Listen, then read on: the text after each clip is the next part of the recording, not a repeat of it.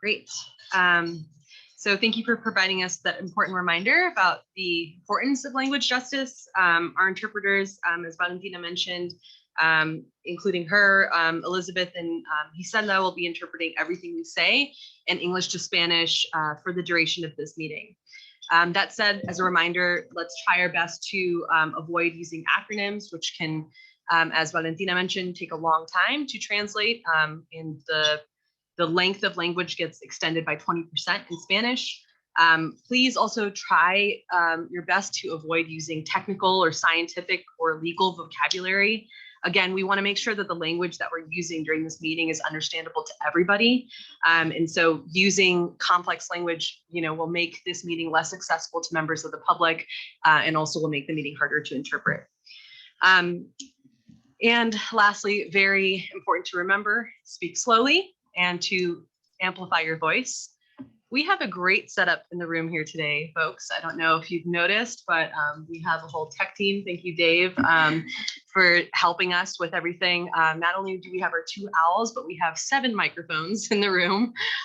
So hopefully this will help with our setup, and we won't be having to remind everybody to project your voice. And for our interpreters, I hope this will help with the interpretation fatigue. To get us started, I would like to start with a tribal land acknowledgement. Renee, would you like to provide it? Clasokamati ometo, clasokamati atatonati, clasokamati tonantitlali, clasokamati abuelitos y abuelitas, and all the ones that came before, and all the little ones to come. We live on the land of the Ute, the Cheyenne, the Arapaho, the Shoshone, the Kiowa, the Comanche, the Apache, the Navajo, the Chicano, and 48 tribes that still live and travel through these spaces. I ask most of all that every one of us remember that it is all of our generations now. We are all ancestors now, and it is incredibly important that we walk with authentic intention to preserve our sources of life, including our future generations. Thank you, Renee. All right, we will go ahead and get started with a roll call. Ian, do you have that? I have it. Okay, great. I'll turn it over to you. Sure, Arthur. Arthur is the only one that we have not heard from, so I think everybody else should be present today. But you can go ahead. Beatriz. Presente. Dominique. Here. Doug. Here. Elizabeth. Present. Jared. Present. Hilda. Presente. Jaime. Presente. Jonathan. Present. Jordan.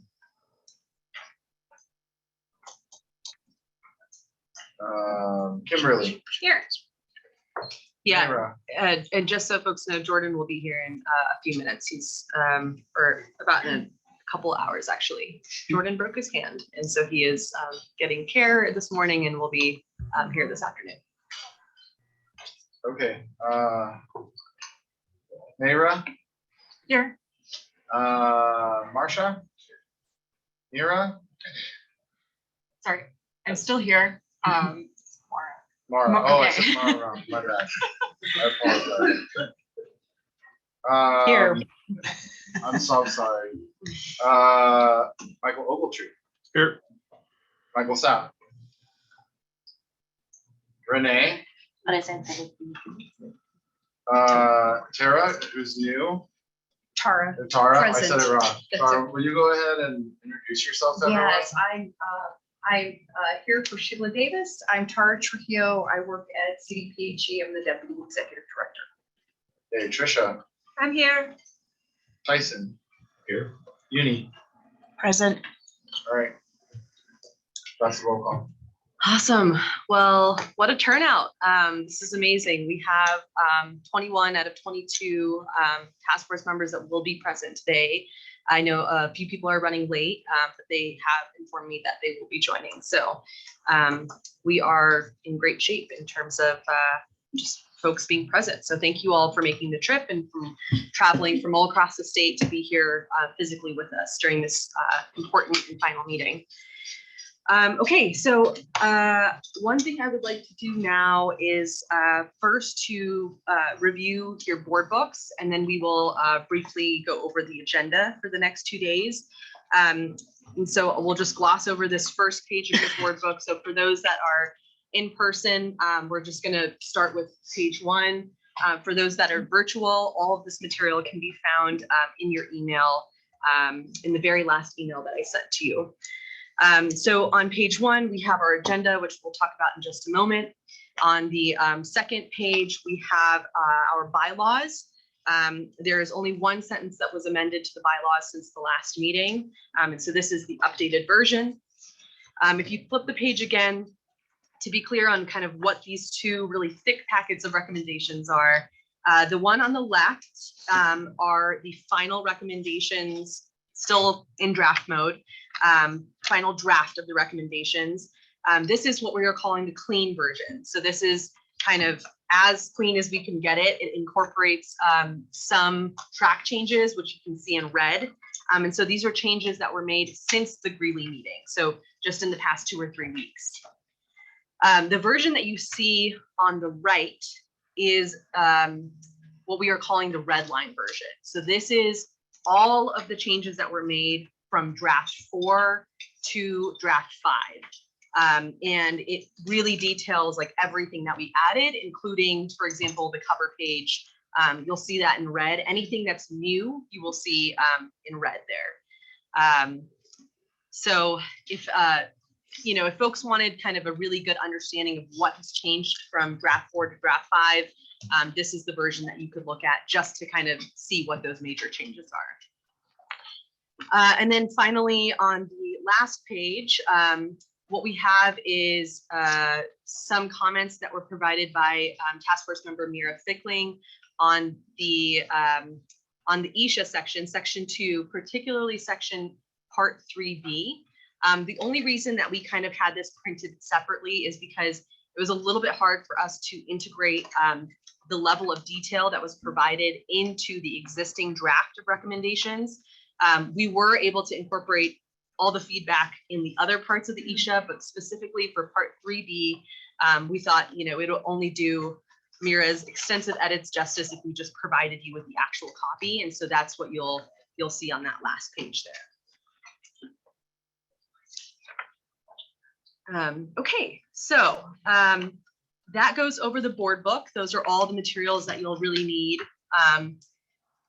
Again, it's really imperative that everybody has read through the recommendations in excruciating detail at this point, because we will be finalizing recommendations for good tomorrow. And I encourage you all to kind of spend time on breaks or later this evening. If you haven't had the chance to read through certain sections, please do that. Okay, let's do a quick review of the agenda for the next couple of days. So we are in day 1. We are currently in the intro and grounding portion of the agenda. The next thing that we are going to talk about are the bylaws and the voting mechanism, exactly how we're going to vote. We will then jump right into, for today, we're going to be talking about 3 sections of the draft recommendations. So we will start off by talking about the Environmental Justice Coordinating Entity. We've established from the last meeting that the EJ program would be this coordinating body in the short term, but kind of really figuring out what the long-term plan is and detailing that, possibly doing a straw poll around that. We'll then break for lunch at noon. We will then discuss the environmental equity and cumulative impact analyses. To be very clear, we are going to be calling that ISHA for the entire 2 days. Environmental equity and cumulative impact analyses is a mouthful to say. And so also for our reference for our interpreters, that is what ISHA represents.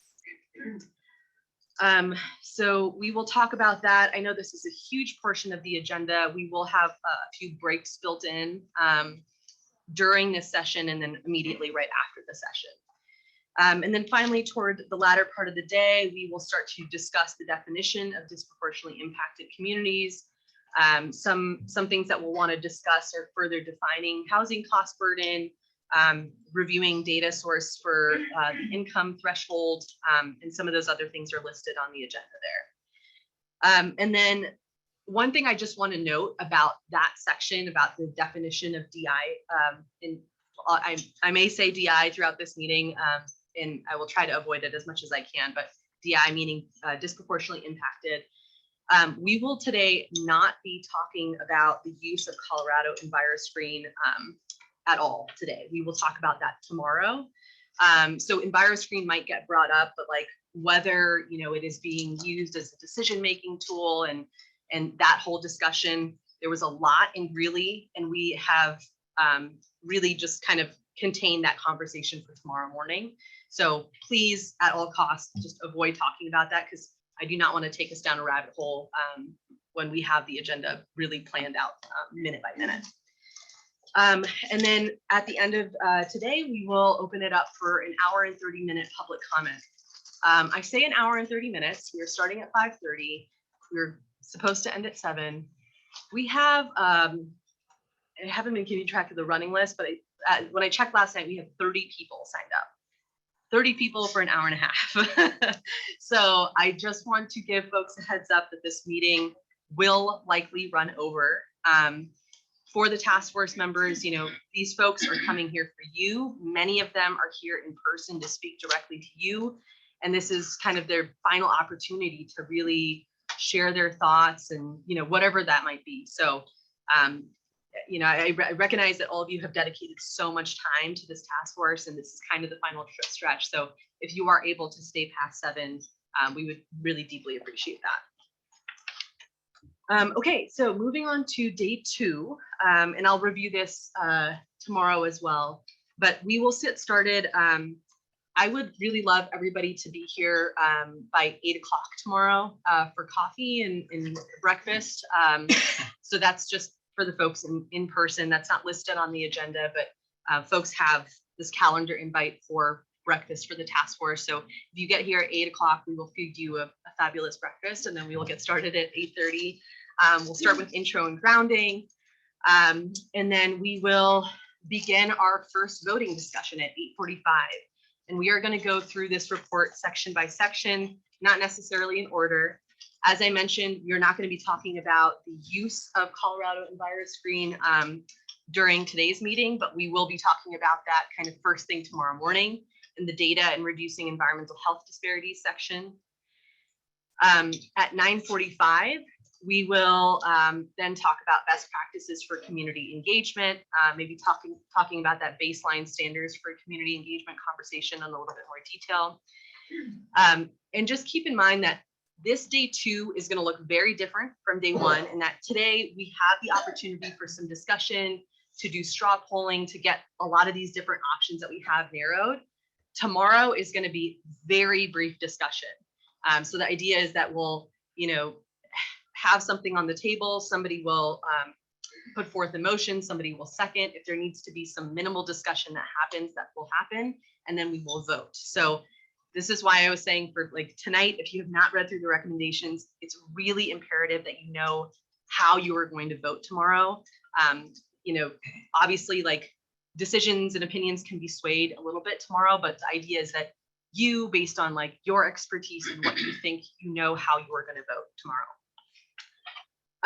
Okay, and then at 10:45, we will talk about supplemental environmental projects, particularly discussing whether or not regulated entities should have a voting role.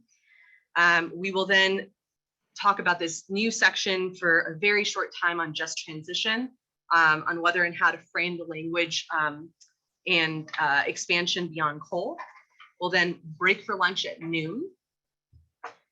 And then we will jump back into kind of some of the items that we discussed today. We will start voting on them tomorrow afternoon. So we will start with the EJ coordinating entity. We'll move on to the definition of DI community, and then we will discuss and do final votes on the ESHA section. And then at the very end of the evening, we will do a final vote on the entire list of recommendations. And then we'll just kind of fill you in on next steps, like what Joel and I are going to be doing over the weekend, and who we're going to be sending the report to. And, as you all know, this report is due to the governor, legislature, and to CDPHE, and our deadline is Monday. So that is a very broad overview of what we will be doing for the next couple of days. I do want to kind of share some of our communication efforts and what we've been doing in terms of outreach and engagement since the last meeting. And Joel, if you could progress the next slide. These are just really beautiful pictures of you all as usual. You can keep going.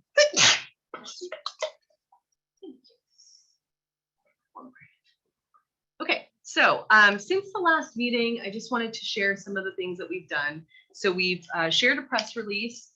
We've had a couple of EJ program listserv posts. We have posted on the EJ program webpage about this meeting. We've done several social media posts, both organic and geo-targeted social media ads. We've created flyers for distribution specifically for this meeting. And we have done targeted outreach emails to Pueblo local government officials. So that's just kind of something that we as a team have been doing. Rebecca Vigil, who is on our team and as our community engagement and outreach specialist, lives here in Pueblo, and so has really had like a leg up on helping us with all the engagement and outreach. And Rebecca, I just wanted to turn it over to you to kind of share a little bit more about what you've done in particular. Sure, thank you. Good morning, everybody. So I did targeted outreach to individuals that I knew that had been engaged. Sorry, just actually. Here, you just. Thank you. Is this Actually, fine? you can just stand there. It'll pick you up there. You're just pulling too far away. Okay. Good morning, everybody. So I did some targeted outreach to individuals that live in the community that I know that personally care about the community. I used email, text, word of mouth, and then I also I found some people that I would consider a community connector, and so I handed the flyers to those individuals, and they handed those flyers out to other people. So all in all, we got 50 flyers handed out from community connectors to individuals, and I think that helped out a lot. And then also yesterday, I held an info session for individuals that have reached out to me personally that wanted to know more information about the task force, but they didn't have that much context. So yesterday would have been or the last few days would have been a day full of like 15 one-on-ones, but instead of doing that, I just had one meeting to share more information. Awesome. Okay. Thank you. Thanks, Rebecca. And I just checked our public comment registration, and we have 31 people now scheduled to provide public comment. So the power of outreach, right? I mean, we're very lucky to have an organizer with over 10 years of experience in this community on our team, which I think kind of speaks to itself with the turnout we've gotten with public comment, and just acknowledging the folks that are here today to kind of be here for the entire duration of this meeting. So Rebecca, thank you so much for all of your hard work. Okay, so How much I appreciate the extra effort that's been put in since halfway through the process where we asked for that. And I just wanted to acknowledge that I've seen it, and really grateful to I had a chance to work with her for many years down here, but I'm just grateful that you all have taken the extra step, and I think it's a good omen for where we're going. yeah, thanks, Ian. And also acknowledging that we started off with this task force with 4 staff, and now we are 8, which is great. You know, we are growing.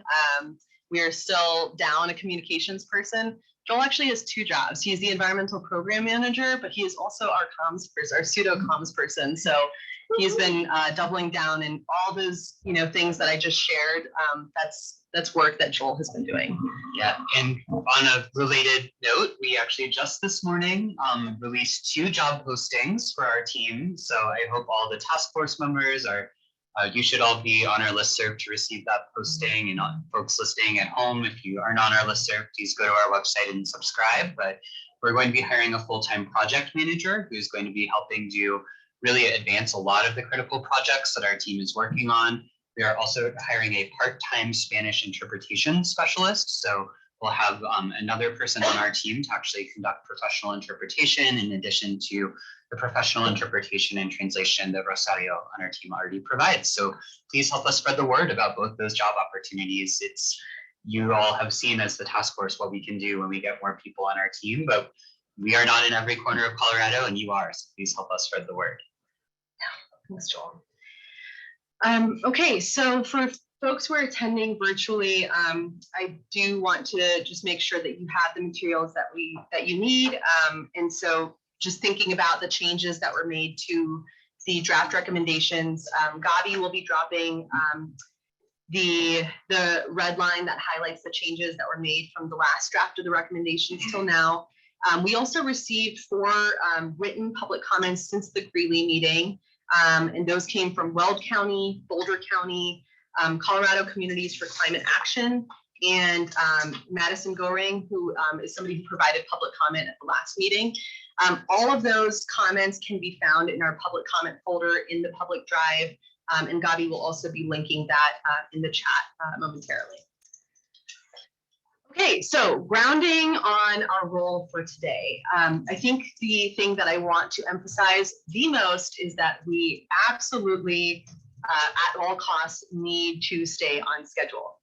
And so we are really asking for discussion to be concise and descriptive of exactly what you want the text to read as in the recommendations.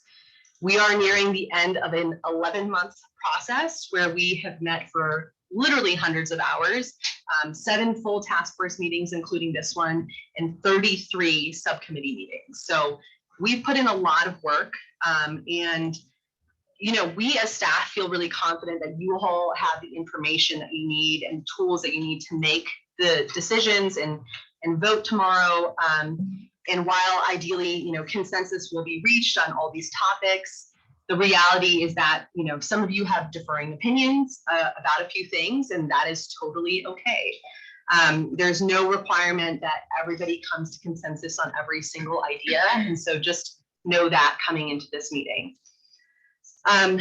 One thing, we really do invite you all to conduct conversations today with an open mind, to be respectful towards one another, and just to really assume the best of one another.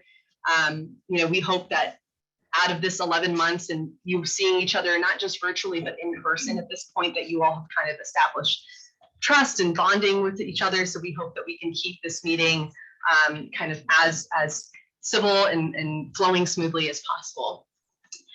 I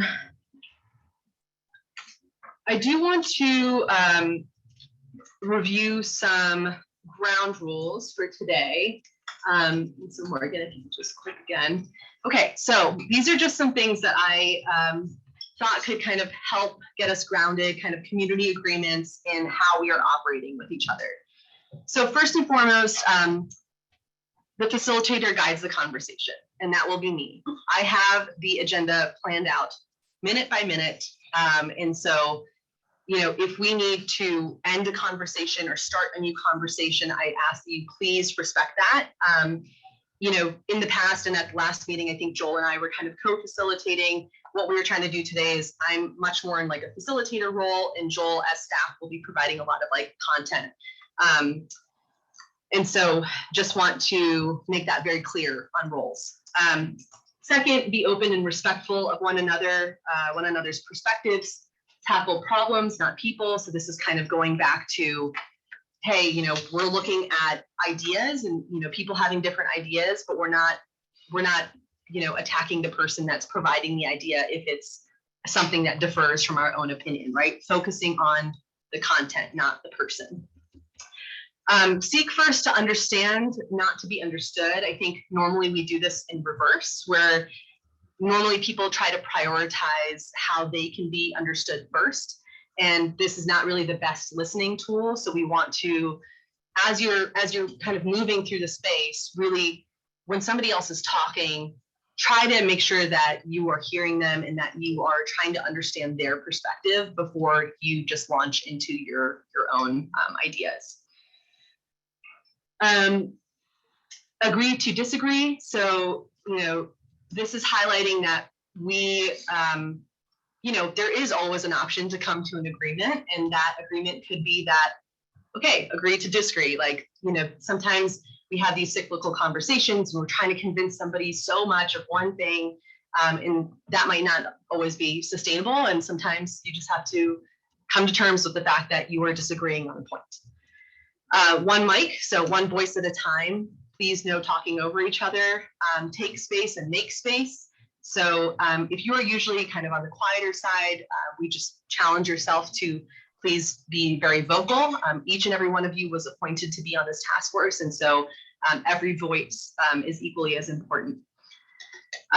Be aware of time. So, our time together, again, is very limited. So just you yourself, if you've been talking for a long time, another thing that people sometimes do is like wait, which is an acronym for like, why am I talking? So really think about, okay, if you've been talking for 3 minutes straight, taking a moment and really thinking about, okay, have I already made my point? Am I just repeating and reiterating? Does somebody else need to turn to talk? So just that cognizance. Elmo. So this is a fun one from like my organizing days of like, enough, let's move on. So, if, and really I welcome anybody in the space to say this. If we feel like we've belabored a point, somebody can call out Elmo and be like, okay, we've heard all the points, we've heard all the pros and cons, like, let's move on. Let's move on to a vote, for example. Look ahead. This is what we call the windshield rule. So focusing on, what's ahead, not really looking in the rear view and dwelling on what we've already talked about in the past. Speaking from your own experience, so using I statements, not, blanketing statements that are like, oh, this community and these people, talking from your own personal experience. And then lastly, being present, or be present or be elsewhere, right? You all have taken the time to travel to Pueblo, to be physically here. I recognize that this is the day after the election. There's like a lot of stuff going on, and people are tired, but if you could be physically present, physically and mentally as present as you possibly can be in the room, to ensure that we are having a productive conversation, that is what's gonna lead to a good outcome. So again, we have the next 2 days planned out by the minute, and we are going to go ahead and launch into our agenda, which is item number 1 of reviewing the bylaws and the voting mechanism. So Gabi will drop the bylaws into the chat for those that have not seen it already. And then I am just going to review some of the current voting as it is in the bylaws for right now, just to kind of outline it for folks. And then we can jump into a discussion and see if anybody wants to share their thoughts on anything. So right now, as it's written in the bylaws, consensus is 2/3 vote. And this is based on the members who are present. So 2/3 of 22 members would be 15 people. In the case of today, where I've heard from 21 members that they will be present. Obviously there's some kind of staggering of schedules and people are going to come in late. But for tomorrow, for the actual final vote, I have 21 people confirmed. 21 people, 2/3 of 21 of the members present is 14 people. So that would be what would be needed to pass a vote by majority for the final report. And then, this can be different in numbers wise, depending on if somebody abstains. And we'll talk about abstention momentarily.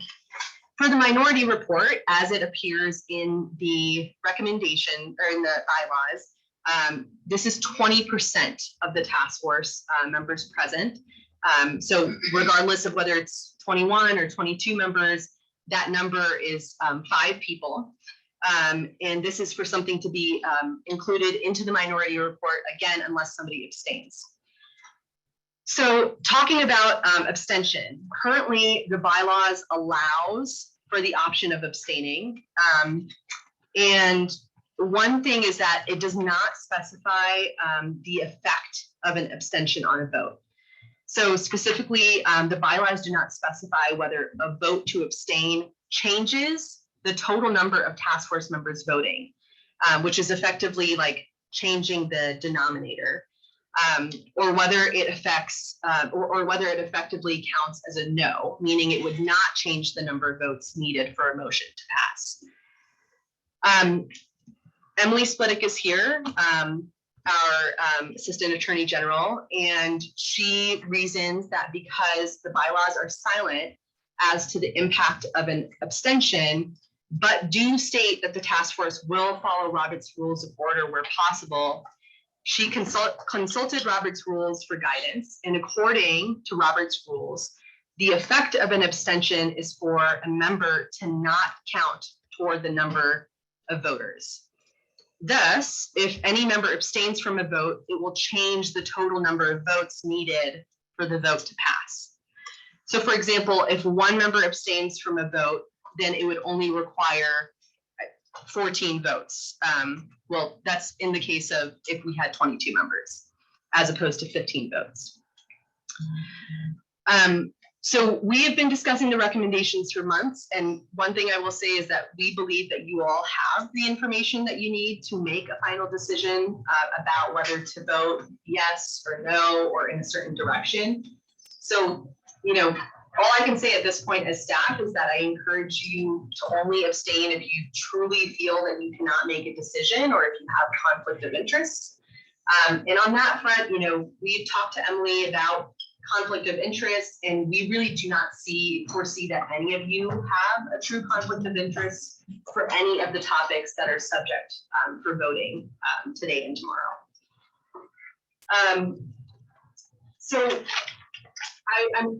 The next thing I'll do is just go into the details of logistics of how voting will actually work. But before I do, I just want to kind of hear from task force members and give you all the final opportunity to call a vote on any amendments that you might want to make to the bylaws. And as of right now, the way it's written in the bylaws, an amendment can be made if we have a 2/3 vote, right? That's how the current bylaws are listed.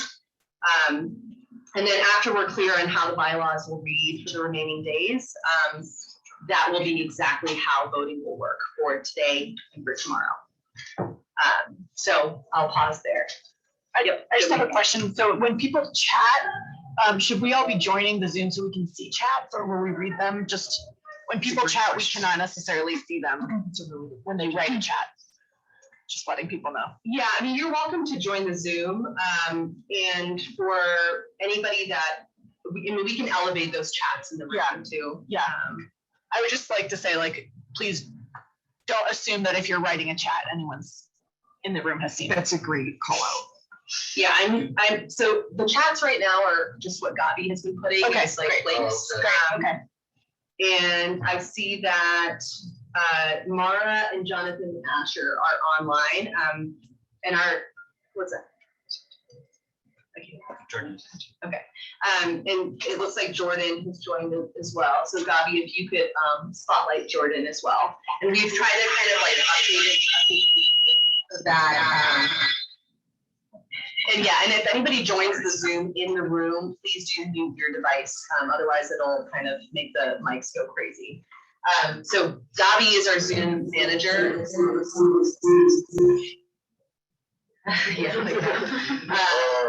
And she is spotlighting any task force members that are online. So you should be able to see them very clearly. And like, I guess, Dominique, to your point, like for task force members that are attending virtually, Mara, Jonathan, Jordan, we do encourage you to come off mute. Like raise your hand, like everybody can see, like if you raise your hand. So even if I have the Zoom in front of me too, but even if I miss it, that way, you know, we'll get equal participation. So. All right, so I do want to open it up for a few minutes if anybody has thoughts on what I just shared regarding voting and the bylaws. And I'll pause there before I kind of chat about how we are going to vote. Maybe we should let Michael get settled for a second. Michael was saying in the last meeting that he wanted to participate in it, but I guess maybe I'll just take a moment to speak about this. I want to first of all acknowledge that perhaps at the end of the day, when some people on the phone didn't make this conversation as easy. And I'm grateful that we get to be here in person to be making these decisions. I do want to say that I do believe the environmental justice coalition that brought forward this bill and is representing 5 of the seats here is very committed to wanting to see this work be done. And we, I think, collectively had the conversation that we were afraid we were going to leave things on the table. That the way in which the voting was occurring did not give us confidence that 11 months of work, our work, was going to be coming forward in a way that wouldn't be in a minority report or would require more work on a tight deadline for Lubna and Joel in particular and their entire team. I was particularly concerned about the public engagement components that Ilda Nusete brought forward, because she brought them forward week after week after, or meeting after meeting after meeting. And people were like, yeah, these are good. Yeah, these are good. And then we ended up in a position where it didn't feel like we had the consensus to move forward. And it seems like public engagement is not something that should be put into a minority report. I know that there was a conversation that we perhaps were trying to burn it down or throw a bomb. That's not what we're trying to do. We're trying to deliver on the environmental justice concerns that the community in these seats are doing. There's a reason why we're here in Pueblo, Colorado, one of the most cumulatively polluted communities in Colorado, without a doubt. I want to make a point to point out that 39 local governments reached out and said that this was an onerous hurdle for us to have to jump over in our most recent comments. I'm not sure if we do have the votes here today, and I do not want to waste our time, but I will say that I am confident that the people, the 30 people and possibly more that are about to testify, believe that the same rules that apply for them when decisions about environmental justice are made around majorities should apply here and not a supermajority. So with that being said, I would love to hear from other people before we decide to put something on the floor. Perhaps that would have been a wiser choice last week, but here we are.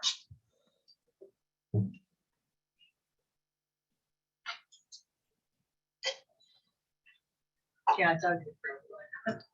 Yeah, Yeah. okay. You just project. Thank you, and I appreciate where you're coming from. As I had, this was the first meeting I've attended in person, and also it's good to see all of you in person. This last minute change makes me uncomfortable because we did make this decision early on.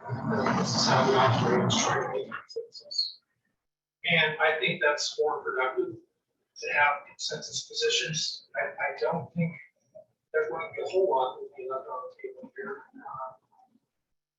As a former legislator, I can tell you that I think a report that was presented to the legislature that we could say this is genuinely a consensus and not something pushed through by simple majority will have more meaning to that and be taken more seriously.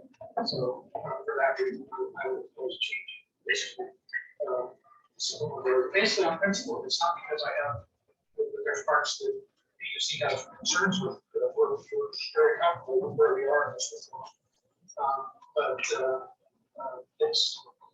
just think this last minute change won't pass for us at all.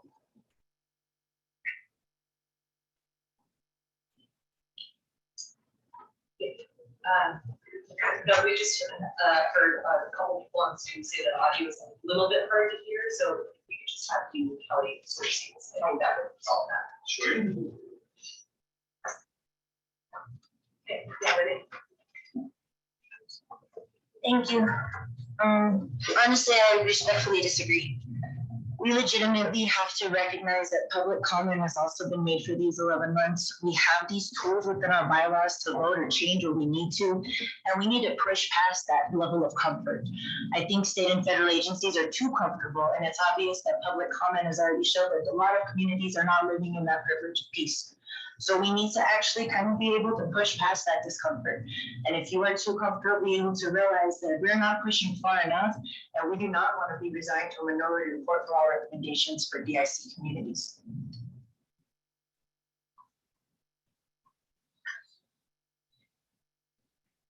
Gary?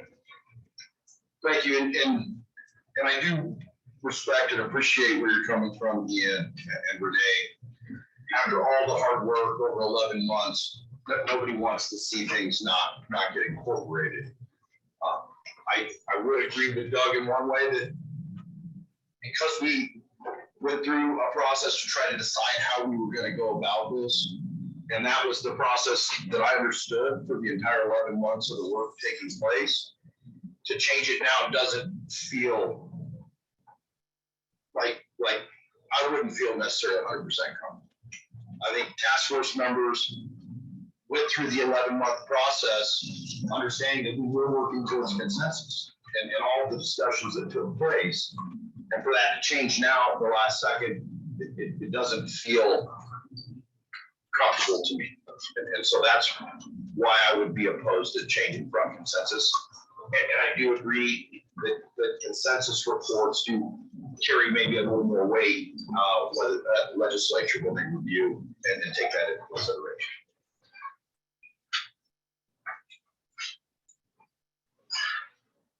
I would like to just say that, reiterate, first of all, Renee's comment that I think industry and government agencies have been comfortable for long enough. And throughout this whole process, I haven't been comfortable with the 2/3 majority. And I think that's, I'm not alone. And that's why this is being raised again. And so, when we talk comfort, that's really anecdotal. And I think it's, you could get, what is it, 28 of us or something? You could get 28 different responses to whether you're comfortable with something or not. I don't think that that's really an effective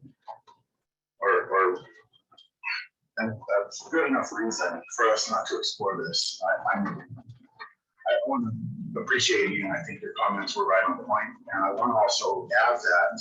Because you speak up for Yes.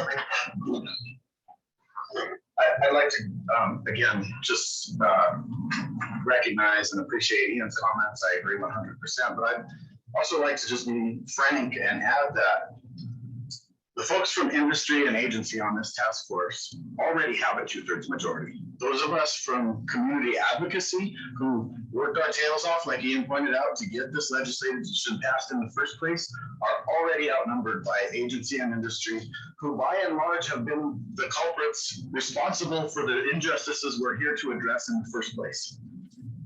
You already have your 2/3 majority. And so it makes it that much harder for us to get anything passed. And for the 11 months that we've been here, we've heard over and over and over again from public commenters that they want the strongest recommendations possible. And I honestly don't believe that's going to happen unless we have a simple majority.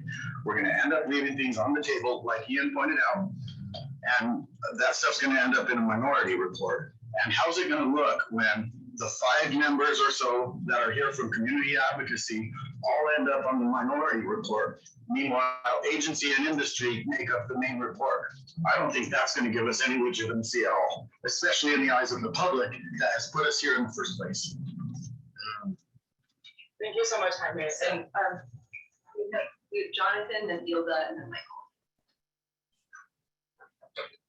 Thanks, I appreciate it. And Ian, I appreciate what you said at the outset. I think that's really helpful. And I mean, I think we all share the same goals, which are to have a product at the end of the day that is, something that legislators and the state are going to act on, and move forward. And so part of me in kind of trying to think about this and ruminate on it is that I wonder if we're having if we're not having too detailed of a conversation on this point. And what I mean by that is, it seems like, I think that the work of this task force has produced, again, over the 11 months, like really good and I think good product that most of us generally agree on. And maybe there's a couple areas that we still have yet to kind of figure out over today and tomorrow. But as I've thought about it, I'm wondering, is there a way where instead of just changing the bylaws for everything at this point, we could say, look, we've got most of this at consensus or near.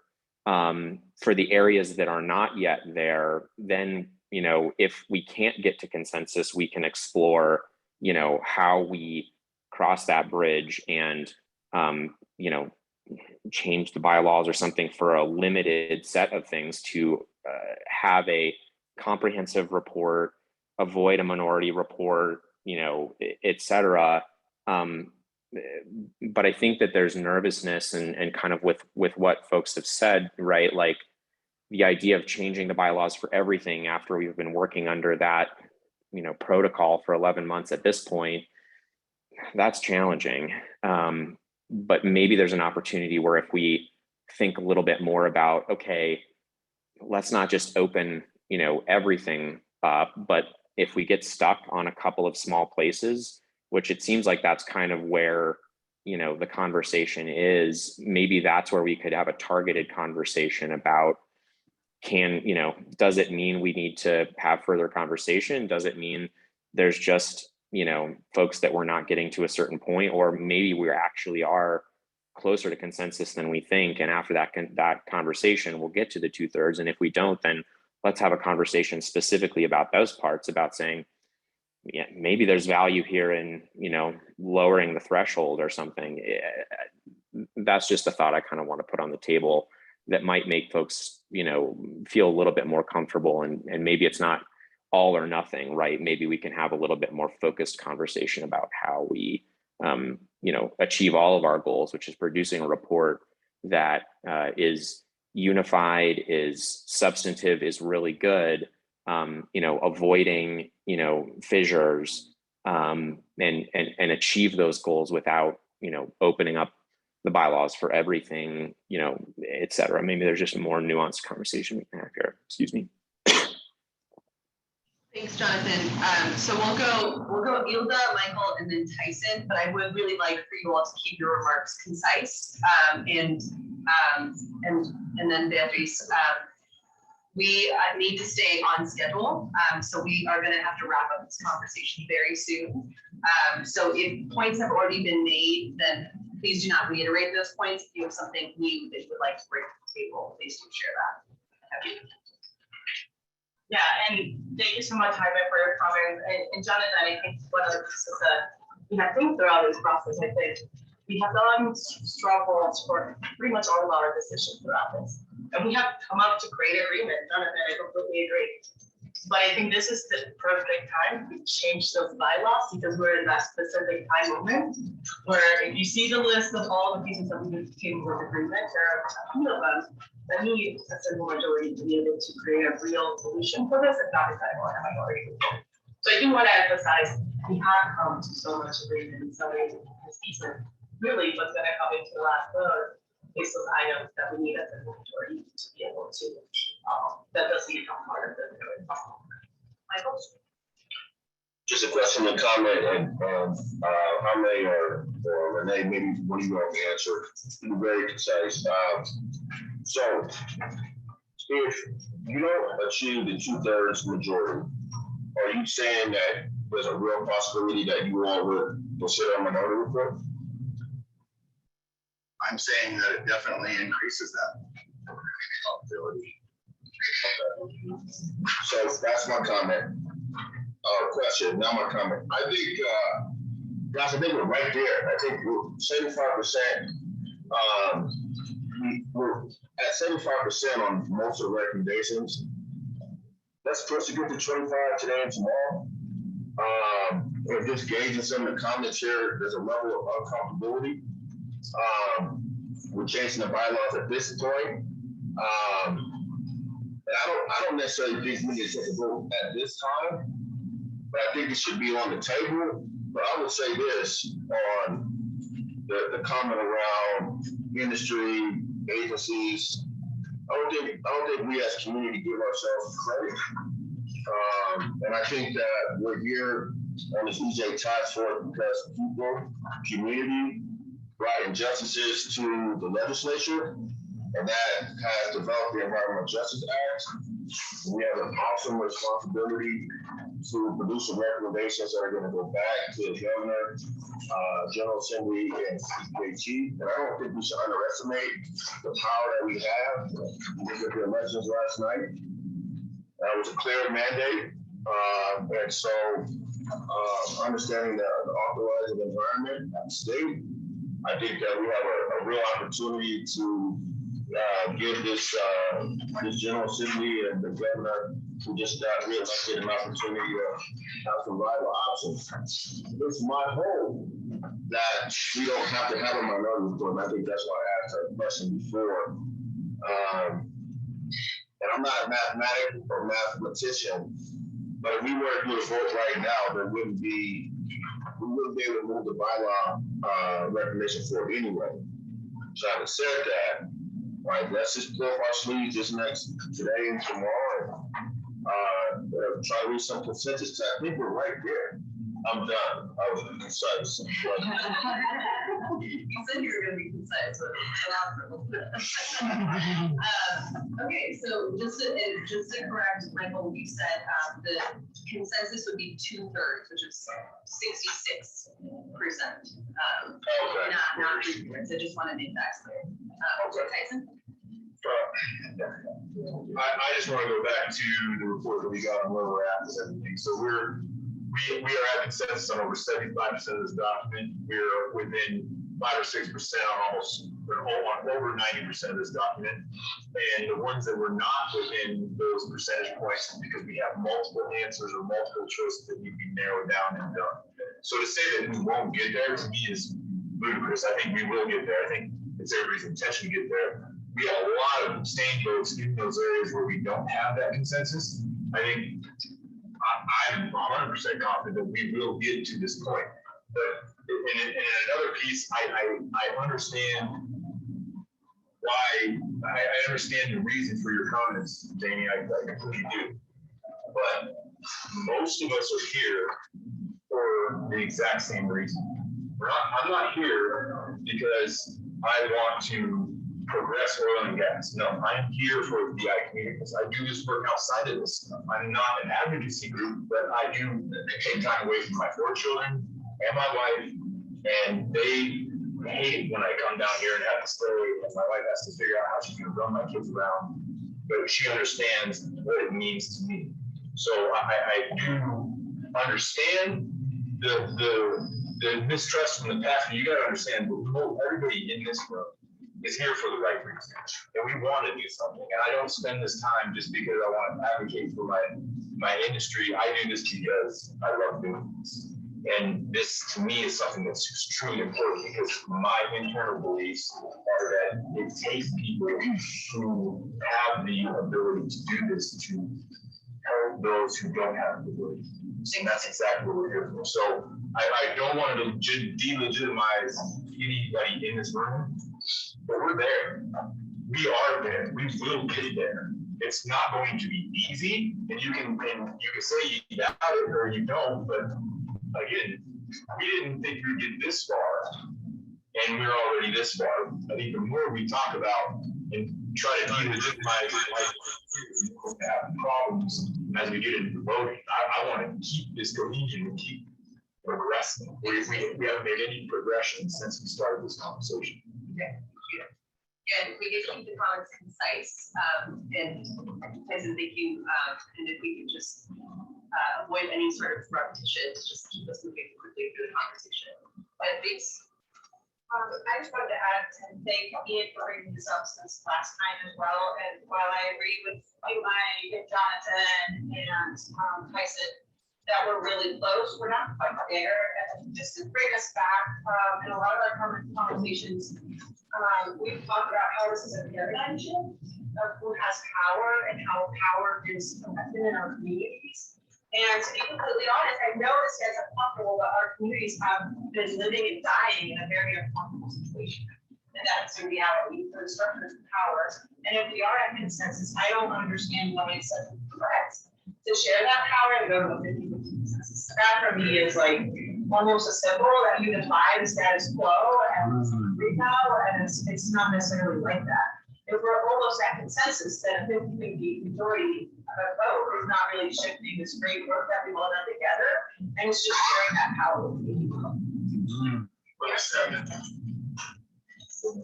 Yeah, I'll try to be really brief. Yeah, I think when we sit on these committees, on these task forces, the room that we sit in can start to feel really small. And it's really easy for us to pat ourselves on the back about the level of cooperation that we're able to receive in this room. But our obligation isn't to each other, it isn't to our procedures, it is to the people of Colorado. And I think there's a real risk. I mean, I don't want to throw cold water on the level of cooperation that we've been able to achieve so far. I think it's great. But there are still many issues that are outstanding that still need to be discussed and voted on. And I think there's a real risk if we stick with a supermajority vote that we are, the question is not whether or not we will end up with a report. We will end up with a report. The question is whether or not that report will be specific and substantive enough to serve the people that we're here to serve adequately. And I see that as a real risk, which is why I support majority. Michael, sorry, I just want to make sure we're keeping words. We have Jamie next and then Michael. And then Ian. Thank you. And thanks everyone for your comments. I first want to acknowledge and just say that I appreciate your comments and everybody's dedication to this process. The one thing that I'm hearing a lot of argument against the simple majority. What I'm not hearing is any really cogent arguments in favor of the 2/3 majority. I don't understand why that's such an important thing to people enough. If there is a cogent argument in favor, I really like to hear it. Thanks, Jamie. Michael? Okay. And again, it's good for good. Okay, Ian and Gary. My comments are really directed at Jonathan about what his idea is to be able to come back to it. It seems to me like this could be a perfect time to put the safeguard in to say we'll go to majority knowing that everything else is going past it. I also think I heard you say that there's an opportunity, you think there could be an opportunity sometime at the end of tomorrow to make a decision to change it. I guess I'd like to hear that exploration a little more because it just feels like this fits where we are now. And I appreciate it. It seems like you have moved slightly into a place of understanding where we are. And I think it's really because you've been able to have this very good conversation. And so I'm hoping you can explore that a little more. Perhaps it's something I can get behind, or if not, I think that we should make an attempt to try here and see where we are. Thanks, Ian. Gary? Thank you. And thank you. I mean, your comments help me understand and kind of wanted to respond directly. So one, comfortable was the wrong word for me to choose. My comment really is based off of when we had our first meeting and developed our bylaws. I believe it was simple majority that voted for the consensus decision at that time. And I don't think it's fair after 11 months of going through the process and understanding that was what we were working towards to now changing. But that's my point. The other one, the less direct response, I just wanted to make sure and clarify, I'm not here representing industry. I'm here to represent workers. Scary. Okay, so I think that we've had, extensive discussion on this so far. I am, I don't know if anybody wants to talk about this further. I will just share kind of how voting will work, unless there's something else that somebody wants to raise if they have not already. Laura, go ahead. It's actually not a comment on that, but it's very hard to hear the speaker when there's a lot of other side conversations happening. And I recognize that we are a little remote and challenged, but if we could try to not have side conversations, at least around a microphone, it would be very helpful. And I'm very sorry.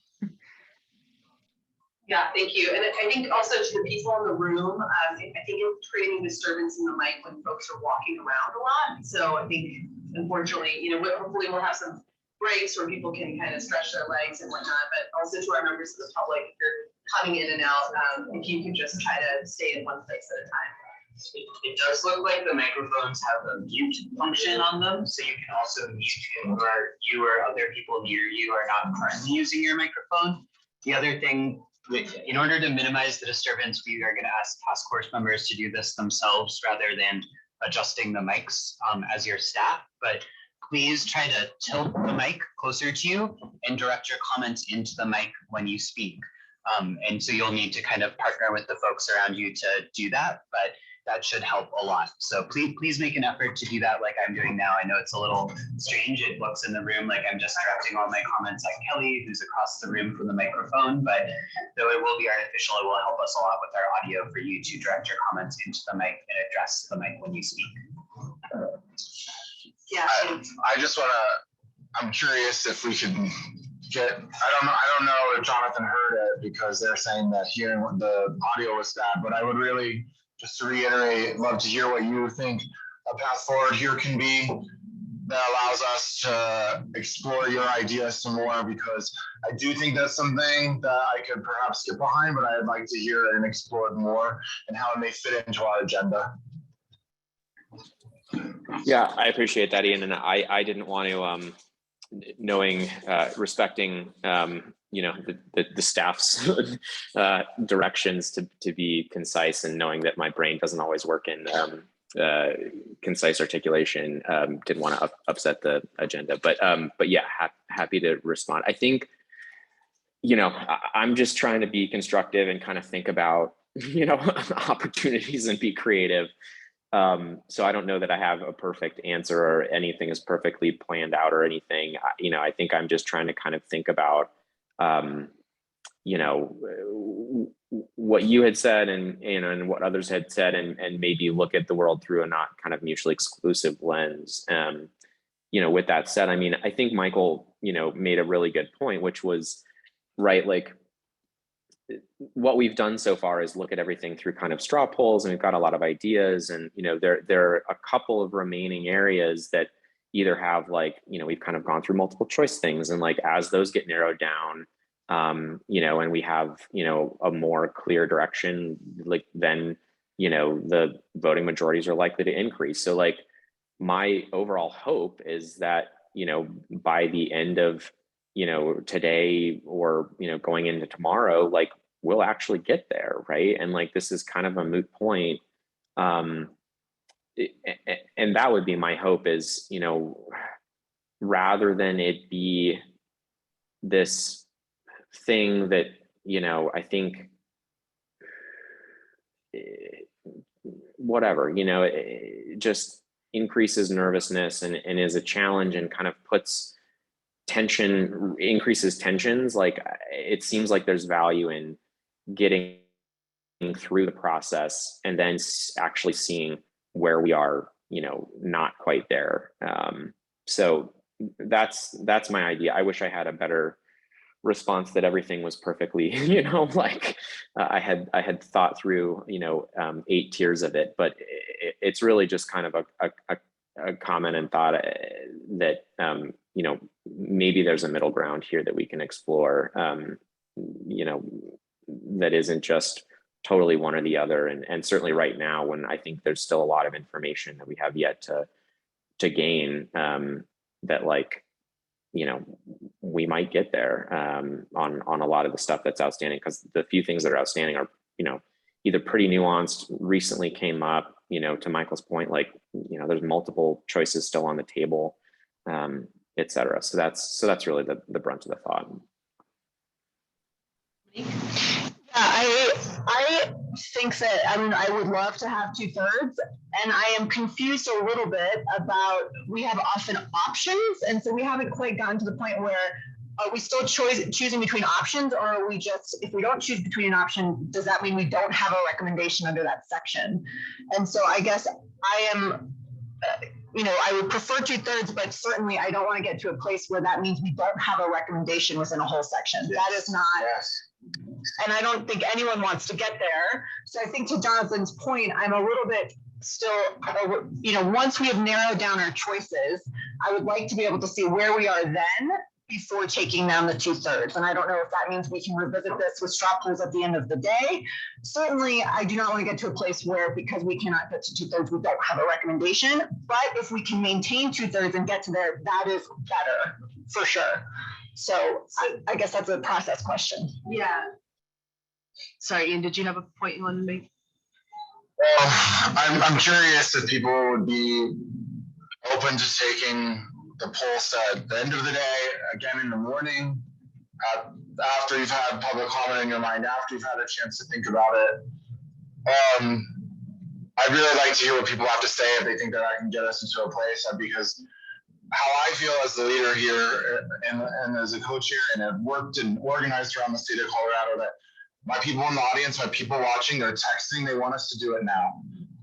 And they are texting me saying we've lived in hope for far too long.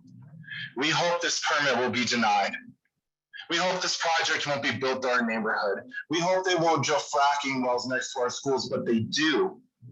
So we can't live in hope. We have to use our strength, and that's why we're trying to use these tools. So help me speak to them. Are we going to be able to get there at the end of the day, or do we need to do this now and we can put the votes on the line, and then the outcomes will be what they are? It's really challenging. It's a hard place for us. I think you're hearing that from Jaime and so many. When we came into this, we were outnumbered and we fought then. I want to be clear. We've been consistent in how we have felt. And I think that's what Renee is really trying to drive home. And so I'm raising my voice because I'm passionate and because I'm trying to be loud. But please know this has been the best conversation we've been able to have about this. And I also want you to know that the first week that it went down, or the first meeting before we even knew each other, was virtual, not in person. And some of us on this task force, or this is the first kind of task force we've served in at the state capacity, where others of you have not. And so you have to understand how that set us at a disadvantage too. And we're finally in a powerful place with a room full of people. And I want to say that effectively. And I want to be able to not have to feel like I have hope to try to pass it tomorrow. And so I'm going to stop because I feel like I'm not, there's more in my mind, but it's not coming out. Yeah, thanks, Ian. So just in kind of going back to Dominique's point about like, how is this all working? So we will today, we will have the opportunity to do some straw polling. Tomorrow is that's pretty much when the straw polling will end, right? Like people's names will be attached to votes, and those votes will go into the official final report. So part of the progress for today is that there are still options for the EJ coordinating entity, for the ESHA, for the DI community definition. We do need to get to that part of the discussion, because if there are 2 or 3 options, it's really up to you all to narrow those options, right? Like we as staff are not going to be like, choose this one. It's up to you all to kind of do some straw polls, get a couple of the options out. And then if we can vote yes, no on an option, I think that's ideal, but that might not happen. And we might have 2 or 3 options still on the table for a specific section. If I can just add, we do anticipate there are only 2 areas where there is still more than one option on the table. One of those is what percentile threshold to use within Colorado EnviroScreen to meet the cumulative impacts prong of the definition, which you all have narrowed down to the 70th, 75th, or 80th. So currently 3 options.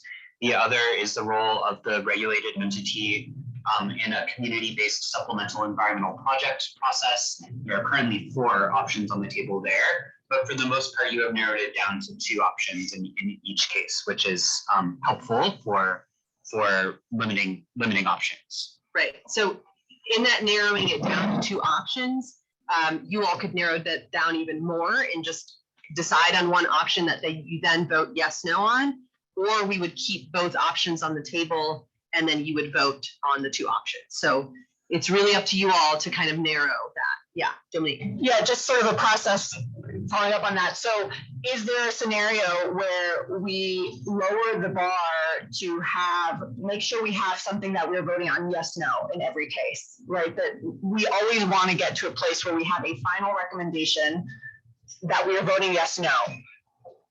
I guess I feel like the thresholds to me are changing if I know that if I don't support what's on the table, we don't recommend something, right? That to me would change my vote versus voting between two options where maybe I have a stronger preference for one versus the other. So I don't know if that makes sense, but I feel like those are two very different things, right? I prefer one versus the other, or we have a recommendation, or we don't even say anything under this section.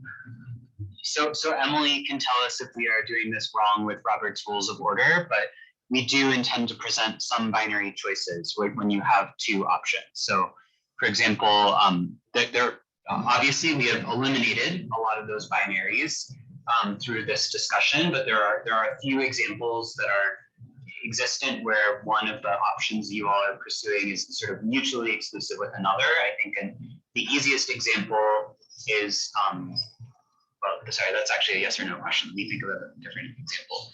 Is which metric of housing cost burden should be used, whether to use the current metrics or to instead rely on a data set from the Department of Housing and Urban Development, right? So that's a binary choice that is not a yes, no. So we would frame the votes. You could vote for one or the other, rather than just, do you support keeping the current definition, yes or no? Does that answer the question, Dobi? I think so. I guess, yeah, I think so. It's just, I don't know if, it seems to me that some of the concerns are that we don't make a recommendation. And I want to address that because I understand that would be a failure.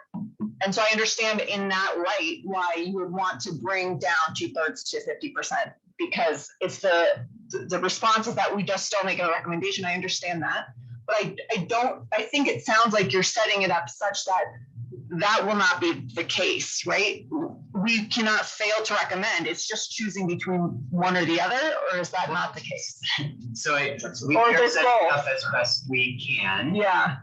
And there is a scenario in which, in the example I suggested, that it would be possible there would be no recommendation on that topic, if you can imagine, or there could be two minority reports. So if neither of those options obtained a 2/3 majority, right? So let's say there was 11 votes for each option, there might be two minority reports there, as opposed to like a single majority recommendation. So there is still some risk on some topics of not having a recommendation, though, again, as your staff, we sent you the table outlining the areas of consensus, and we do feel confident that if we stay on the agenda that we are already behind on, and this discussion doesn't take us longer than it needs to, that we can do the necessary discussion to get to consensus in all of the outstanding areas. You brought up a really great point. I feel like I owe you a response.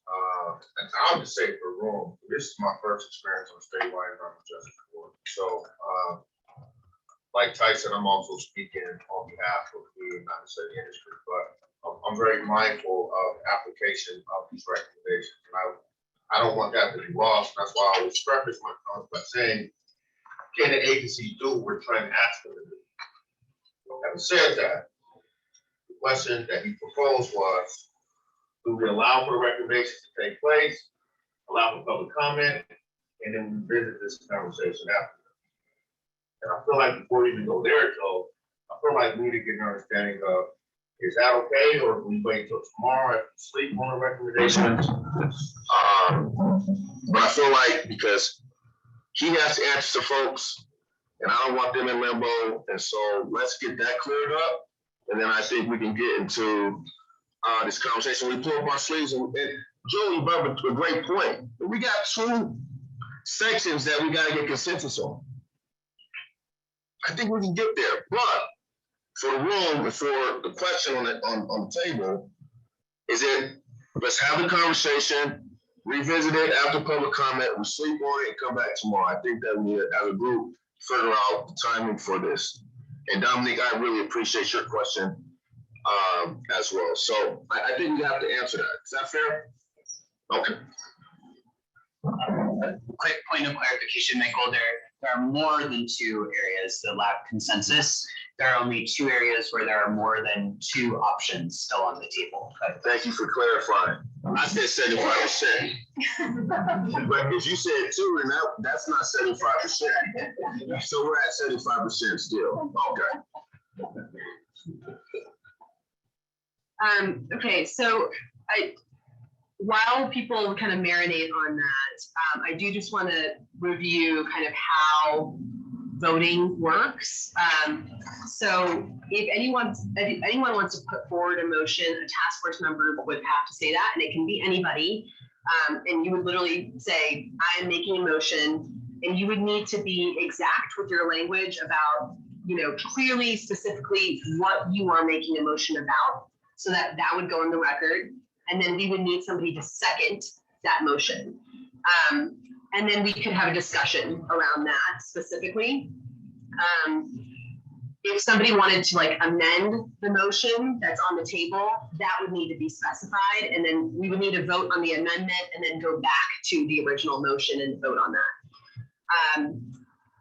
For the purposes of today, we are going to be obviously doing some straw poll voting, but this is exactly how it's going to operate tomorrow. So one way we were thinking about doing it is as we're going through each section tomorrow, and instead of waiting, because we know the areas that we need to vote on, right, for tomorrow, for the actual recommendations. So for each of those sections, I may just kind of look to the co-chairs or the chair of each of the subcommittees. So you'll, in your case, for best practices for community engagement, if we need to start talking about best practices part 1, I would kind of look to you, and then I would expect you to go ahead and call a motion and somebody to second. And that way we could have brief discussion or just launch directly into a vote. So that's how voting, generally the structure will work. So I'm going to move on to talking about poll everywhere, which is the functionality that we're going to use. But I do want to pause and see if anybody has anything else to say here before we continue on into the agenda. Renee. I think again, you need to be really mindful of communities that we are accountable to and ask ourselves, who are we really accountable to? And in all honesty, I'm fine with honestly holding off until tomorrow on everybody hearing public comment. And I'm also fine with a compromise of when it's in those pivotal moments, being able to switch to a simple majority. In all honesty, it's incredibly important that we remember that community needs us to push that standard of us just being comfortable in these spaces. We've obviously, I completely appreciate every one of you on a personal level. I love talking to every one of you. I also have to leave my kids often. It really sucks. They're homeschooled. So it's it is a sacrifice. But our community has asked us to legitimately be here, and we do have to be accountable to them when we go back home. And we cannot allow any spaces to not have any form of recommendations at this point. We legitimately have been burying our communities that come from indigenous communities. We have intersections of cumulative impact of many different forms of particulate pollution. You have the data already. We have the spaces proven by science already, and unfortunately, I have the funds. So we cannot go back without those recommendations. We legitimately have to go back and answer to our community, and we have to be able to tell them not only do we do our best, but we have a form of implementation to do so. Thanks, Renee. Well, then I would like to, I don't know if I need to make a motion to actually do this, but I'd like to make sure that we carve out time in this agenda, which I know is tight tomorrow with the voting. Yeah. But do we actually have to move to them in the agenda, or can we just ask for that to be done? Yeah. Because I feel like I'm hearing consensus from both sides here that we want to revisit it. And if you are listening online and you're from the environmental justice community, we need you to show up and we need you to support our work. We need you to speak out about these changes so we can deliver on this. It needs to be in your public comments. Get on the phone and get them people online. Yeah, that's fine. I mean, we do have the agenda planned out very, it's a very packed agenda tomorrow. So if we are going to talk about this tomorrow morning and we are going to vote on it, then I would really like to keep the conversation minimal.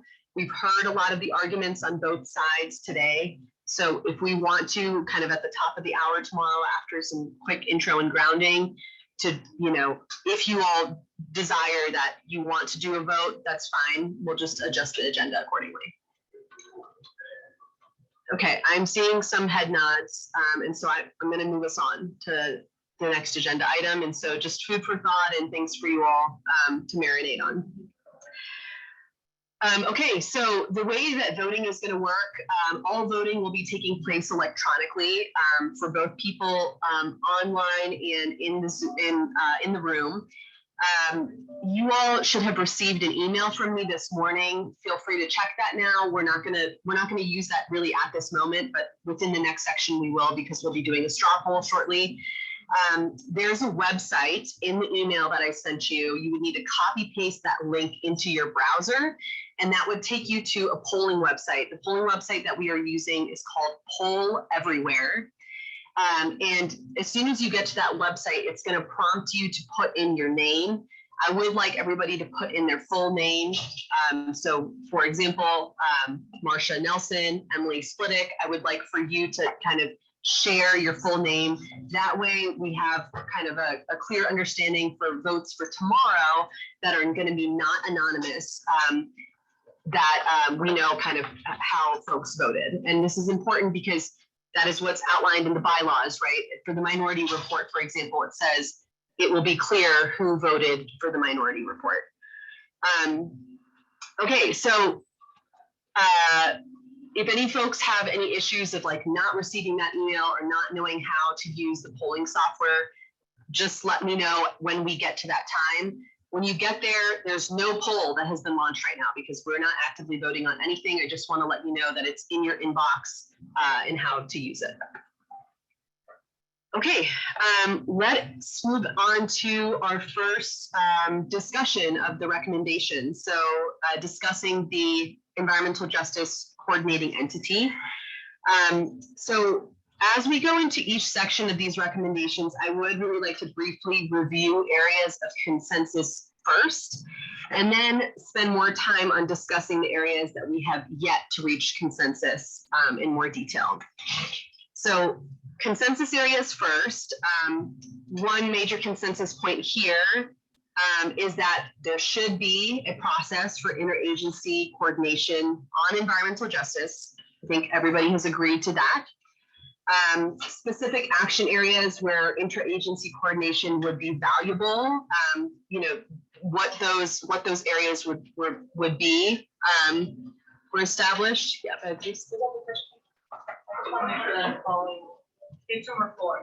Okay, thank you.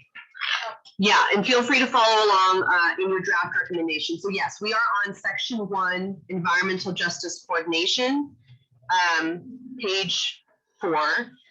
And I'm just reviewing areas that we have already reached consensus that we will not be discussing today because there's not time to revisit this for no reason, right? So there should be a process for interagency coordination on environmental justice, kind of the specific areas that coordination should be around. That's been discussed and there's been consensus on that. That the CDPHE environmental justice program, so us staff or growing team would be serving as the coordinating entity in the interim. That was something that was unanimously agreed upon at the Greeley meeting.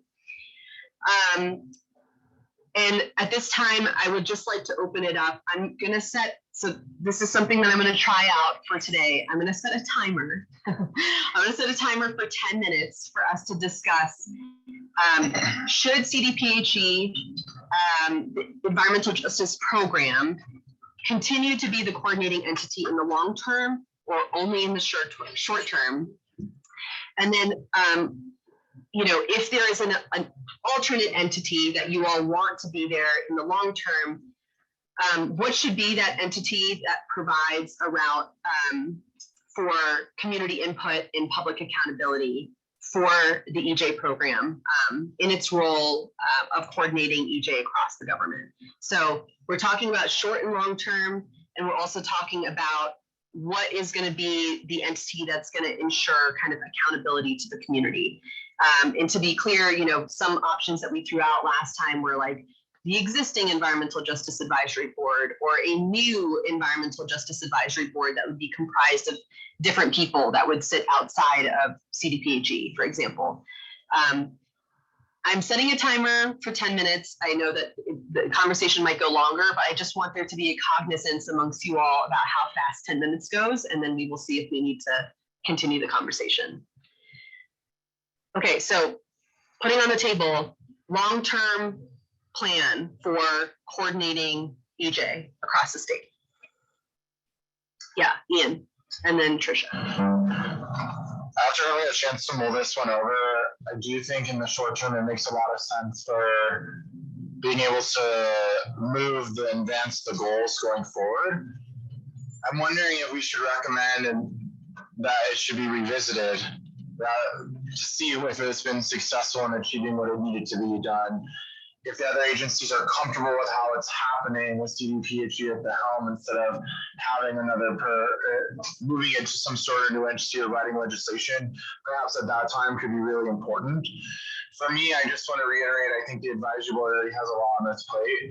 I also think that if we were going to put together a new community oversight board whose intention is to ensure that these recommendations and the work is happening, I think it's important that there be people with the backgrounds from the different types of agencies and the work that they do, which I don't know if that's necessarily represented on the EJ Advisory Board, which is centered holistically in the Colorado Department of Public Health and Environment. And I'd like for them to continue to focus on Colorado Department of Public Health and Environment, because we need change there as much as we need to have these things implemented. And instead of spreading it thin, why don't we bring more people to come do service for the government and for the people of Colorado? I think I'm next in the queue. So Ian, to respond to the first part, I'm in agreement. I think it makes a lot of sense to kind of put this into place and then assess, right? Is it working? And then I have a question on the second part, and I don't know if this question is for you guys or the group as a whole. And I'm trying to, as I'm thinking about it some more, not totally understanding it. So I'll try to be really brief in this, but as I'm picturing how we would do this, right, we're setting up a system where our environmental justice program, which is our amazing growing team, which is great, right, would be doing these coordination pieces. So coordinating the development of the ISHAs, coordinating, where are good places to hold community meetings, being a resource for best practices for community engagement, those kinds of things. So I honestly don't understand the second part is about like accountability and do we need to create a new board? So is it about like doing all of that, a lot of those pieces, right? Our environmental justice program would be tasked with getting community input, right? We've already built into our recommendations for the ISHA that the development of that needs to be informed by, community input and local government input. And so is it about if community feels like their input isn't, that's not happening, that there's a place to go to provide accountability, or is it, I'm just not understanding what the functions of this other entity or person or current advisory board, new advisory board, or ombudsperson is envisioned to be. Yeah. Sorry, we have to turn on my phone. I don't know if I actually have more of a question because I don't know the answer to that. I don't know what the envision of this new advisory board looks like or other coordinating entity. I think that, from my perspective with the EJ unit and again, doing all the wonderful work that they're doing, is there enough space or is there enough intention to ensure that is broad across agency coordination? And that's my only thought in terms of, a separate entity is taking it out of a certain department just to make sure that outreach covers all state agencies and it doesn't get siloed within CDPHE in certain ways that sometimes happens within state agencies. So I don't have an answer to what that coordinating agency is, but I do think that the structure is there as long as there's enough space for that to go across all state agencies. Great. Thanks, Kimberly. And so just kind of going back to this, and we're at the bottom of like page 5, if folks are trying to understand like what exactly we're talking about. So in Greeley, so it's already been established that the EJ program would try to do this coordination, considering that we're kind of already doing it. But that, you know, in the long term, 56% of you voted that we should continue to be the coordinating entity. And some folks voted that that 44% of the task force members voted that the legislature should fund a new EJ coordinating entity in the long term. And I think, Kimberly, you know, kind of to your point about like whether the EJ program can do this or not, I mean, I think it's all about, you know, expansion and funding and what the capacity will actually be. So that's just something that you all as task force members kind of maybe need to think through in terms of like language and what's on the table, because obviously nobody knows the answer, right? So how can we work towards a solution and what we want to go into the recommendations? Ian? Actually, I think Jonathan answered the question. Oh, thank you. So we'll go Jonathan, Ian, and then Mira.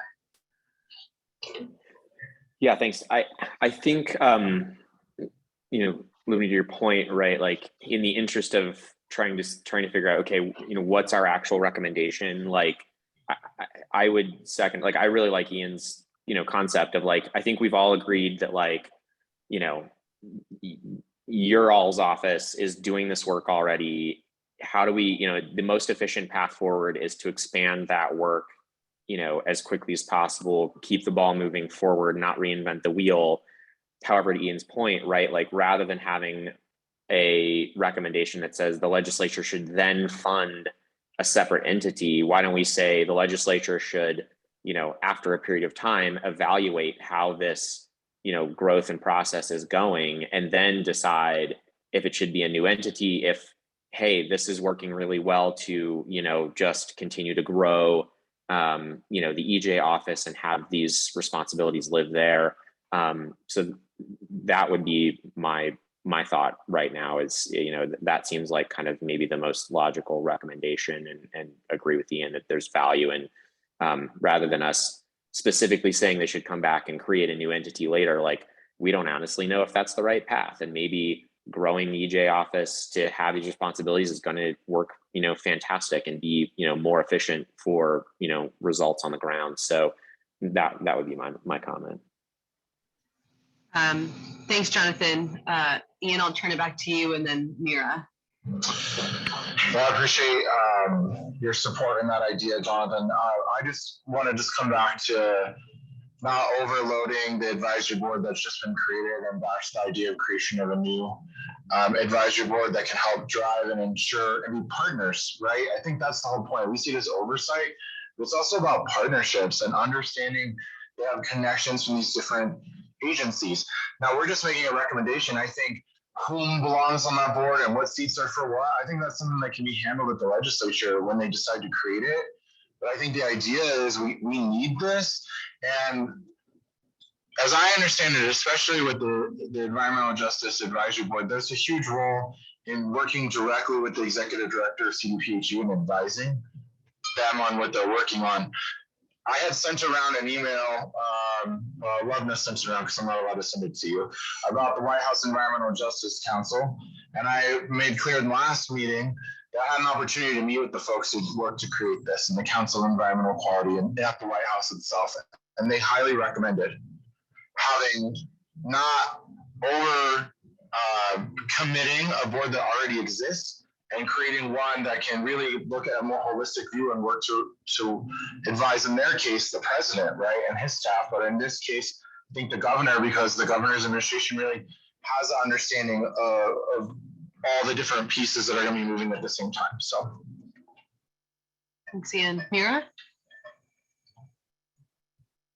Sure. Yeah, just to follow up on this discussion, and I think, Tricia, your question was, why do we need like an independent new EJ advisory board corollary? Yeah, sure. I'm just trying to understand like what would be their function. right? Like what Right. would they be doing? Got it. And I think I see like 3 different potential functions for it. I mean, one, if we adopt the wait and see approach of, the EJ unit is going to take on the coordination role for now, but we're going to reevaluate whether or not this is working later on, it would be really useful to have an outside body that is capable of doing that evaluation. So I see that, like, admittedly, that's a temporary role, because at some point that decision would be made, but I see that as the first role. The second role, I think we heard from public commenters at the last meeting that, like, I wish I had, somebody that I could go to with his concern about the fracking well next to my child's elementary school. Excuse me. Instead of trying to chase down agencies, somebody that I could go to that would, elevate my concerns. And I see that as a role. And then the third thing is, I think we are putting in processes to, hear and incorporate comments from the public and all of these decisions that are being made. I think one of the problems that has been occurring to date is that, like, in a lot of cases, agencies have been holding public comment sessions. The problem is whether the public commenters have institutional power to, then affect change. Obviously, like, that is one of the purposes, that's like one of the reasons why we're here, is to give more institutional power to communities. And I think one way to do that is to create some sort of formal body that has representatives from the community that can play a role in oversight. So I just want to make one quick note, Mira, just from a staff perspective, and to your second point, is that Marcus Howell, who I think just stepped out of the room, is the EJ ombudsperson, right? Oh, yeah, there you are. But kind of to your point about, like, a community member that wants to reach out to someone and provide a public complaint and have that complaint directly addressed, that is exactly Marcus's role, and what he is working to establish. So just wanted to throw that out there. Uni. I get to test the microphone.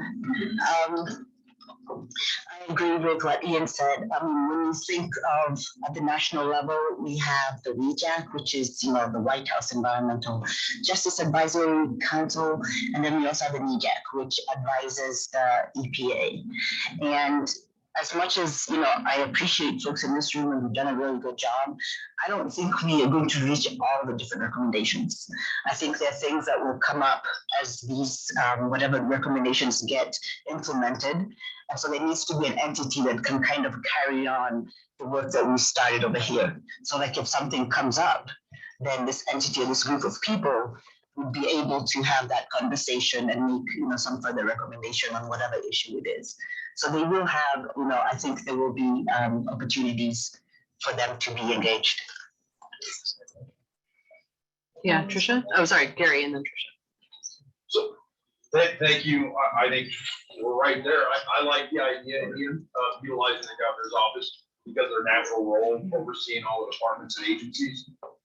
And seems it makes sense to adopt that evaluation. The governor could set up a committee to allow, community members to hear how things are going and reevaluate what needs to happen moving forward. So I like the idea. Thank you all. That was super helpful. Yeah, and thanks, Lubna, for commenting that one of the potential needs was about a place to go with complaints. Totally agree. That's really important, and really excited about the work that Marcus is doing in setting up, a real pathway to making sure community has a place to go with complaints, making sure that we're tracking those in a really transparent way, making sure that there's responsiveness to those complaints and resolution. So really excited about that work.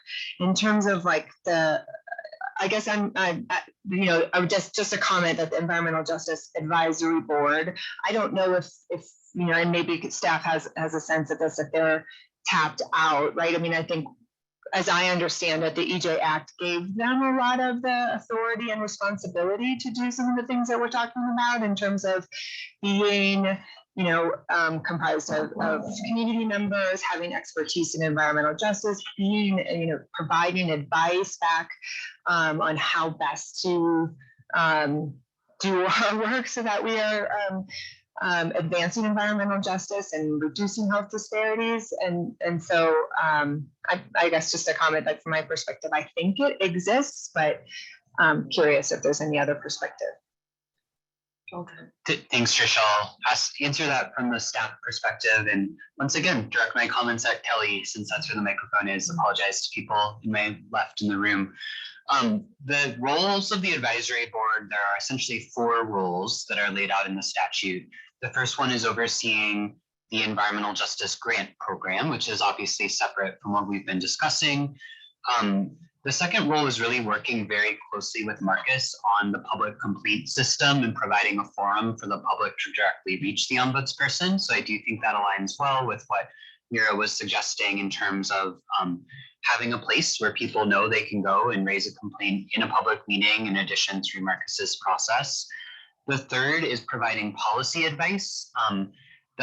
The matters that can be referred to the advisory board for policy advice, they do have to be about environmental justice.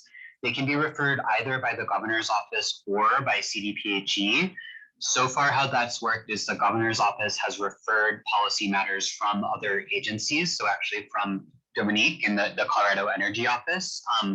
So that seems to allow the interagency role.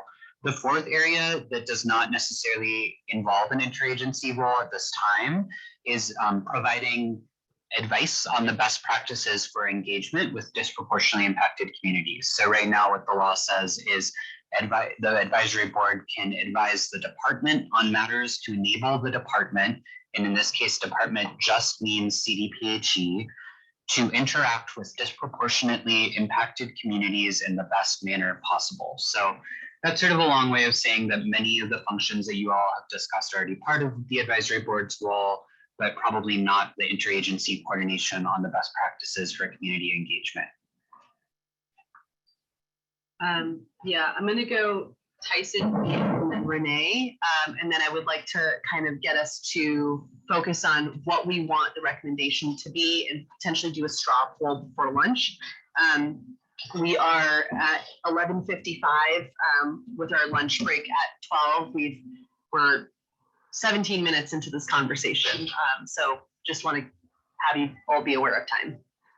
Tyson. My comments are actually towards just that, is trying to create some wording out of this, because I did hear several things that I think are really good and really key in this.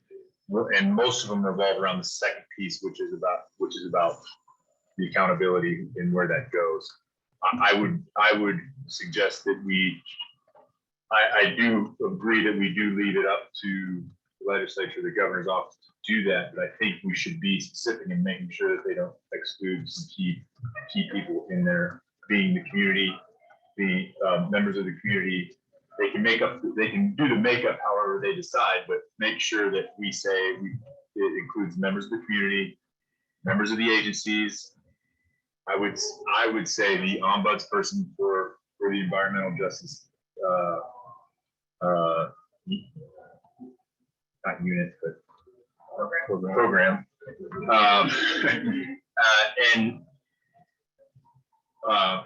Also, I think you said in, the governor's office, whether it's a person, a member of the governor's office, or whoever's coordinating for the governor on that piece. But we should list at least a block for them to focus on to make sure that they don't leave any of those people out. And then secondly, I think, they will be able to, then we explicitly put in there that they will continually evaluate the capacity and effectiveness of the EJ program as the coordinator for this. So they can go and they say, you know what, there's not enough, we need more. You know what, we need to create an office out of this. They would be the ones that would have that gauge to look at it, and with all the input from the community, from the agencies, and from the program itself, would be able to come to those decisions down the road. Thanks, Jason. And I appreciate the specific language that Joel was able to kind of put into the recommendations as a suggestion. And maybe we can, use that as a starting point. Ian? I just want to respond to Trish's question. The NEJAC and the WEJAC at the national level are both about environmental justice. We need more than 12 people who are carrying the burden of environmental justice for the entire government of Colorado. And I really appreciate what you said, Amy, about having a place for people to go to. That is true across the board.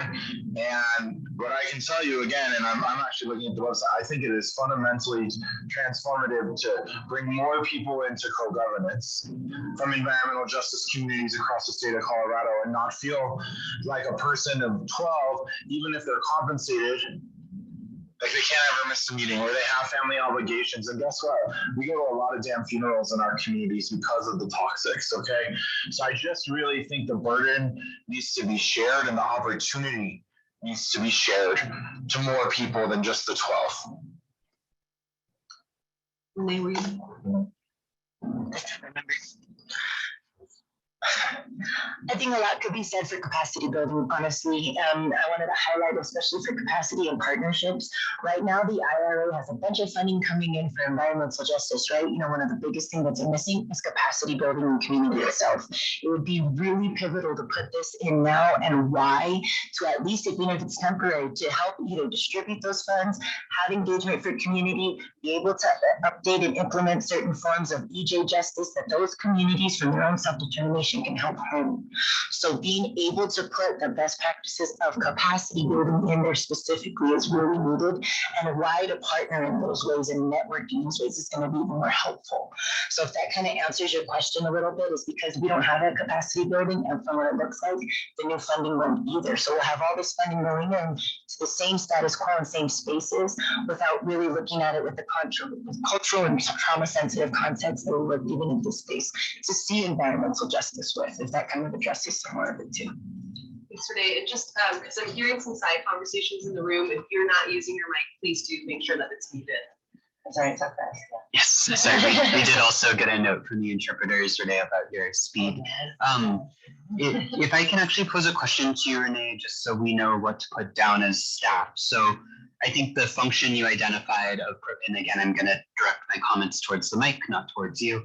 I think what we have in the recommendations is that sort of technical assistance and capacity building role to obtain the funding from the federal government would be part of our role as the environmental justice staff serving in the interagency coordinating function. Are you saying that you think that that role should actually be part of the separate advisory board, or are you kind of underscoring the importance of what's currently there? One, wherever you could build capacity, but yes, honestly, in CDPHE to be able to help implement that too, because we already don't have those spaces in our community for the technical assistance or the technical support as it is, that we have to rely on state and federal agencies, and there's a gap missing there. So being able to help implement it both at CDPHE, but also in other agencies to help build that capacity. Oh, sorry. I think it needs to be louder.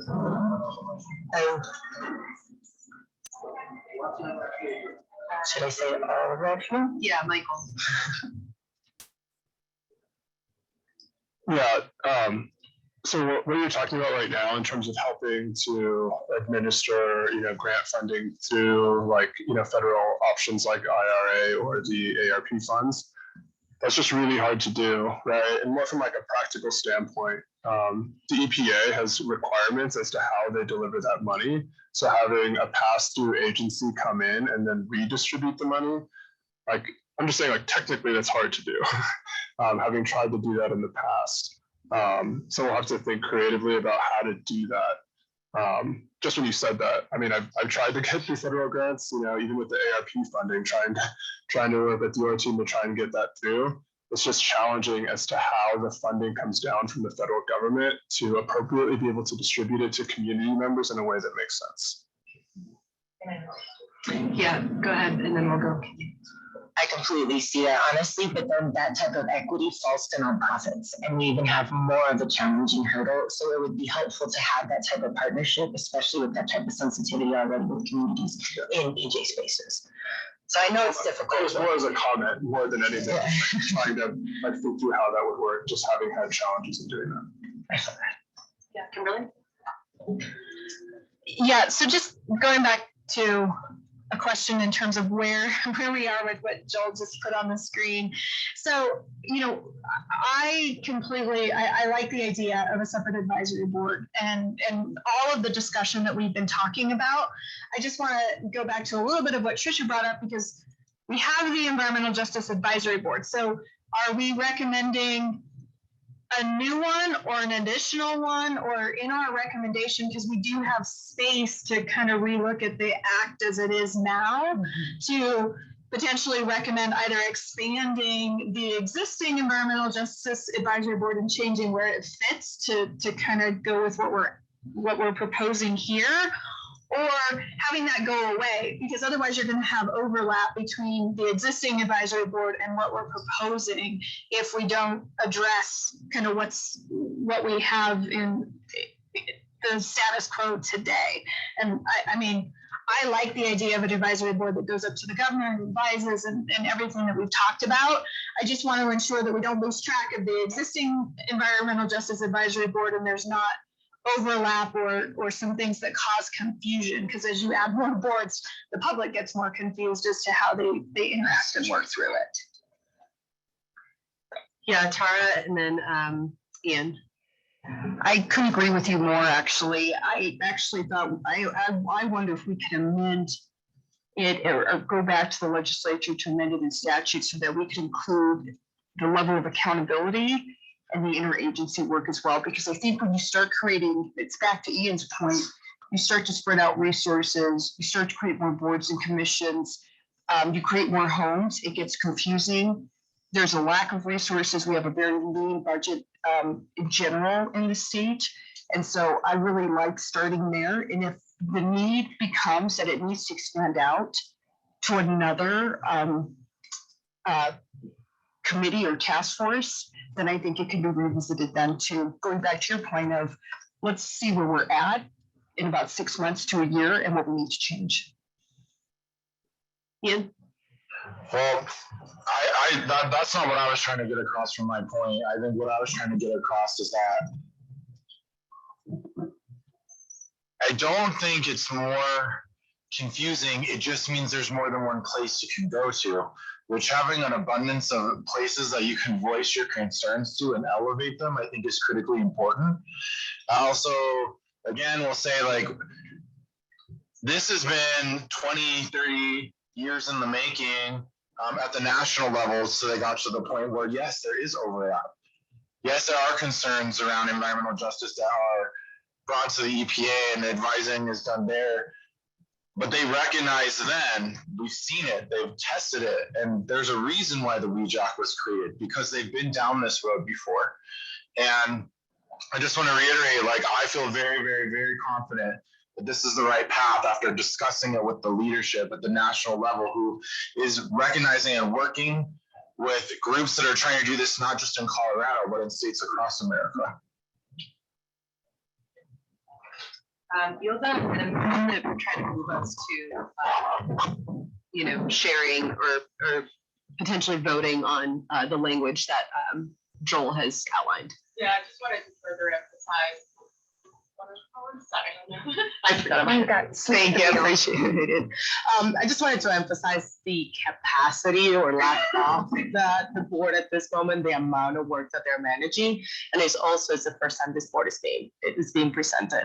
So a lot of the kind of hurdles that they have to discover as being developed. So, and these are individuals that are community members that have families that are not being paid to do that work. So I do want to elevate that it's not just expanding capacity as people, there needs to be a whole other scope of work that is created for a new advisory board. Great. So we yes. We were, right? sports community members have.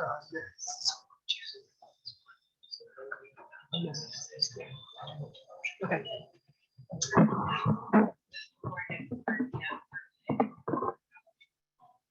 Yeah. Okay, Where you been at, Seth? Where you been at? yes, that's available to you all as well. This task force does as well. Yes, and yes, thank you. Okay, yeah. I sent out all the information about the per diem at the very beginning of this task force, and have sent it several times since. Advisory board does receive $200 per diem for their. And that's written into statute, so just, okay, so, could you scroll up a little bit?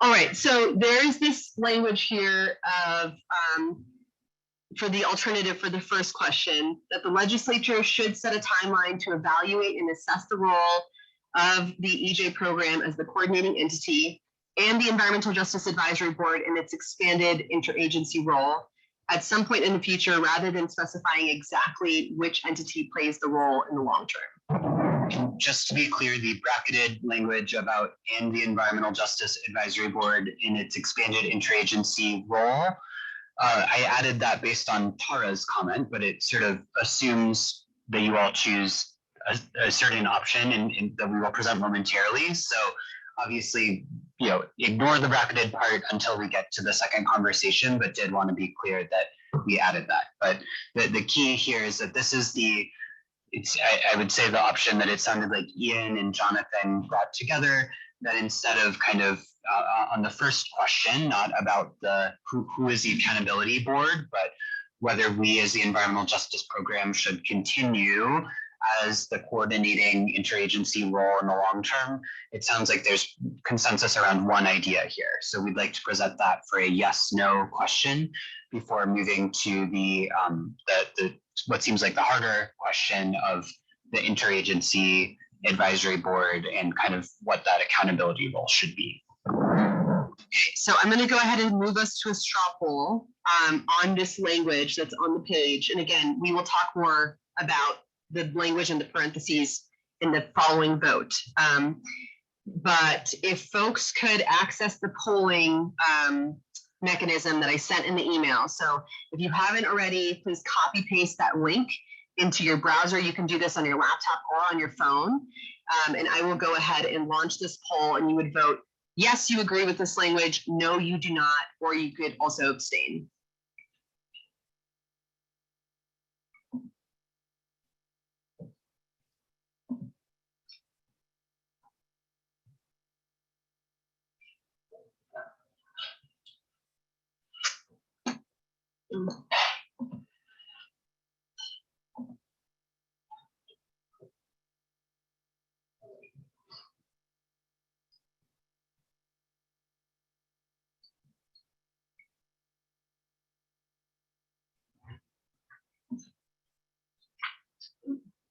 Morgan, do you know how I can see how many?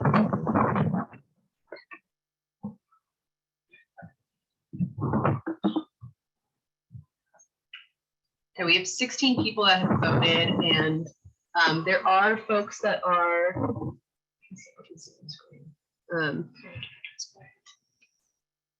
There are a few folks that still have not voted yet. So if you're having any issues, please let me know.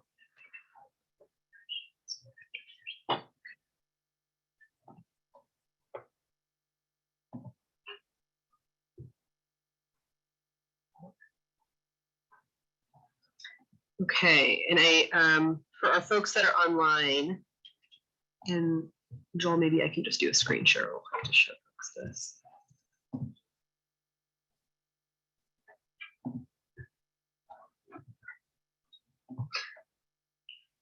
Okay, so here's our response history. We had 19 yeses and 1 no.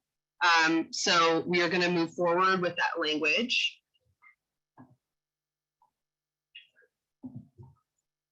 Thank you for that. Okay, and then we'll set up this next poll, which is just choosing between option 1 and 2. And Joel, if you could just get that on the screen for folks to read, and maybe if you could read it out loud while I Sure. set it up. And so, obviously this language might need to be refined, and we can do some of that in the final discussion tomorrow. But I tried to just write out kind of what I heard as essentially the 2 options that were being discussed on this kind of external board playing an accountability and community engagement role on an interagency level for environmental justice.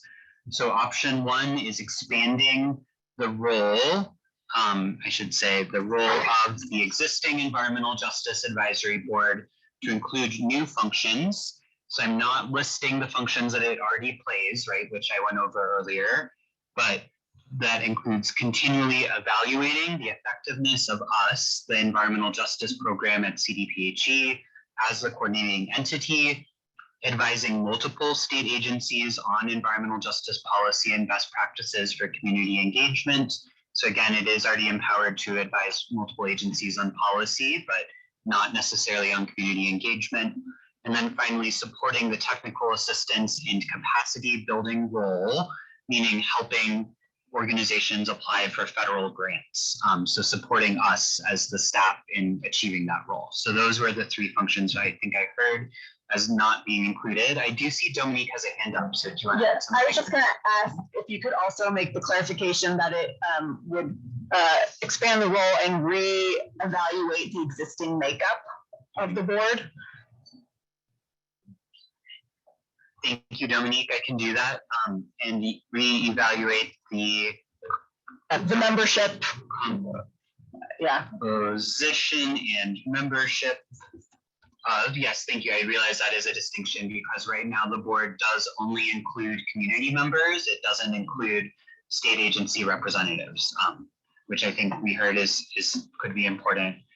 And of course, we have carefully selected people to have expertise in the existing roles of the board. So we're fortunate to have folks with grant making experience, but not necessarily expertise in every single one of these areas.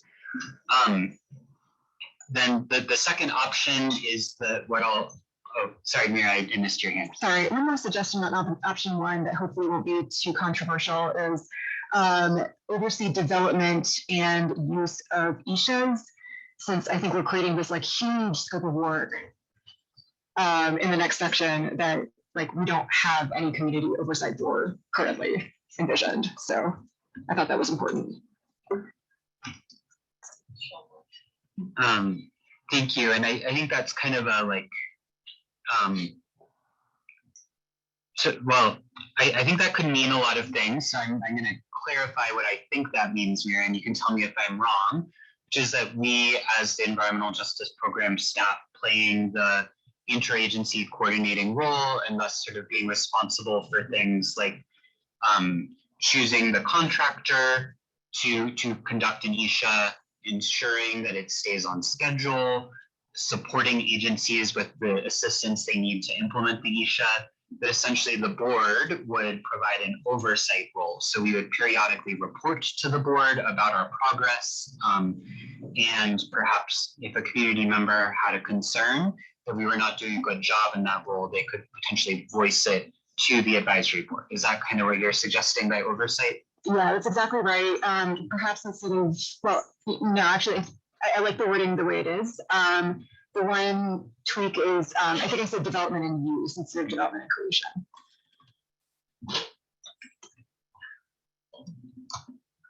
Just for consistency with the language we are using throughout, I will amend that to development, implementation, and use, because we do sort of include implementation and use as 2 related but slightly distinct concepts in future references. Sounds good. Thank you. Trisha, are you raising your hand? Okay. Okay. Any other wording changes before I go to option 1, before I go to option 2?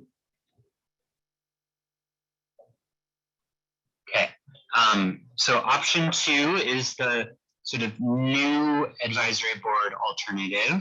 So it would be creating a new advisory board sort of that the governor's office level might be poorly worded, and we might need support from Jonathan or others to wordsmith that, but in some sort of not tied to one agency, but all agencies akin to the White House Environmental Justice Advisory Council, that there would be a new interagency environmental justice advisory body going to practice good practices of reading slowly for the interpreters, that it should include members of communities, agency representatives, and Marcus, the environmental justice ombudsperson, and that its roles would be continually evaluating the effectiveness of us as the environmental justice program as our sort of coordinating entity role, providing a forum for members of the public to bring environmental justice concerns, just as they already can do for the existing advisory board, advise multiple state agencies, and actually the rest of this is the same as what exists for the other option that we said were expanded roles for the existing board. So I won't read the rest word for word.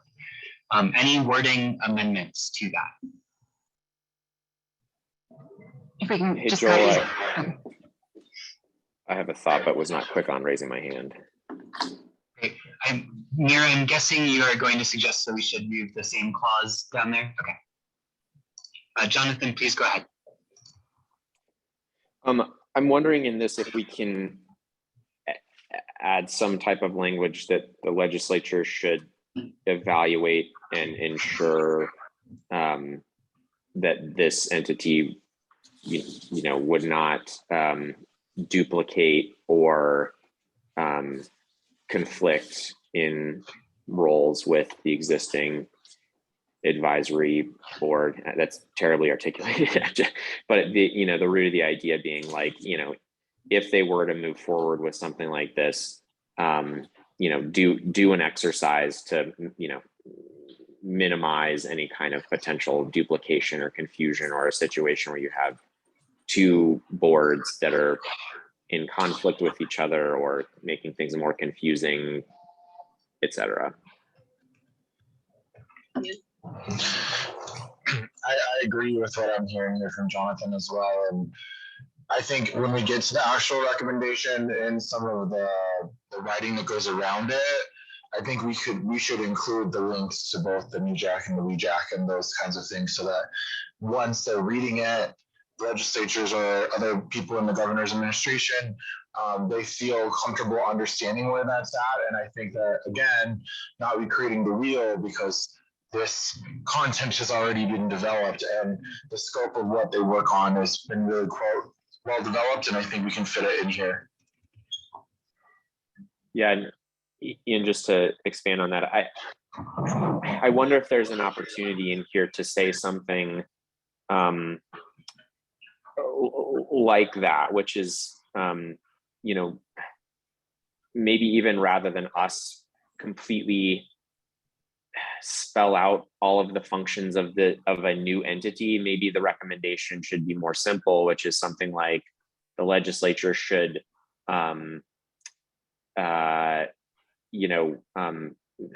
look at what is done at the federal level with an agency specific advisory board, but a cross-cutting advisory board, and evaluate what responsibilities the current advisory board does not accomplish, and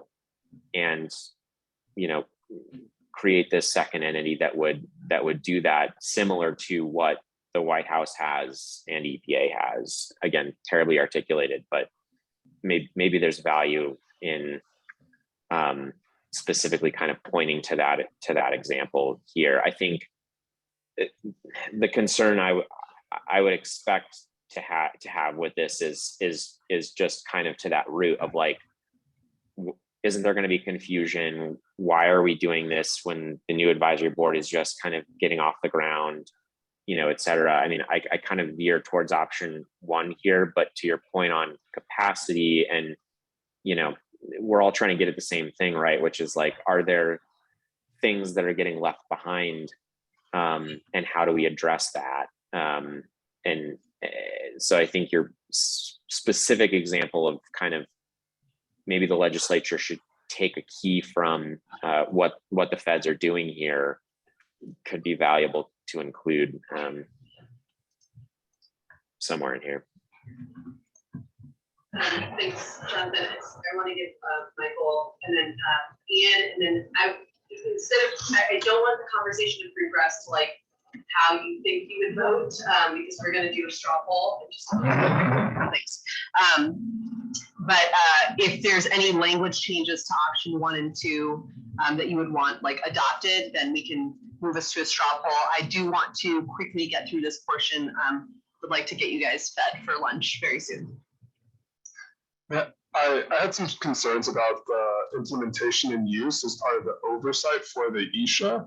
And I guess what I want to raise is that we have entities who oversee something like that, and they could potentially conflict with like statutory authority of something like the Air Quality Control Commission in terms of like air quality issues. So just wanted to express some concern because there could potentially be issues if, let's say, this advisory board is saying we're not properly administering the ISHA, right? That could conflict with other regulatory authorities of the Air Quality Control Commission. Can you expand on that a bit? What regulatory authorities would it conflict with? So for example, and this is maybe getting into the ISHA space a little bit as well, but if they're saying, okay, you didn't properly, let's say after a permit action happens and and it goes before the advisory board, and the advisory board says, hey, you didn't apply ISHAs appropriately, you shouldn't approve this permit, right? Do we have the authority to be able to go back and change that? Because that's an authority that like lives in a different area, right? So there just could be potential overlaps and issues with authority in their implementation and use of ISHAs if that is part of the advisory board's authority. And I think in your example, though, sorry, I'm like continuing the conversation. If folks want to jump in, please interrupt me. But I think in your example, the advisory board, as part of their responsibilities, would have the option of weighing in on a specific decision before that decision is made, similar to the way other stakeholders weigh in on decisions before they are made.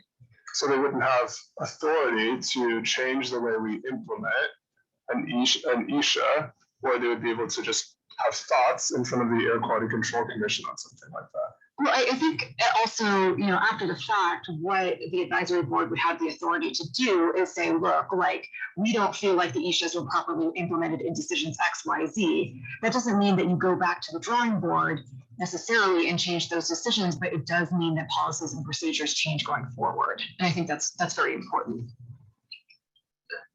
I think that we are nearly half an hour over where we need to be. We have a lot of time to talk about ISHA today. I do want to see, I think we could get into a very deep rabbit hole about the nuances of individual decisions that could come up in a long time from now. I want to see Michael and Mira, would you both be agreeable to the clause I just added in parentheses on the screen that reads, without overlapping or conflicting with the statutory authority of existing boards and commissions, which I think I heard you both say in some form is your intent, but wanted to make sure that captures both your intent. I think that's fine. Yeah, I agree. Yeah, this is just anybody who I'm trying to convince to go to option 2. If we're successful at getting more environmental justice outreach, what you're going to end up seeing is what we see at the national level, which is greater participation of people coming to these boards to participate. I waited, I think, 4 cycles of public comment for the NEJAC before I was ever able to testify. Not because I wasn't able to actually register, but because there were so many people coming forward who wanted to speak. And so when the White House Advisory Board was created, I actually got the opportunity to apply there, and I got there first. That was the first venue I was able to actually testify, and not a NEJAC because of this. And so I just want to use that as an example of why I believe multiple forums are a good thing.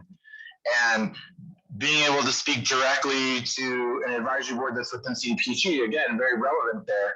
What I've heard in public comment is people trying to direct comments directly to the governor and not necessarily specific actions. And it would be the governor in our case, but in that case, the president, and how they're collaborating and working together.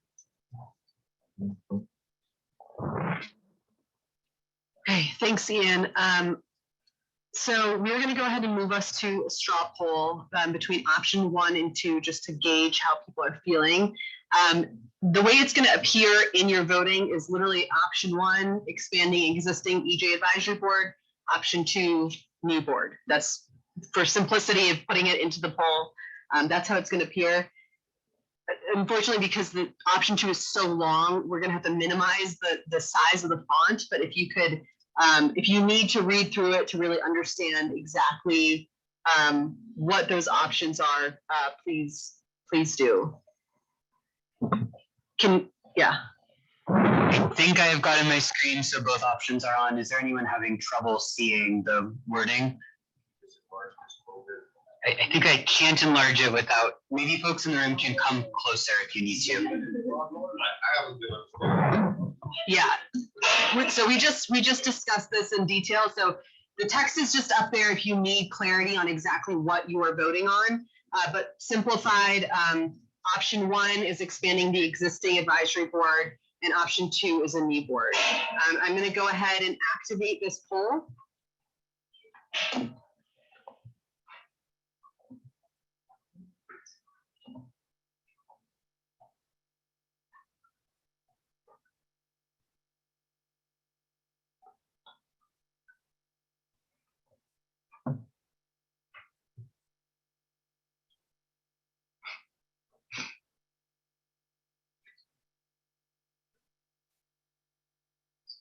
Okay, we just need a couple more people to vote.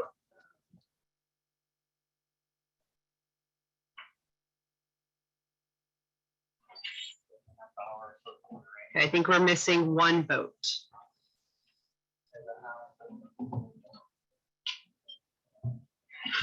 Okay, so we have 20 votes, 10 for option 1 and 10 for option 2. So with that said, we will go ahead and table this conversation. We are going to go ahead and move to lunch. Because we only have, should we stick to half an hour or you want to do? Okay. All right. So we are going to stick to the half an hour lunch. We do ask that folks come back at 1 o'clock and we will continue the conversation. And more.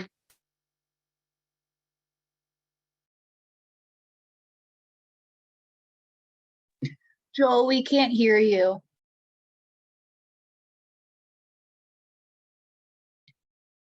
No, I think the mic's off. Just a second. Okay. We'll be Yeah. returning at 1 o'clock for lunch. Yeah, folks on the Zoom, you don't need to hear my announcement about lunch in the room, so you are free to go. So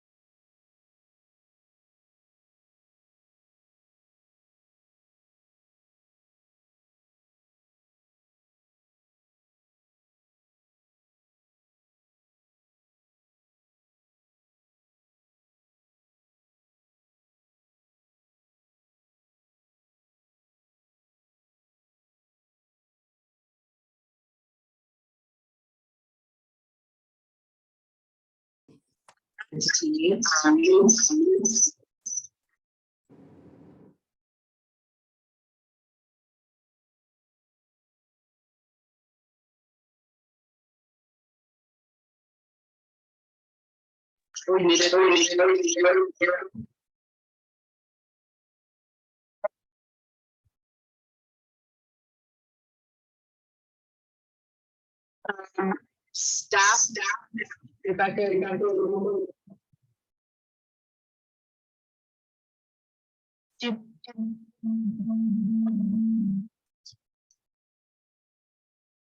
anybody is on Zoom, you also might need to mute your computer, not just have the Zoom muted, but you have to have the volume down on your computer entirely. Okay. I think we're okay. Okay, yep, we're good. Okay. Great. All right, so thanks for all your patience with all the tech stuff. As you may have noticed during the break, our amazing tech team has multiplied our microphones from 6 to 11 mics. So hopefully the interpreters will be able to hear us even better throughout this meeting. As I mentioned, we will be moving on from talking about the EJ coordinating entity. We will have a few minutes to revisit this tomorrow, but we did come to consensus on that initial point regarding the EJ program being the coordinating entity, and we'll talk a little bit more about what that EJ advisory board, whether new or existing, how that'll pan out tomorrow.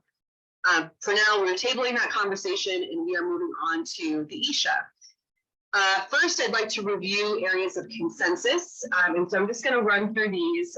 For those following along in the draft recommendations, we are starting in section 2 on page 6.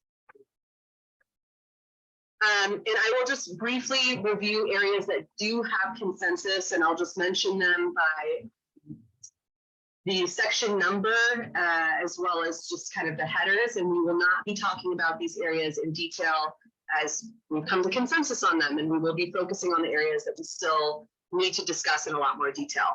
So the introduction to the section, to section 2 on ISHA, that it will be centralized. There was clear consensus reached on this during the community meeting. Part 1 of this section on process and mechanics of creating ISHA. This had 7 different subsections. So who should create the ISHA?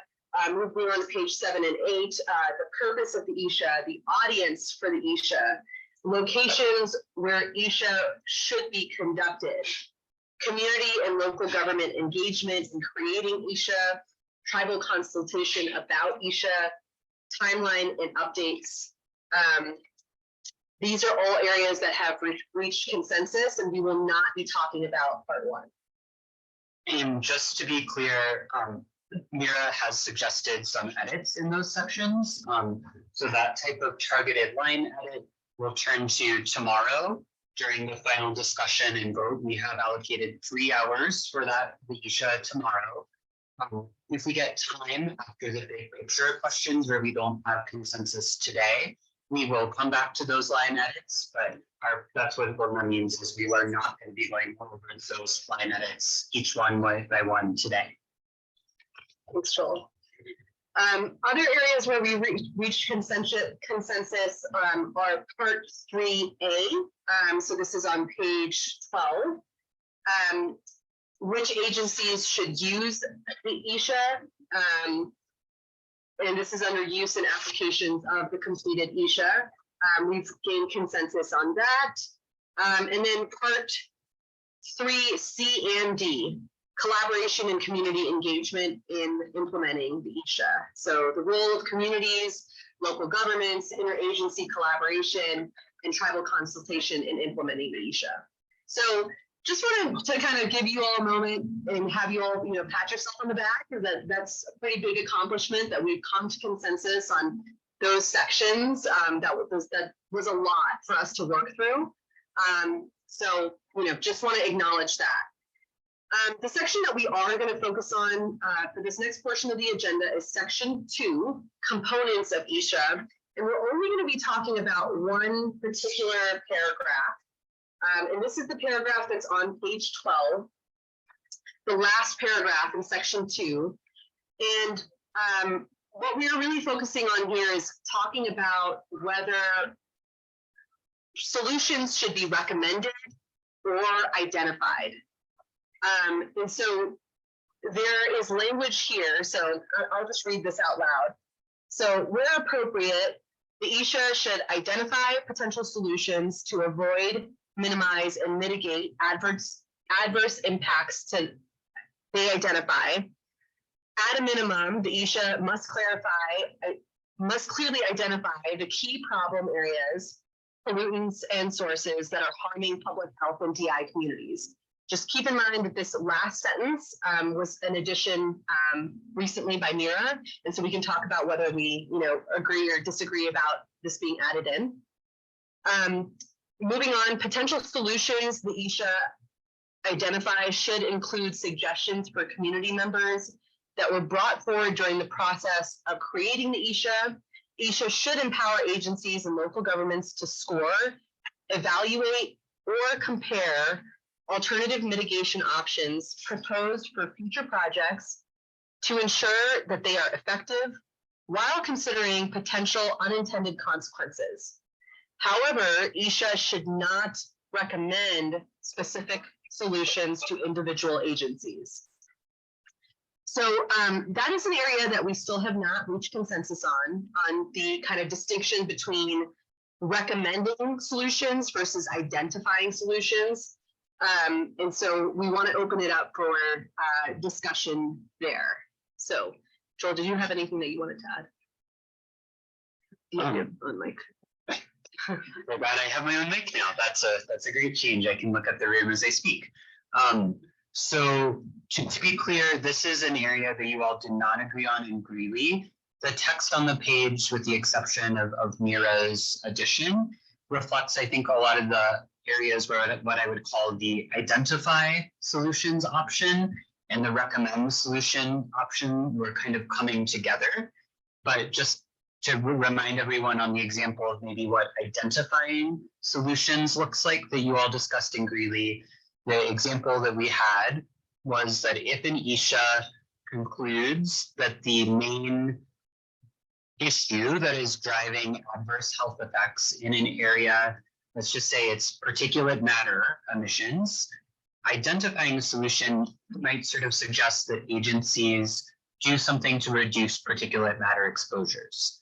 The more specific recommend solutions in that example that we discussed in Greeley would be something like saying, I'll just pick on the Department of Transportation, looking at Marcia, that the Department of Transportation should avoid highway expansions in this area in the future to reduce the amount of particulate matter people are exposed to. So it's really about the specificity with which solutions are sort of identified or are prescribed for agencies is what seemed to be what folks meant by recommend, was identify, that kind of pointing more at a high level to the general types of issues, but not being prescriptive in the recommendation. So I hope that kind of helps everyone recreate the headspace we were in Greeley for this conversation. Right. So we will open it up, and if folks have kind of thoughts in either direction, and again, trying to get to how should, do we agree with the way the text is appearing on the page? Do you want it different? So take a moment to read over that, and please feel free to share your thoughts.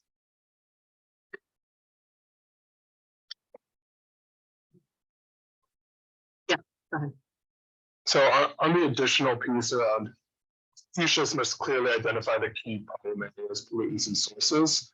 I guess in my experience, like measurement, even having measured measurements specifically, like let's say particulate matter, it's still very, very challenging to be able to identify what those specific sources are, right? And because every environmental justice community may or may not have a very clearly understandable source in that community, it's challenging to be able to provide a very clear and concise identification of the source.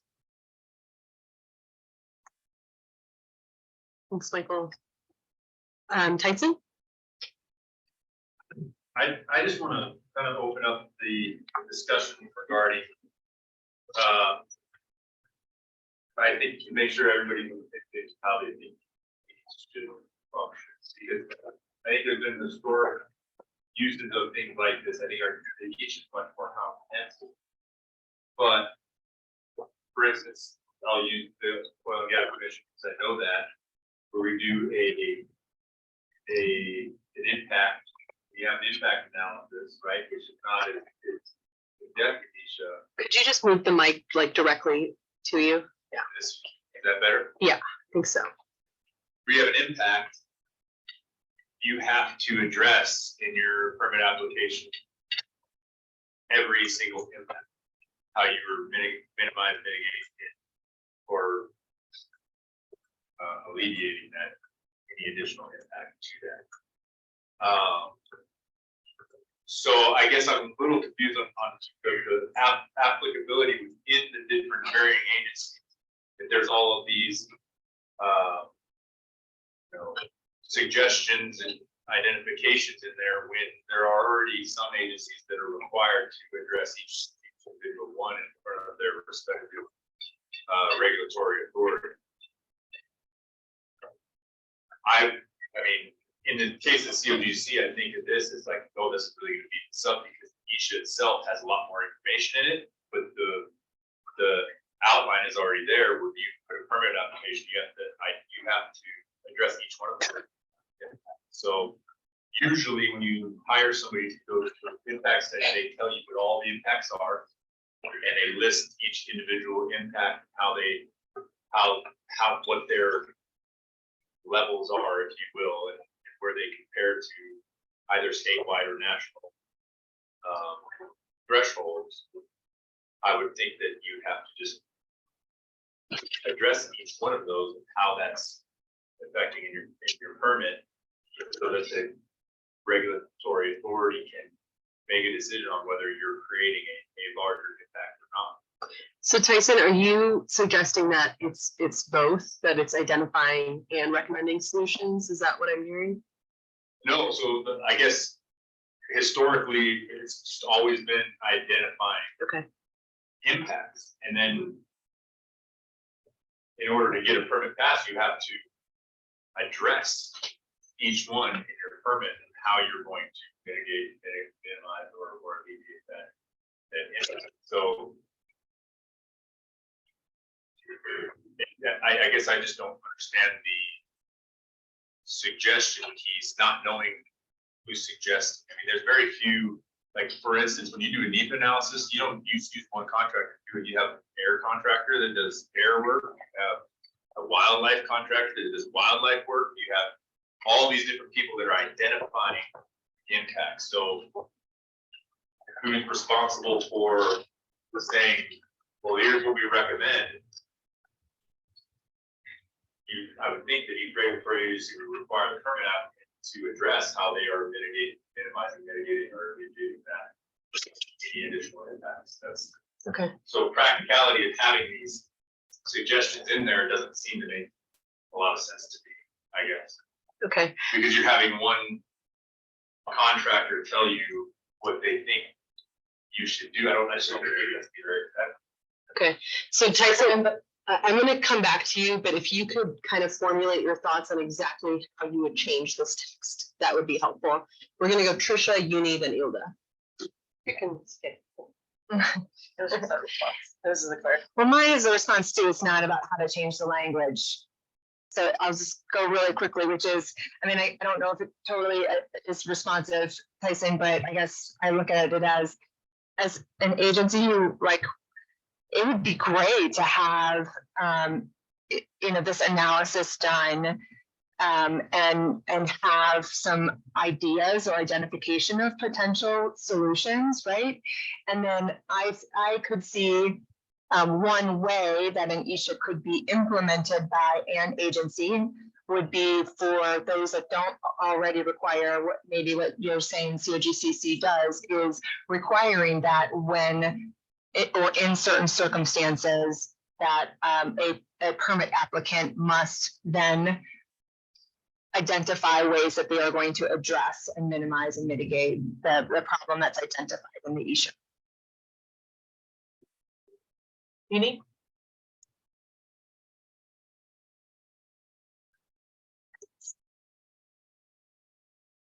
I have a suggestion. I think where my sticking point was this idea of identifying potential solutions, but the way it was just explained, I don't think it's the solutions we're looking that we're addressing.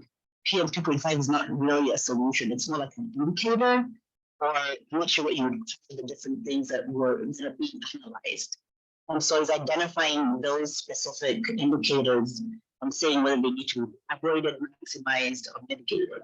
So it's not like you're giving a solution to the PM 2.5 is going to be reduced, but you're just identifying that this indicator is, you're flagging the indicator that this is an indicator of concern and it needs to be addressed. And so I think if we capture it like that, then I think it makes to me more sense than saying that the consultant is going to give you solutions. Is this reflective of what you were just saying, the added language? Identify potential options to avoid. No. Because PM 2.5 is an option. You see what I'm saying? So if the issue comes back and says, if it's an environment and media issue, then that's what it is. Or is it a food desert issue? Is it a this issue? I'm not sure what's the terminology that you use to capture all those. I think use a word, indicator. Yeah.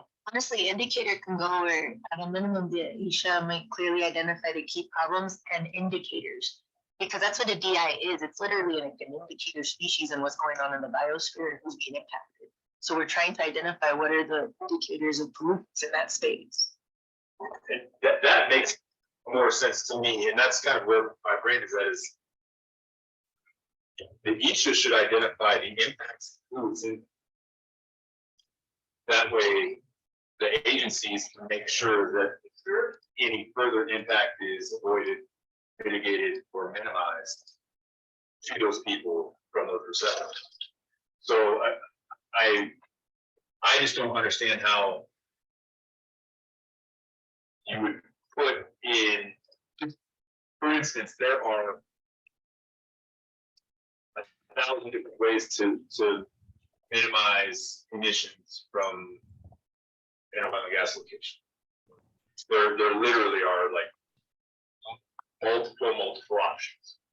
So are they going to put 14 pages of potential ways you can minimize emissions on the ISHA? Or is that up to the regulatory agency to say, what are you going to do and can you perform? We're going to go Ian and then Kim. Thank you. This is actually just in response to what Tyson was saying, and we've been hearing around you said let's respond to all. I'd actually like to get an answer from either Tricia or Michael. If you would say from CDPHE's perspective that a permit responds to all impacts projects.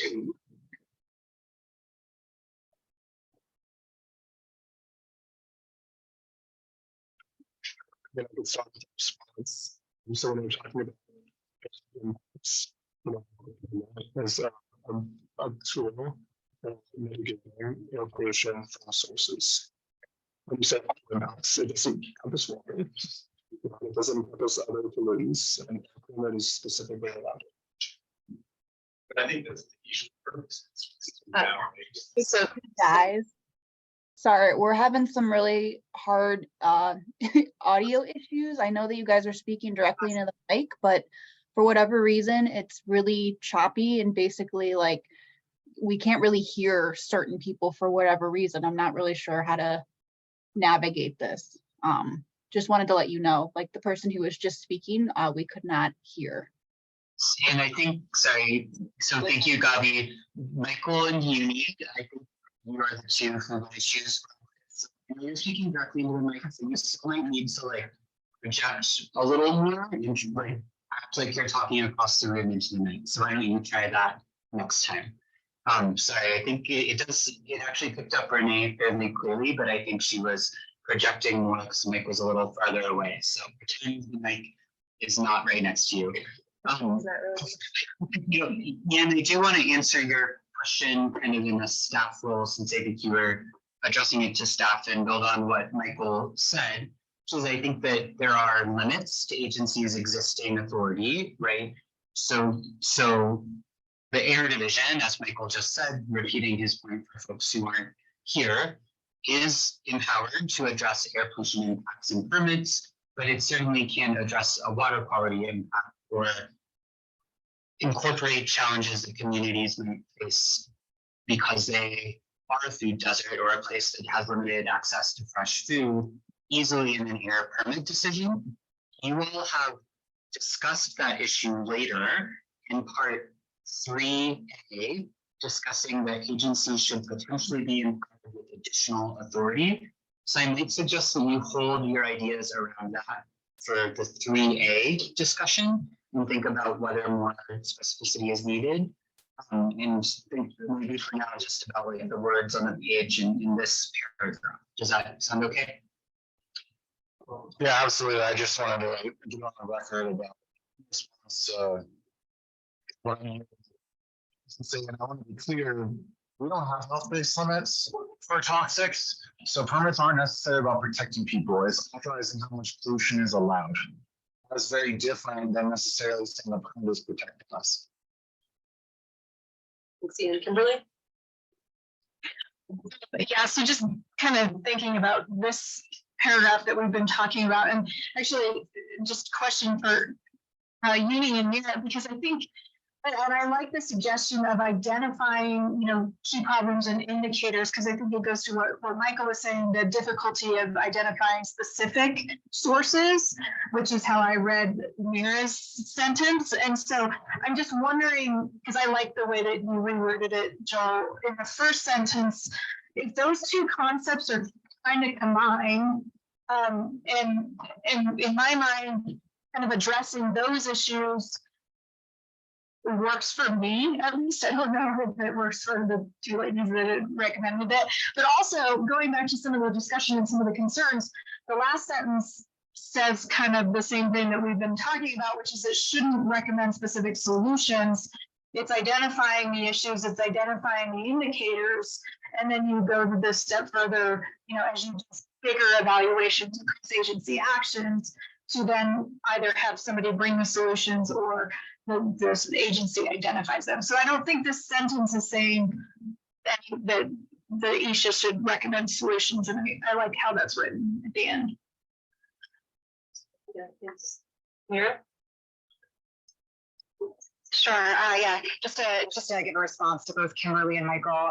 First of all, just to make sure I'm understanding you correctly, could you clarify? You said that specific sources would be too difficult to identify or call out. Could you clarify sort of what the issue is there? Yeah, certainly. So there's a lot of meteorological factors that come into play when you're trying to measure where pollutants from. Right. So depending on what technology is, even trying to figure out exactly if the source is or if it's static, or if it's just being grown from a different area, those all contribute to particular matter. So it's very challenging to say exactly this is the source and this is how it should be addressed. Now it's even further challenging to say, and this is the cause of health impacts to this community. So I'm saying it's very challenging to very specifically identify a source and then very specifically identify that that is what's impacting this person's health.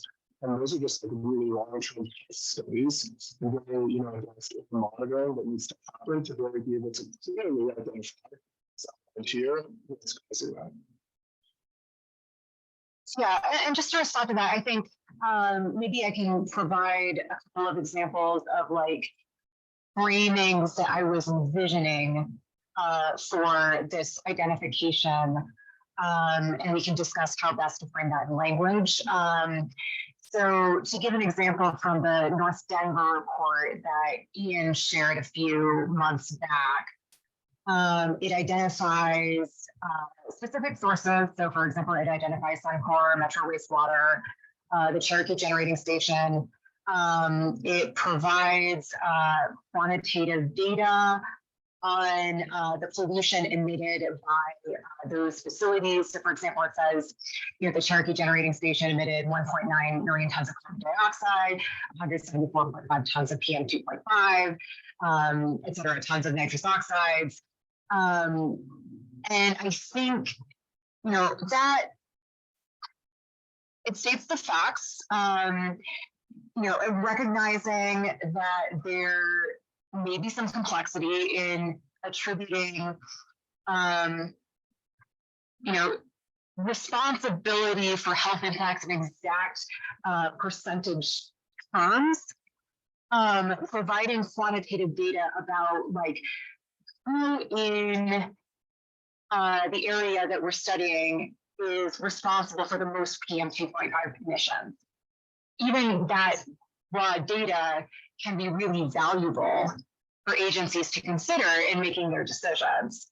Another example is I keep picking on Excel. Excel's recent electric resource plan. I testified that according to the EPA's toxic release inventory, that the Comanche generating station was responsible for 84% of toxic chemicals measured in pounds released into Pueblo. That is valuable information. And like I think there's always going to be, when you produce a report like this, analyst judgment in terms of how the issues are framed. And I'm not sure if there's any way to escape that. But I think there is a way, I think there's a way to talk about the impacts to communities in more than just general terms, but terms that are specific and actionable, and provide information that is actionable to the agencies to better inform their decision making. Thanks. So can I just respond directly? Sure, and then just so after Michael, I just want to direct people to the text that's on the page. Yeah, and then the queue is Mara, Jonathan, Renee, and then Trisha. And I would like to remind everyone to please project, even though we are close to the mics, we have folks in person who cannot hear you, especially if you're facing the opposite way. So if you're on this side of the table, please project, even if you're speaking directly into a mic. We would appreciate it. So I appreciate that. So I would say the other challenging issue is Michael, delay. I'm so sorry to interrupt. I cannot hear you at all. It keeps cutting in and out with your mic. Is there any way we can get a different mic to him? I'm so sorry. I was gonna say the same thing. I'm so sorry. Like can't really hear anything besides some noises. Is there something? Do you think there's something wrong with that mic? Well, yeah.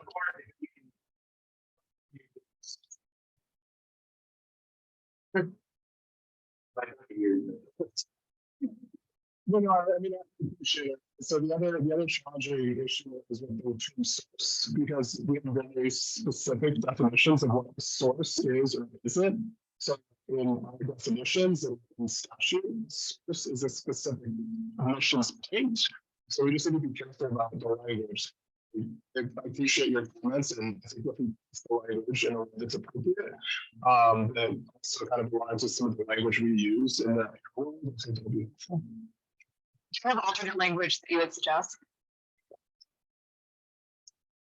So we have alternate language. Sorry. I just want to keep the queue in mind, and Mara's had her hand up for the past 6 minutes, so. Mara, are you still there? Okay. I am, and my hand was raised because I could not hear Michael, and I did the few things that I did hear. I just wanted to echo. So he accomplished what I wanted to say, but it's really that mic that is very, very hard to hear. Yeah, and then we're switching out Michael's mic. I don't get any. Can she hear this? I can hear Hilda great. Delightful. She with the mic, we're getting the mics. Okay, Jonathan? Yeah, thanks. And I've also been having a hard time hearing, so I'm hoping that I'm not repeating or something. But it sounds like the tension here, right? Is like some folks want there to be, within this process, opportunities to identify solutions if those solutions are, fairly obvious, well supported, need identification, etc. And then it sounds like there's hesitation on the side of, that the bodies doing these evaluations might not have the technical expertise. There's just concern over that, right? And so I'm curious if maybe the task force would be open to or interested in exploring some kind of, helpful qualifying language that was something like,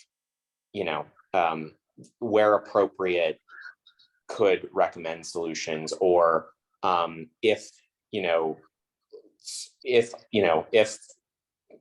appropriate levels of information, and clear identification of opportunities and solutions exist, then they could recommend something like that. Maybe there's an opportunity here where our folks who are concerned about not having technical expertise, but folks who also want that added accountability, added information, might actually find some middle ground.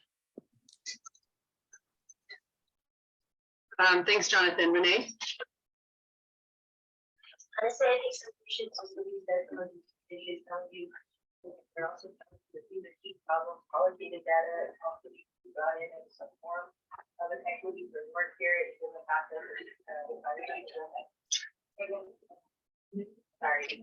Something should be said also, community voices and qualitative data and equity framework here as well. I'm not quite sure where, but I feel like we're focused a lot on the technical aspect of proving where the indicators are, and there is a lot of data where at least there's a concentration of certain indicators. And that's where we can actually highlight certain industries that in those spaces recommend you need to look at your best practices, you need to change or have some timeline of changing some form of implementation to change in that space, because we see where there's an indicator in this space that might be contributing to concentrating that space there. And that's kind of, well, I see where you're coming from, but it's really difficult, but there is already factual data in that space. And then having community also for that equity framework telling you, hey, we know for a fact we can't breathe the air. We know that there's already been issues of disparities in our space too needs to be brought in some aspect here, because we focus so much on the technical aspect of it, where we're still kind of forgetting the equity framework of involving community voices and what's actually going on to their life. So I don't know how, yeah, I'm so sorry. I kind of wrote it down. Several of the last points to say you are actually making great points already in the document. And I was like, please, please, please, please, I cannot say this enough. Look at what it says on the page and reflect on that, right? So Renee, to your point, it says potential solutions we should identify should include suggestions from community members that were brought forward during the process of creating the ISHA. Elsewhere in discussing that process, so part one, there is a discussion on how community members can bring forward the type of trauma-sensitive data in their lived experience that will be gathered, right? So that's a long way of saying I think your idea is there. For Jonathan, I think your idea is also there, right? The sentence already begins where appropriate. So I really do want to challenge you all that we will not get through this meeting if we cannot focus on the specific words on the page and say what you think should change, what you think you like and why you support it. But if we have really open-ended discussions like this, we will not complete the work of this task force. So I realize that is harsh sounding, but like that is the reality. So really want to challenge everyone to frame their discussion on what they see on the page. Trisha, did you still have? Yeah, so specific to the words on the page, I think from what I'm hearing is either sticking with just that first sentence and maybe that covers it and we can potentially strike the second sentence. Because I think what I'm hearing, the concern with that second sentence really is the use of the word must. Because there are going to be some cases where it is practicable or appropriate, like it says in the first sentence, and there are going to be others when it is not, we're identifying it may take years of technical study. And is that really what we think the purpose of the ISHA is? Or is it to identify where it's appropriate Laura, could you hear me?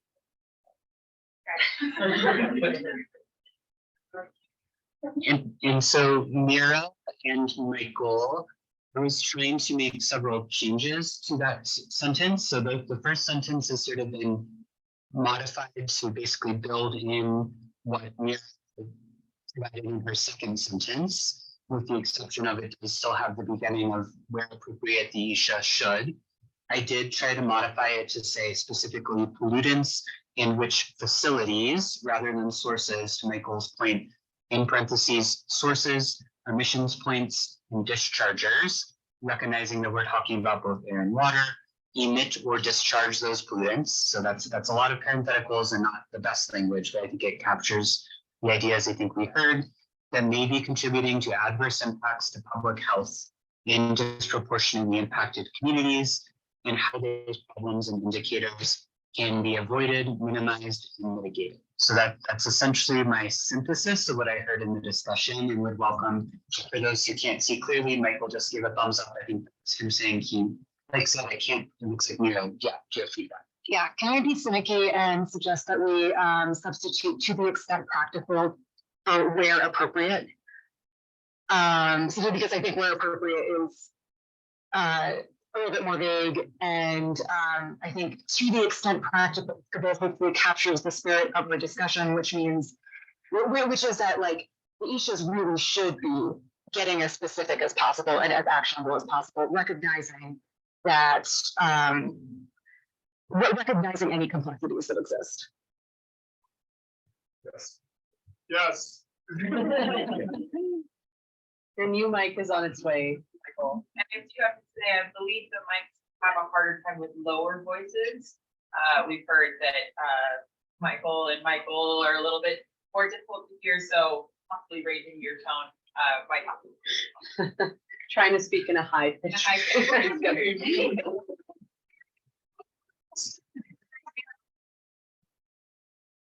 So it seems like we have consensus around this updated text on the page. And I kind of just want to gauge the temperature in the room. I would like to move us on to the next section, because we have talked about this and we've wordsmithed this paragraph pretty well, I think.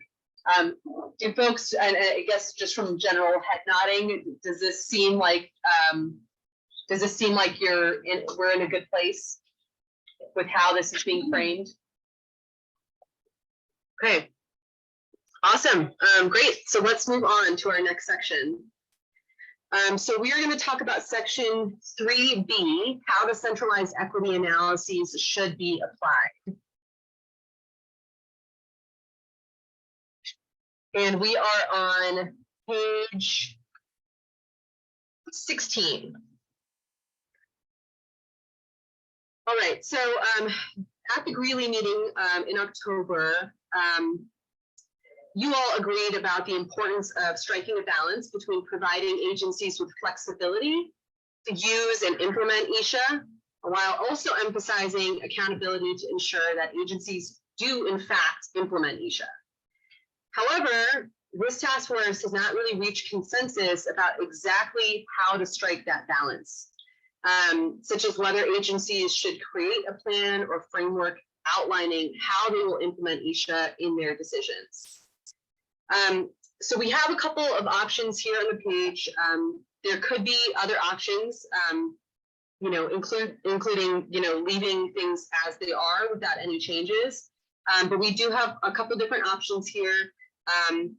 And this first option, so because we did ask for written feedback, we got written feedback from Trisha, and then the second option, we got written feedback from Mira. I will say that, these options are not necessarily mutually exclusive. There is a little bit of overlap between them. So we could also talk about like a new, just rewriting the paragraphs to kind of blend the two. But I do want to, give you all an opportunity to kind of look at these two options and, and see where you would like, where you're landing. Go ahead. And maybe we should leave it for Trisha and Mira to sort of explain them if they feel comfortable. And I do want to note that this is a section where we weren't able to effectively integrate the full extent of Mira's red lines. And so, you should consider her option as not just these 2 paragraphs, but the rest of the text that you were provided that Mira also created in this section. Yeah, and to be clear, the full extent of the text that Mira provided is on the very last page of your board book. And you'll see some like really extensive line edits, but to be concise, we kind of put it into these 2 paragraphs. So yeah, I welcome you all to discuss. Trisha or Mira, if you want to kind of share your thoughts right now, we welcome that.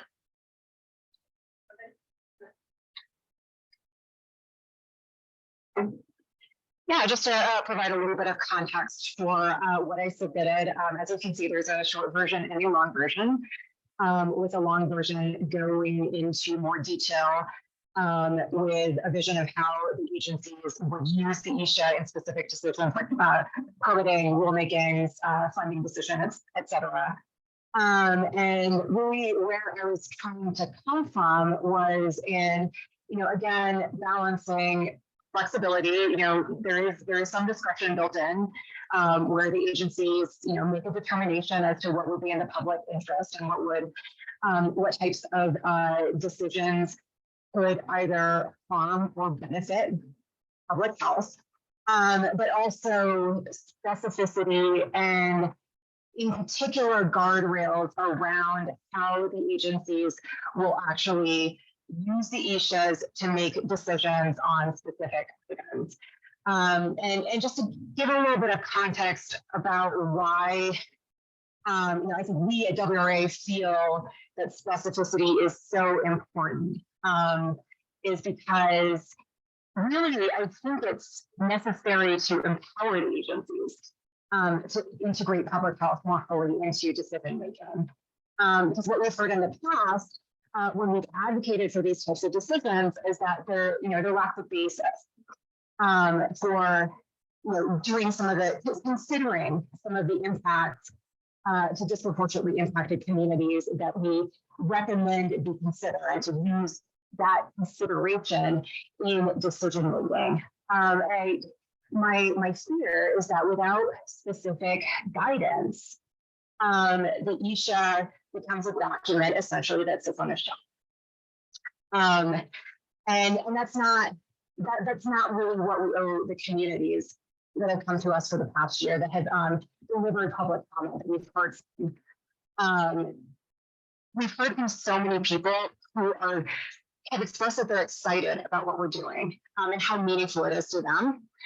And it's not because of a report that we're creating. It's not because of a new level of bureaucracy. It's because this report has the potential to lead to real change.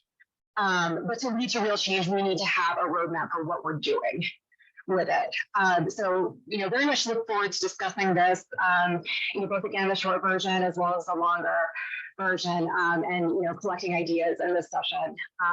This is an opening for discussion. But I just think it's very important to sort of lay it out on the table and to know where we're going from here. Trisha, do you want to? Yeah, sure. So I'm so glad that you went first, because at the time when I put forward this option, I had no idea that it was going to be like Mira's option, Trisha's option, and it wasn't what it was intended. But it sounds like we came at it from the same place, right? I was responding to the conversation we had at the last meeting about how important it is, and that you just re-articulated that the issue is not sit on the shelf, right? I am also really excited about what we're doing and want to make sure that we have a roadmap, right? So, just in terms of what I put forward was getting at that, which is, we'll have this recommendation that these should be developed. Once they're developed, then what we had before on the page was just all about how agencies need flexibility to figure out how to implement it. But it was putting more meat on that around, then the agencies have to write the roadmap, right, within their respective programs. So pretty simple, but getting at the same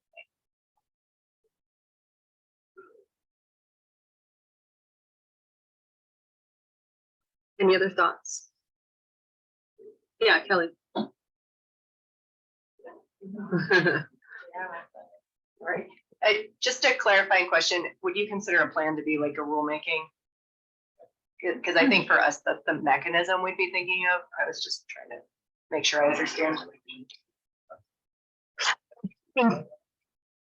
I think so. Like open to discussing that, but yeah, probably. Thank you for clarifying. So me, can I respond how I would do We'll that? go Tricia, Jordan, and then Mike. Okay. So I guess for me, that's exactly the point is for some agencies, their plan might be, okay, we are going to do a rulemaking hearing. For some, it might be, we can implement it in other things. I'm not, maybe in the transportation planning, it may or may not be a rulemaking hearing. So it gives that ability that each agency would have to figure out what is their plan, what is their roadmap. Thanks, Tricia. I second what Trish says. Okay. For those that could not hear that, Jordan just said he seconded what Tricia said. Michael? Well, Mara, can you hear me better now? So it was the mic, it wasn't me, Yes. just for the record. But going back to the ground rules, let's address the problem, not the person, right? So it's not Michael, it was the problem was the microphone, so. Yeah, I mean, I just had some concerns about the very beginning, which kind of sets the stage for the rest of the paragraph, right? Which is that agencies should address the key problems identified in the ISHA. And I guess I agree with that in theory. In practice, it can be harder to address that because some of the issues identified in an ISHA may be cross-cutting in terms of not only one agency is responsible for that specific pollutant that's being emitted. And I think it gets challenging to be able to implement something like that appropriately for that reason in particular. There's crossover between, federal preemptions that we don't have authority to do things with, and that we're required to execute on. There's state rules. There's crossover between, COGCC and our authority to be able to do something. So I think it's challenging to say, across the board, agencies should identify the problems and then address them, because we may not have the authority to address them in our, for example, a permit action. Thanks, Michael. So I'm hearing you all agree and say some of the same things. So it seems kind of silly at this point to have these be two different options. So I wonder if we can kind of work towards creating a single, narrative that is reflective of what was just discussed. So Joel, if you want to attempt to do that. So I'm going to do my best, and this is me reflecting back what I think I'm hearing. So please tell me when I get it wrong. But what I'm actually going to do is I'm going to copy Trisha's paragraph into kind of a new working space. So the first thing I'm going to do is add a topic sentence that says the task force believes it is critical that ISHA are used and implemented by agencies. ISHA should not sit on a shelf after they are developed. It sounds like that is a key concept to everyone, right? So adding that as a topic sentence. I'm then going to kind of take this point from Kelly and Trisha and about whether this would be a rulemaking or something else, and just add the plan could take different forms for different agencies. So rulemaking for some other practice for others. I am then going to take the first sentence of Mira's option and add it as the beginning of an additional paragraph providing detail about what the plans could entail, and say, have what Mira proposed, but add an additional clause that, based on what Michael just said, that says that within the agency's statutory authority. And then maybe we can take the wordsmithing from there. I don't know if that's perfect, but I wonder if that's kind of the beginning of a template that we can use to kind of see if we can combine aspects of these two options. I know that was a lot. I'm gonna give folks just a few minutes to read the text on the page. Yes, Joel is a machine.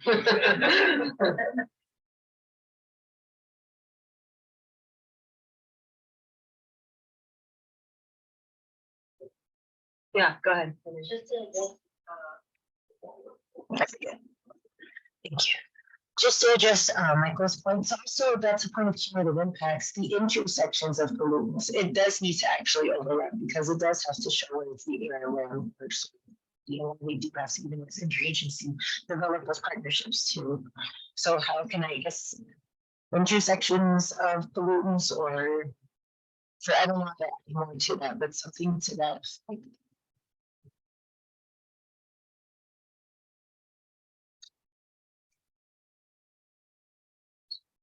So Renee, I'm gonna take a attempt to bring that. I think that there are a lot of ways that the idea could be integrated, but I'm going to just add a different sentence at the end of the sentence that says agencies work to, or agencies plans should proactively contemplate opportunities to address cumulative impacts across media to the extent their decisions allow or their authority allows. So just sort of one easy example is that sometimes a solution to address air quality may actually result in impacts to water quality, right? Or a more common example is sometimes things to address water quality, requires running an engine that pollutes the air. And agencies aren't always well equipped to figure that out. But sometimes there are chances to look at the big picture and say, there are two equally good options to address this water quality issue. Is there a way to choose the option that has less air quality impacts? And so I think that might be a good example. So I think that's I think that's what you're saying, you're trying to capture that there, but probably that needs a lot of work. Thank you. Yeah, Mira, sorry, Trisha, did you have your? Yeah. Okay, we'll go Mira and then Trisha and then Michael. Yeah, I think that to add to Renee's point, that's exactly why a lot of us are so enthusiastic about having the coordinating entities, both the J unit temporarily and the J advisory board or similar independent board oversee the implementation of the ISHAs. And it's exactly because I think one of the roles of those bodies is to facilitate coordination amongst agencies, not just in creating the ISHAs, but also then implementing them. And maybe there's a way to lay that out explicitly. But hopefully, the creation of those entities or the empowerment of those entities to coordinate this can help agencies work together to address those problem areas.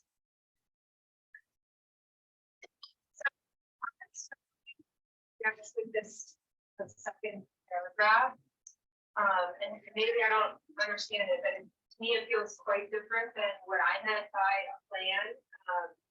And it's starting to feel like kind of pre-decisional. So, I mean, what I envision is, agencies would have to come up with a roadmap for how they're going to implement the ISHA. I mean, how are they going to be able to take it into account in decision making and actually have it result in different outcomes? And the second paragraph reads to me more like there will be a plan that says you're going to take X, Y, Z actions differently. And I'm struggling. I don't think I can.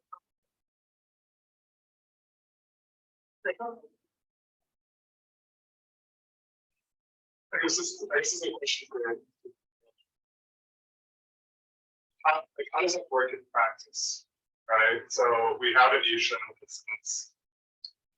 Here are the impacts, here are the, different emitting areas, right? And here are the impacts to water. And if we find that if we reduce air pollution by this amount, it's increasing water pollution by this amount. Right? Should we allow levels of pollution to lower water pollution? How does it work in practice across media? Because we only have the authority to advertise how this function. So if we reduce as much as we possibly can, like how does that work? When there's different potential impacts of different, like media. Yeah, and I think so. I think the longer version of my submission makes it a little bit clearer that I guess I see a delineation between, like, I see what you're saying about, prejudging the outcome of a specific patient. I think there can be a plan, and then also separately there are granular decisions that an agency makes. So, like, a year after the plan is developed, you receive an application from like a new facility that would double the PM 2.5 in a disproportionately impacted community, just to like give out a hypothetical example. Then in that permitting decision also, it may or may not be part of your strategic plan, but you'd also consider like, wow, okay, this application would really make that problem worse. So then what conditions are we going to put on permit application that we received to ensure that we're not worsening the problem through our action in this specific case? So it's like, it's not either or it's not, it's not all conflated, it's both and. Like you have a plan and then you also consider the issues explicitly in these specific decisions that come to you, that come to the table. Does that make sense? Yeah, so people know few types of binging. Yeah, so I guess what I see is in that kind of an example, the plan could potentially be an agency saying, when we get applications for new sites in areas that have been identified as having problems. And then I think, for example, maybe they would say, we will put it on that applicant to have to demonstrate that they will not cause an addition, right? Yeah. To me, that's different than kind of what I'm reading here, and maybe your intent is different. I'm reading here is that the agency will have a plan to not approve that permit. And that feels free decision. The way you framed it at first, that the facility needs to demonstrate that they will not worsen the problem areas. That I think that's exactly what I was going for in a longer form language. So like if the facility can't demonstrate that, then the agency may have to make a hard decision to protect the public interest. But like, I don't think that the language in the longer form guidelines that I submitted, I think sort of gives, it's not pre-decisional, it's more like what you framed initially. Thank you. I just want to bring up, this is a very complex issue. If you look back to the 2021 rulemaking and CADC, they added many elements into their 53-page 300 series to incorporate other government agencies that have authority over things, which allowed for the additional rulemaking that CPHE has. So now they have to give them the outright authority over certain issues. So I look at this over time.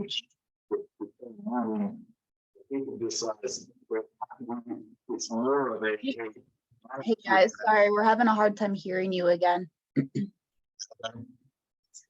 Say one more time. I.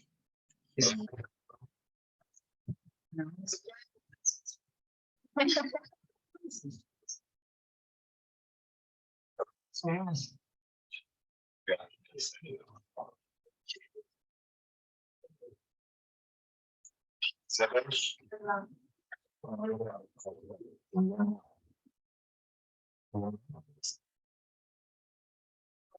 Al's asking,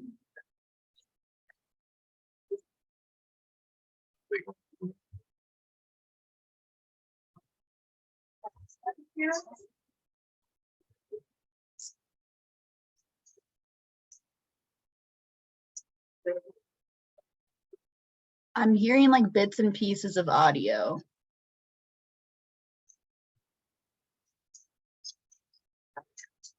Is that better? Right now, yes. Yes. Okay. I think maybe everybody make sure to read it by, because I think it's. And now it's not good again. I don't know what's changing. I think it's interference because it sounds like when there's it's interfering with which mic to take over.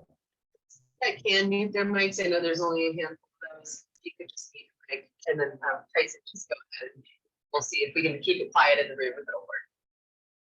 I was just trying to quickly make the point that it took several large rulemakings for the COGCC to implement rules that allow agencies to have authority over certain things.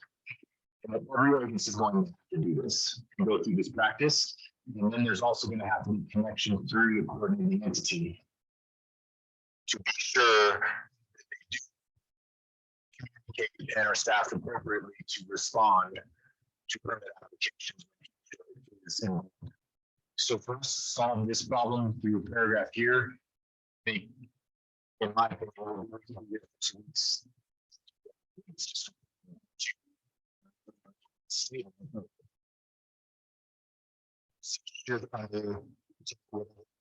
seize to ensure that there's communication between the agencies. Some should jurisdiction pop up.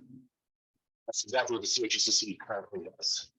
They currently have that ability where the organization can step in and say, we have an issue. And they can say no and other stuff through the rules of the COGCC has written in, but it took a lot of work, as you can control to get to this part of this. So it's just labor this too much. You're going to get rules that really aren't going to solve the problem. They may even make them. We just need to make it to get to this.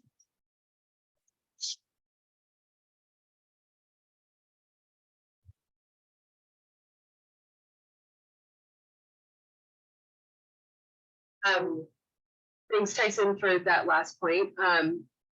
Okay, I think we are having some issue with tech, so I'm gonna go ahead and actually move us to a quick break. And I'm hearing a lot of side conversation in the room as well, so if folks need to have side conversations, please do that during this break, and when we get back, we would really like for it to be quiet in the room. So we are gonna come back at 2:20, so just a quick 5-minute break. And yeah, Joel. And I will just say thank you for the nice compliment about the work I did in my prior role during the oil and gas rulemaking, Tyson. I would say the key to achieving that process was how well every single stakeholder was focused on the words on the page. And really thinking through specific edits, focusing their comments on exact edits. That's why I'm used to line editing documents in Zoom, right? But I would really encourage you during the break, look at the paragraph that is on the screen, think about what, if anything, could be changed in it to make it workable for you. And then we'll be really ready for the discussion when we come back to be focused on specific language. Thanks. We will be back in 5 minutes. Just quick 5-minute break, folks.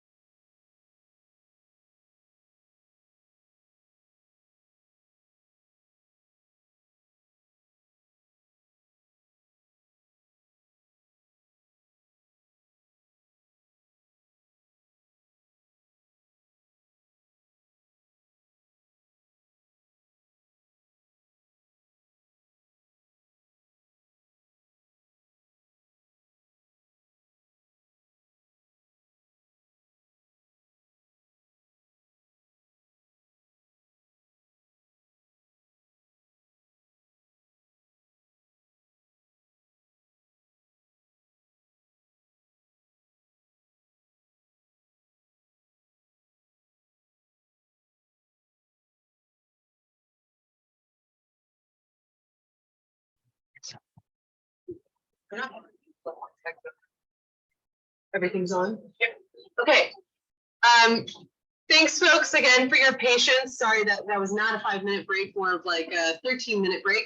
There was actually an internet outage in the building, which is what was causing the just mics not to pick up sound at all. So the mics are fully functioning. The internet was the issue at this time. This is the nature of hybrid meetings. We are lucky that we get to be in person, but are trying to accommodate everybody online as best that we can. So apologies. Luckily, we have a tech team that's here to help us with all the issues. And so we will, if there is something like this again, we will break again to ensure that it's something that can be resolved. There was an outage with Comcast. I've been informed that the convention center does have a backup internet, but it would take 10 minutes for that to like kick in if that needs to happen. So just a heads up that this possibly might not be the end of it, but hopefully we're okay in the meantime. Yeah. All right, so now that we're back, I'm going to just quickly walk through what we've done so far in our efforts to combine these two ideas that are similar but have distinctions. So it seems, so this first paragraph, we haven't been wordsmithing as much, but it does again start with the sentence that I think everyone agrees that Isha should not sit on a shelf, discussing the balance between flexibility and accountability, ensuring that Isha are implemented, and recognizing that there would be some different form of plans that agencies create depending on the unique nature of the types of decisions that they make. So it might be a rulemaking for agencies like the Public Utility Commission, it might be much more of a plan for agencies like the Department of Agriculture that don't do everything through adjudicated rulemakings. This next paragraph is probably where we need more discussion. This was originally Mira's paragraph that we have now built several different concepts into. The first is, again, this topic sentence that I think it sounds like everyone agrees, which is that the plans that agencies develop should not predetermine the outcome of future decisions. Then this probably needs some wordsmithing. It sounds like maybe this is the sentence that was raising concerns for maybe Trisha and Michael, but sort of discussing what would be in the plan. I did add this example that I think I heard as a combination of what Trisha and Mira were both saying in terms of an agency's plan could say that in like a future permit applications, an applicant should demonstrate that the permitted activity would not contribute, or again, this needs to be wordsmith, this is for all of you, but would not contribute to additional adverse impacts to the media in question. And then this is kind of, this additional paragraph is getting at sort of the tough question of cumulative impacts. So saying that an agency's plan should be proactive in considering how it would be able to address cumulative impacts to its authority. One example of, if you're looking at water impacts, but from an Isha that air quality is the biggest health concern in an area, that you could contemplate solutions that don't contribute to that air quality problem.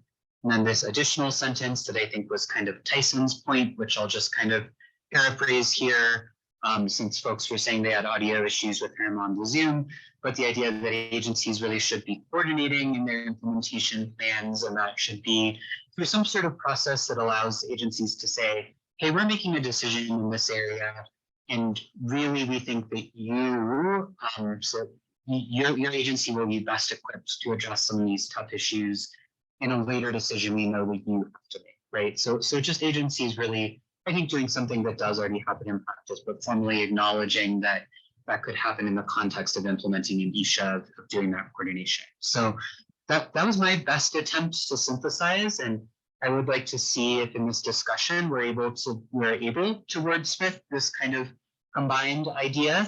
We don't have to be able to, right? But I did want to just see if we could, and I do want to give everyone the caution that sometimes the more detailed we get as a task force, the harder it is to reach agreement, because we end up fighting about hypothetical future challenges, right? So maybe the answer is this is already too detailed, or we need to take the detail out and really try to lay out the principles rather than trying to immediately go to the most challenging hypothetical. As much as my lawyer brain loves doing that, sometimes those really detailed solutions and anticipating future specific problems is not going to get us to consensus. So open it up for the discussion now with that recap of what we talked about before. Michael and then Ian. This question and comment, and I want to go back to Joe, your point around kind of getting into principles versus detail, trying to get a consensus. On the rulemaking piece, there was a timeline question around 9 months. Did we address the 9 months? I think that, like, from a PhD standpoint, I'm not here speaking on behalf of staff, but just having some level of familiarity with it, seems like 9 months may be too soon. I would recommend at least a year. That's one. And then to Mira's point, her paragraph, where it says agency should plan, like I'm good with that first sentence. But so suggested language that I would say, however, agency plans to discuss how agency will take steps to address key problems. After problem, I would say with impacted community stakeholders and industry, and then kind of go on with the system. My suggested change there. But I do think that, and Mayor, this to you. I think that this paragraph to me is a little bit problematic, and I've been having a hard time following the conversation from here. And I'm very mindful of what Michael and folks from TDPG have kind of brought to the group's attention. But I'm certainly willing to entertain and kind of get to your desired outcomes. I just want to put that out there for a moment. That's it. Thank you. Thanks, Michael.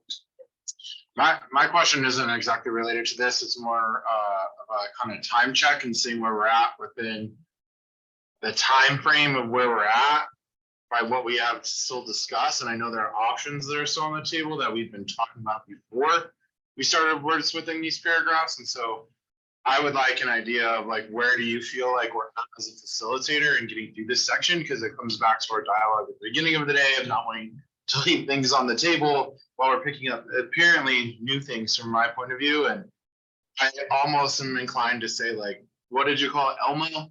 That it's time for us to move on to some of these bigger issues that we've been talking about for quite some time. Yeah. So just so you all know, we are on schedule, surprisingly. So we are exactly where we need to be. And, you know, we are, one of the major things that we did want to talk about was Part 3, Section B of the ESHA. So this is, we've dedicated like an hour of time to kind of really work through this. And I think what we're doing now is kind of taking both Mira's edits and Trisha's edits, which were kind of looked at this as this binary as two different things, and kind of combining them right now, which Joel has successfully been doing. I know that it is like a little bit difficult to follow because we are crafting something new and it's on the screen only and not in your board packet. But I would love to continue the conversation and just ensure that we get to, you know, wordsmithing as much as we can. Once we're satisfied with this paragraph, we can definitely move on to other parts of this section that honestly were not necessarily like cut out on the agenda, but that we thought if we have time, then we will get to it. And I think we will have time based on how we're moving through the agenda right now. So we're in good shape. Okay. Can I ask, are we not able to the actual draft? And probably not several copies. Are we not able to, if I were able to read it right from the end, probably be able to help. Yeah. So looking at our AAG, so please weigh in if I get this wrong, Emily. I think it is fine for, so the draft that I am in is in the public Google Drive for the task force in a folder called recommendations. The title of the document you can see on the screen is Draft 5 Recommendations for Line Editing During Pueblo Meeting. So you all as task force members, I put it in the public chat. So you all as task members do have this. Right now, you actually don't all have edit access to it. The reason we can change that right now, so Morgan can go in and give you all edit access. The reason we normally don't give you edit access is that you cannot sort of group edit this outside of a public meeting. That would violate open meetings law. So if we give you edit access for during this meeting where everyone in the public can see that it's your making and you can do that, that's totally fine. We will take it away tonight so that you can't accidentally violate open meetings law by editing the document tonight. So, yeah. Yeah. Yeah. Yeah, so. So I guess I'm gonna go ahead with some permissions here. Now that folks know where this document is and can, if you want to look at it on your own device, you can and see the live edits. Do people feel that they need to be able to get in there and edit themselves? Because I'll have to go through and just make sure you all have edit access. Okay, so this is on the public drive, as Joel mentioned. And we can drop a link to this in the chat for those that want to follow along on Zoom. Is anybody having a hard time like finding the document or following along?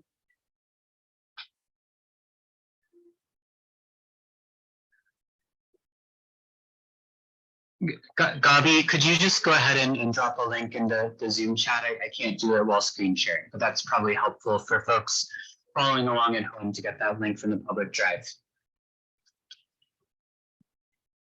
I don't think she knows where it is. Yeah, do you want to? Okay, I don't see any. Are folks open to trying to wordsmith this paragraph now? Okay. I think my question is, I think we answer everything with the first paragraph. We're having a hard time with the second paragraph. And I think, like, to me, like, and I guess the question is back to Kara, is like, what are we Hey, trying to do? Michael, I'm so sorry to interrupt. Can you grab a mic? Just, can you hear me? Sweet. That, what are we trying to get with the second paragraph that's different from what is being discussed with the first paragraph? Could you scroll down so we can see, or both paragraphs at the same time? Thank you.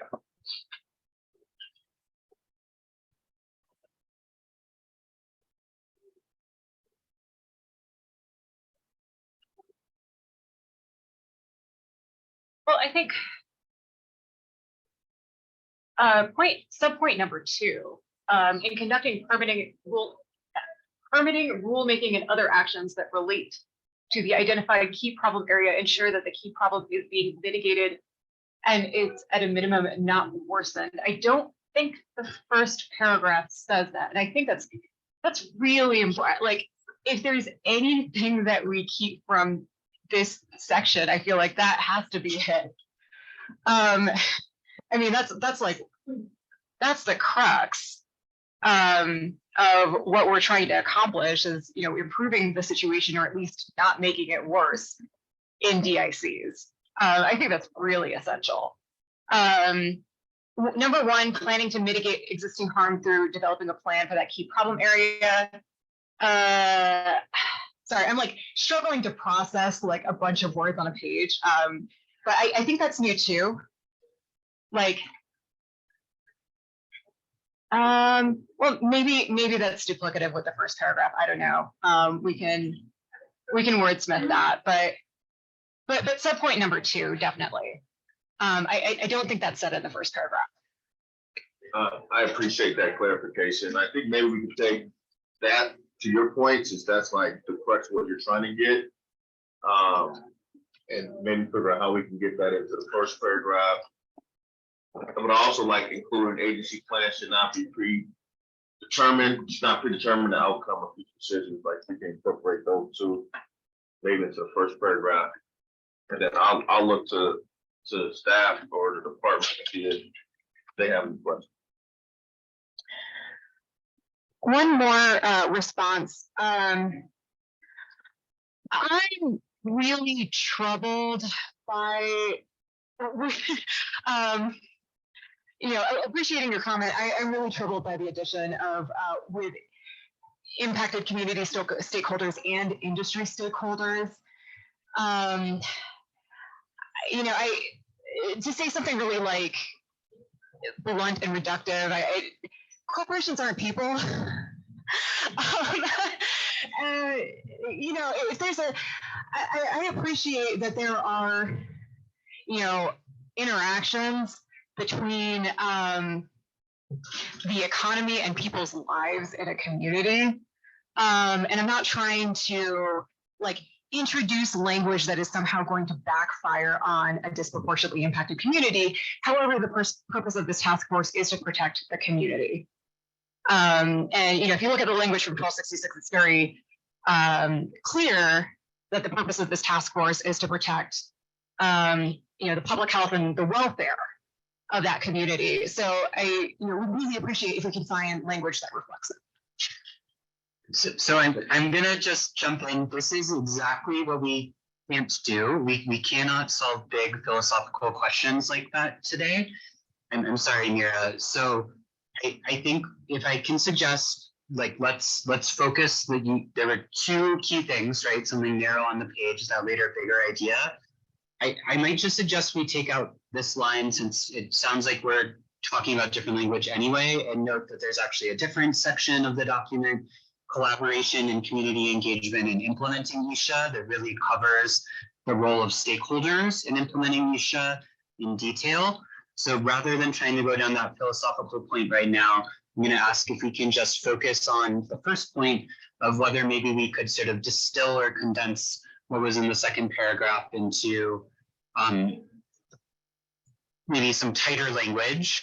I've taken that first sentence, it sounds like everyone agrees on, and then I took Mira, the other point you said was kind of critical of that agency's plan should address how the agency will, there probably needs to be, discuss how the agency will address key problem areas identified in the ISHA when conducting permitting, rulemaking, and other actions. So let's see if folks have reactions to those specific words, or if we all agree on them and don't need to discuss them further.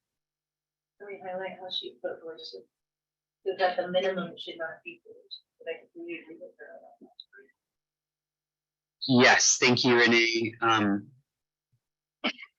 then it would address us, Oh. and the kind of the biosphere point.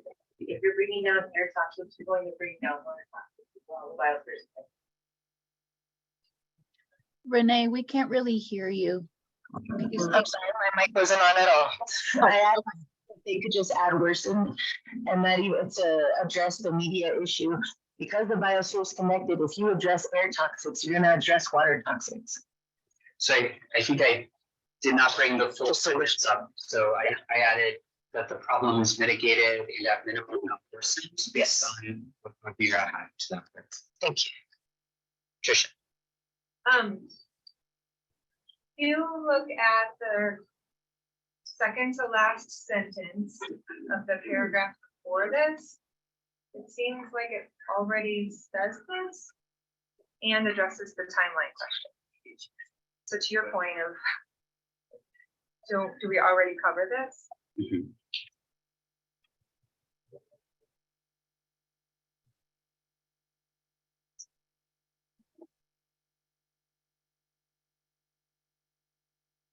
Trisha, I think that it gets there, and maybe I think she's dealing with a charger issue, sorry, but I might put the question back to Mira of, do you think that penultimate sentence in the prior paragraph adequately covers the same concepts, or do you think additional language is needed?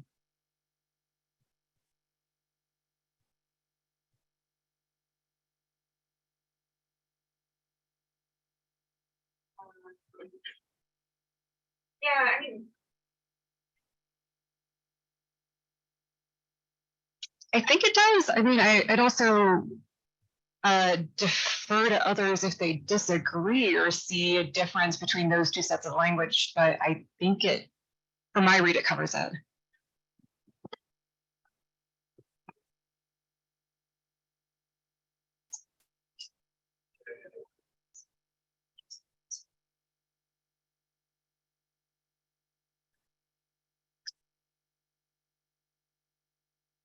Okay, so it sounds like maybe we are okay with just moving on with the first paragraph without adding language. Any objections to that? Just the paragraph that is not highlighted in blue without additional language.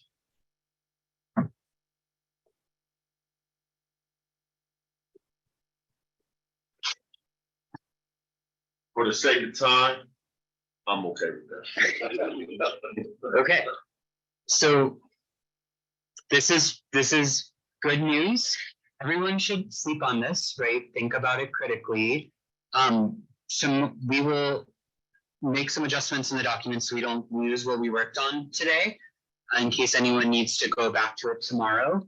But when you see the recommendations for voting tomorrow, the default will just be this one paragraph that we wordsmithed together, okay?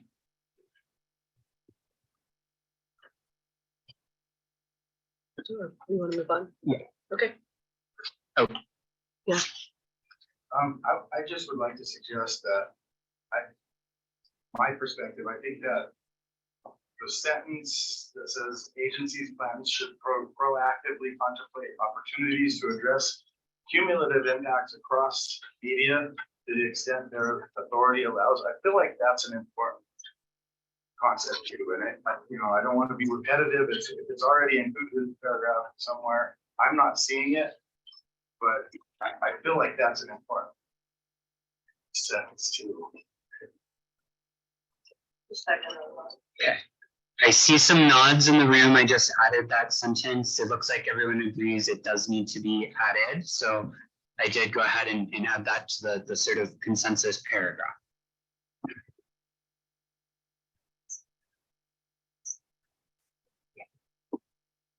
Okay. Okay, so looking around the room, making sure there are no more thoughts on this paragraph. And again, like tomorrow when we call a vote, there will be presumably the co-chairs of this subcommittee, Beatriz or Renee will call a motion on it. There will be an opportunity for discussion and wordsmithing. So everyone will have a chance to reflect overnight, think about whether you want additional edits to this paragraph. But for now, we'll go ahead and move on. Where we're going next is that Mira had suggested several other edits in this section 3B that we were unsuccessful in trying to implement into the text in the same way we were with other edits, largely because we were also trying to show you a red line of what changed since Greeley, and some of those edits had essentially redlined the red line, and my brain broke trying to do that. So I would actually invite Mira to speak up if you feel comfortable on any other specific changes you would recommend in section 3B so that we can kind of direct folks' attention there now. Sure. I believe planning to mitigate existing harms. I can't hear you. No, not in the mic, just in your room. I believe planning to mitigate existing harms by my read has now been incorporated into the main draft. So we don't need to go through that again.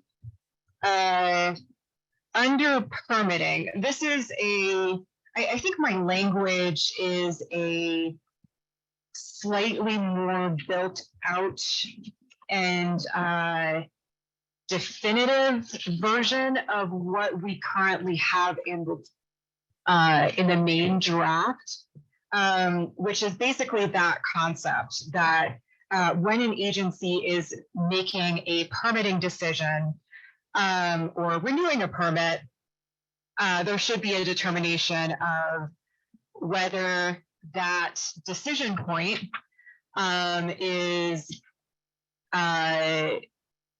worsening or exacerbating the conditions in a disproportionately impacted community or would cause the community to exceed any health-based environmental thresholds identified in the ESHA. And then if that determination is yes, the agency would direct the entity, sort of similar to, what Tricia was saying earlier, direct the entity applying for that permit to demonstrate how they can mitigate those impacts so as to not cause further exceedances of those thresholds or further endanger the health of the community. And then it says, if that can't happen, if the danger can't be mitigated, the agency could deny a permit application if necessary to protect the public health, to protect the public interest.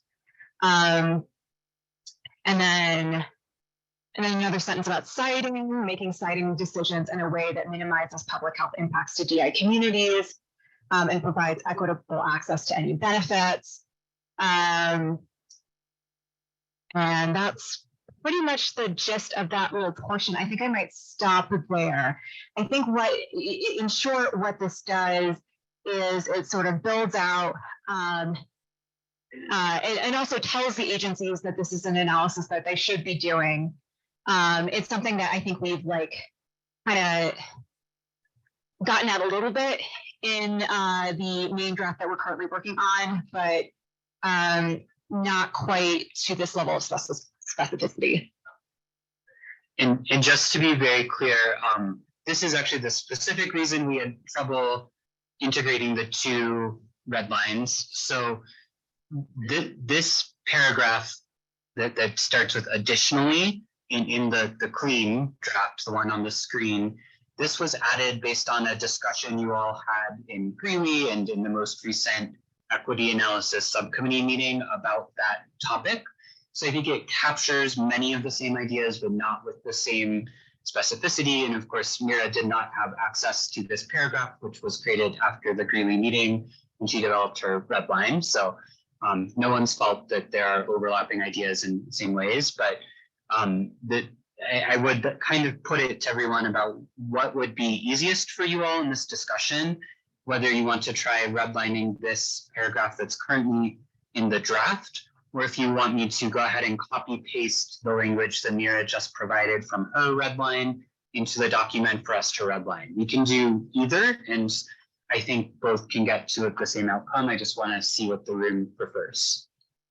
Just to be clear for those following along, the paragraph that's on the page that's being displayed on Zoom is on page 18 under permitting. And Mira's red lines that she just reviewed are in the last page of your board book that has mostly the red text, the very last document.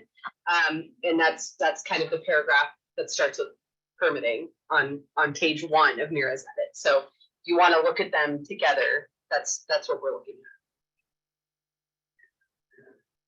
So again, preference on trying to wordsmith this paragraph that begins with additionally, which probably needs some wordsmithing. And I'm realizing that first sentence is 5 lines long and includes multiple clauses that are probably could be worded better, or trying to bring in the language that Mira just sort of summarized for us to try to wordsmith that. We can do either.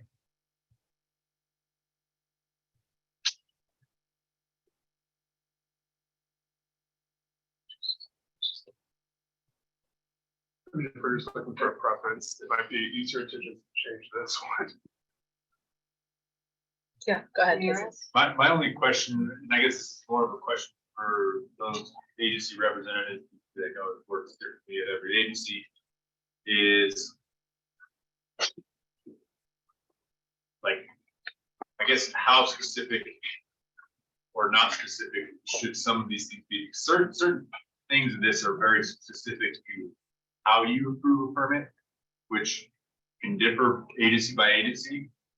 I want to make sure that we're able to apply consistency on how it's applied. So I don't know if the suggestion should be do it this way, or you need to figure out a way to get this done. Meaning, there's two distinct things. Like, we're recommending that you figure out a way to get this done, or are we recommending you do it like this? And so there's a lot of, there's multiple instances of this in your recommendations. I just want to make sure that we're specific about which ones we're saying this is how you should do it, and this is what you need to figure out how to get it done. If that makes sense. Yeah, I guess the response I would have is to be the former, because even when we're talking about air permits, like the authority we would need to change or make decisions about what can or can't be included in something like a Title V permit, which is a federal permit, we don't have the flexibility to change something like that versus a construction permit versus a general permit.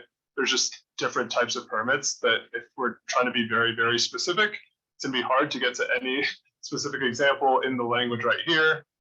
So I would prefer to have the flexibility to apply it in a way that's appropriate, but have it be on the agencies to identify what that looks like, because it's complex, and in some cases, we don't even have the authority to change how Title V permitting works. So to clarify, it sounds like your main concern, or maybe part of your concern, is the interaction between state and federal permitting procedures, right? Okay. And like, I know even in this language right here, it says with additional authority if necessary. We can't change our authority over a permit that, I mean, it's not our permit. We can't be given authority to change that.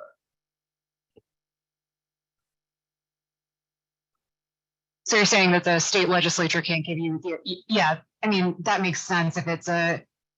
And those are the major facilities, right? They're Title V, we don't have the ability to change that. I feel like that could be fixed by simply adding, yeah, exactly what Jill is adding.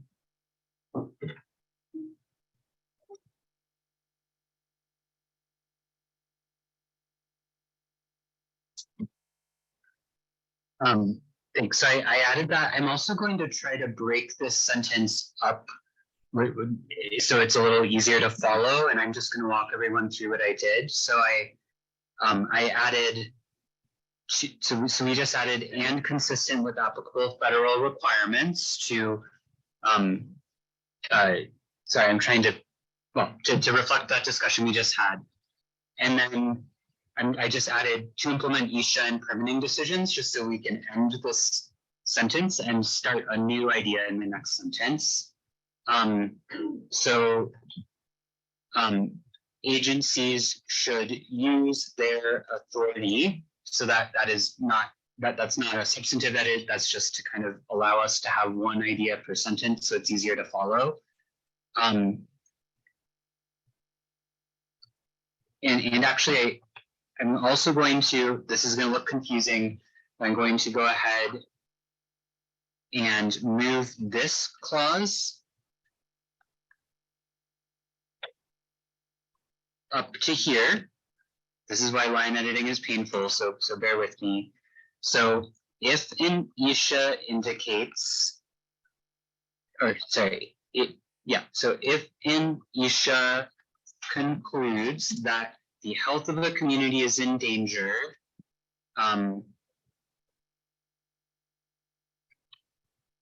you know what, ignore what I just did. Sorry, I was trying to make this simpler and I made it harder. So that's the risk of line editing. It does happen. So let's try to end this sentence just after avoid, minimize, and mitigate adverse impacts. There may be other changes that are needed.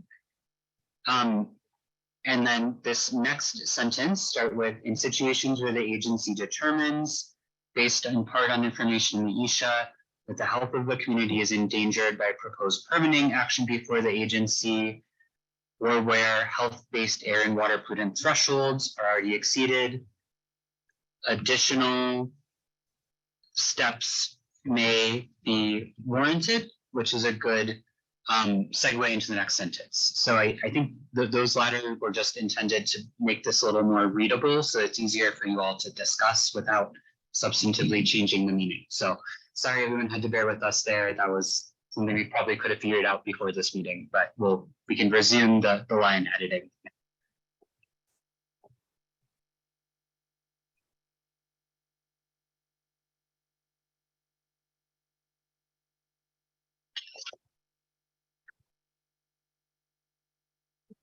Mira, was there other language from your section that you want to be reflected in this paragraph? Let me just take a moment to read it. Okay. Yes, and we welcome the silence. Like if you need, there's a lot of text. So if you need just some time to read, that is totally fine.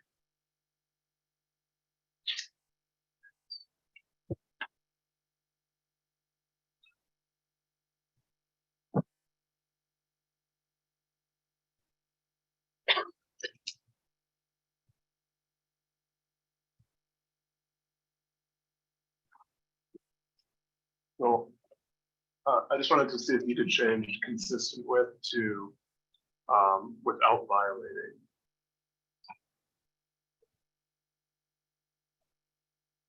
Thanks, Michael. I did adjust that to without violating instead of consistent with, which as someone who has studied law, I agree is the maximum flexibility for state authority. That's a good idea.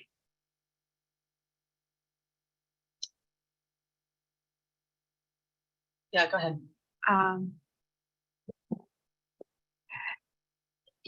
First is like a nitpicking language point, but I think it might be important. It says in situations where the agency determines that the health of a community is endangered, but it doesn't proactively direct the agencies to make those to make that determination in permits where they have the authority to implement ISHA. And I think there should be a sentence to that effect.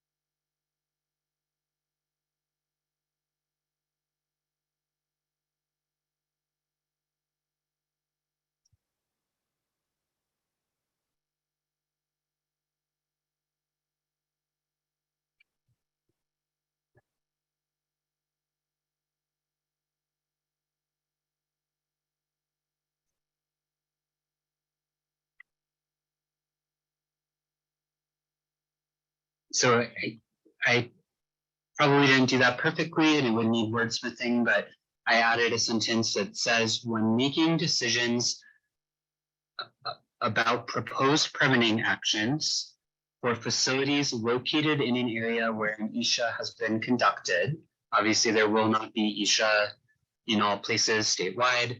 Agencies should consider whether the ISHA concluded that the health of that should probably be the health of the community is endangered. So are you essentially saying that agencies should look back to the ISHA to see whether it raised, concerns about health risks faced by the community? Yeah, I think in my version, I said agencies will make this determination based in part on the information in the ISHA, the information provided by the permit applicant and community input, which I think it might be a little bit more consistent with the discussion that we were having last time about, the fact that an independent consultant will be creating this report, and we also want to have different avenues for stakeholder input on this as well. Okay, so Samira, what I did to adjust that is I adjusted the sentence to say agencies should consider, based in part on the information in the ISHA, that the health of the community is endangered, and I moved that somewhat confusing clause that was in the middle of the next sentence here. So I think that looks good. Yeah, that's just. Something that I really liked about Mira's comments is the ability to deny a permit application if necessary to protect the public Interest and health of the community. Is that like sentiment still there? Because that's saying you can actually deny a permit. So that's one thing. And then it shall also make sitting decisions in a way that minimizes public health impacts to DI community. And this is really important, provides equitable access to any benefits. I think what we see in a lot of DI communities is that the benefits go elsewhere and don't stay in the community necessarily. So I think this is important in terms of how we act into the future and making sure that that isn't lost. So Beatrice, to your first point, that the last sentence of the paragraph reads, this could include imposing conditions on the permit potentially including denial of a permit application if necessary to further avoid exceedances of health-based pollutant thresholds. So the denial concept is there, though if you think it needs wordsmithing, we can obviously do that. I don't think the consideration of benefits is in this paragraph. So I'd welcome, if you would like, I can try to suggest some language, or if you have suggested language for everyone to try on, we can do that. Isn't that section 4? Benefit analysis. It's could be expanded. I think that is a little separate, Yilda, because that's saying that the data from the USHA could be applied in cost benefit analyses, which some agencies do for permitting, some don't. Some agencies do for rulemaking all the time, others only on request, but I think that is kind of a separate idea. Can we copy paste it and then wordsmith it kind of where it makes sense? Mhm. So I'm just going to type in Mira's sentence here, and then we can wordsmith it together.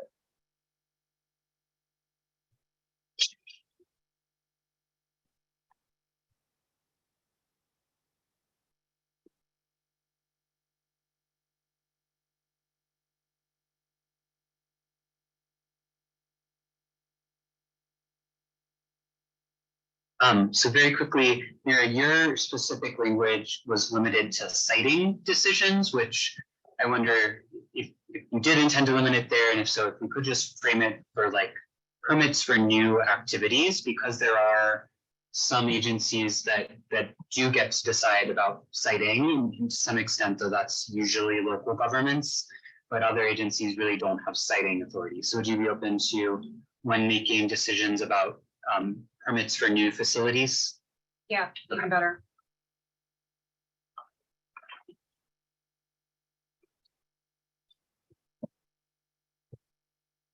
Okay, so open to wordsmithing edits with that caveat. Give folks a moment to think.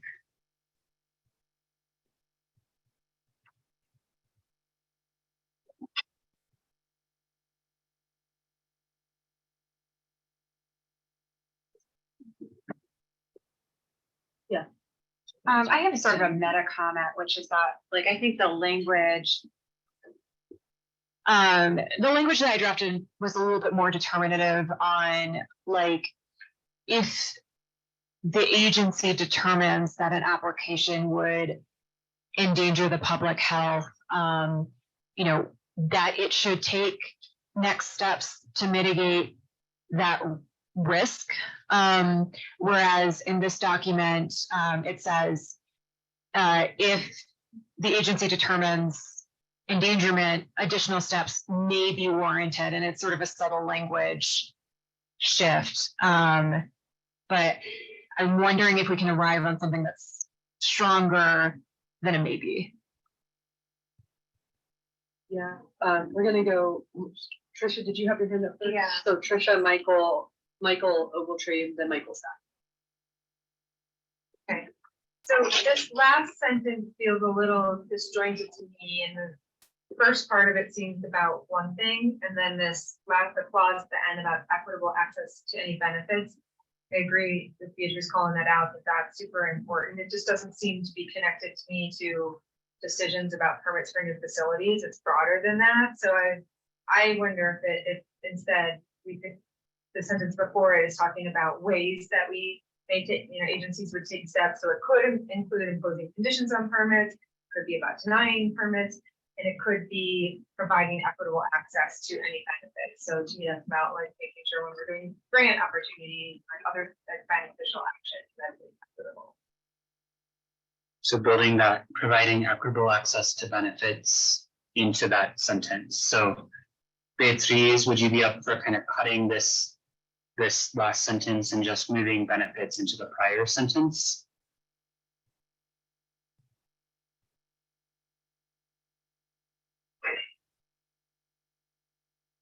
I think it makes sense. Okay. So captures that.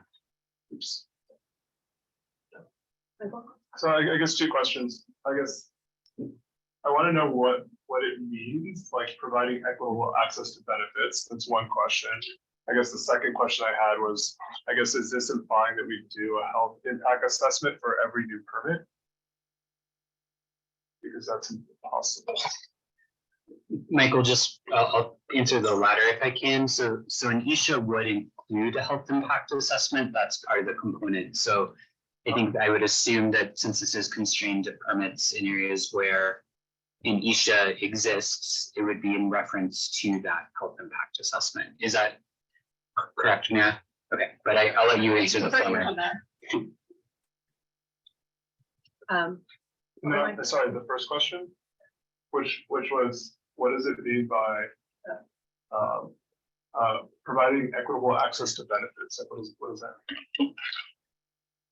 I don't know exactly how to resolve that, but like what I'm thinking is what we tend to see is that a lot of these, a lot of times where these facilities are, and then you look at access to parks, to investments in infrastructure, pricing, for example, for electricity in Pueblo, where the pollution is being created, yet somebody else in another part of the state benefits from less prices. So I think there has to be like a negotiation with community that the fact that the pollution is in your backyard, there must be like another counterpart of benefits to be your health being sacrificed, for example. There should be benefits to community because we know there might still be facilities, but how can we improve the lives of those communities through other assets versus the investments going into communities that already have the benefit of investments?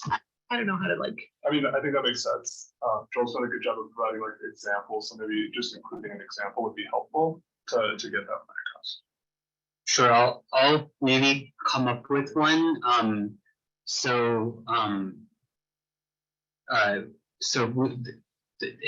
I often do think in terms of how the Colorado Oil and Gas Conservation Commission operates. And one thing that it thinks a lot about in terms of providing benefits, I think are what's often called mitigation or compensatory mitigation.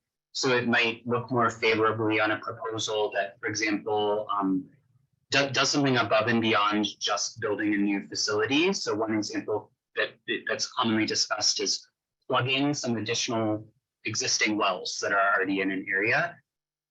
That's sort of a weird way to look at benefits, in that it's providing a benefit which is less access, less exposure to pollution from those existing facilities. But I could imagine there's probably a better example that I could think of if I wasn't doing this off the top of my head, where there's some sort of additional benefit provided. So maybe actually thinking of a CDOT example as part of maybe a highway construction project, building some like park infrastructure nearby or providing a bike lane. So maybe that's a better example. Does that get at the benefits that you're thinking of? I don't necessarily, I think the community has to be highly involved in that process. I don't think we can figure it out here necessarily, and it's not up to us to tell our community exactly what that's going to look like, or that's going to vary from place to place. I think for me, it's just really important, and I think Tyson has mentioned this a couple times, is industry wants to be a good neighbor. That necessarily isn't always the case. So I try to figure out what is the role of government in making sure in our agencies that they actually are a good neighbor and that they're a facilitator between those two entities, which is community and industry. And they play that role to make sure that community and their health is prioritized, and holding industry neighbors accountable to being a good neighbor in every instance. So just want to be mindful of the queue. Sorry, Joel, did you want to? So just quickly, Beatrice, hearing you say that into Michael's request for an example, I added the example that you all can discuss, among other things, of, for example, consulting with the impacted community to identify additional benefits a project can provide, such as access to parks or recreation areas. So we can use that as a spring point. Okay, so Q, I have Michael Sapp, Jamie, Gary, and then Mira. All right, I've got a comment, and then this is some suggested language. It's like, respectfully, I think regulated utilities in partnership with Energy Outreach Colorado, low-income advocates, nothing we propose goes to without their consent and approval. And I think, so I just want to say that, for the record. Now, going back to the comment, I think, or suggested language, is there a way, when we talk about permit language, that an agency should also consider industries attempt to create new technology that may,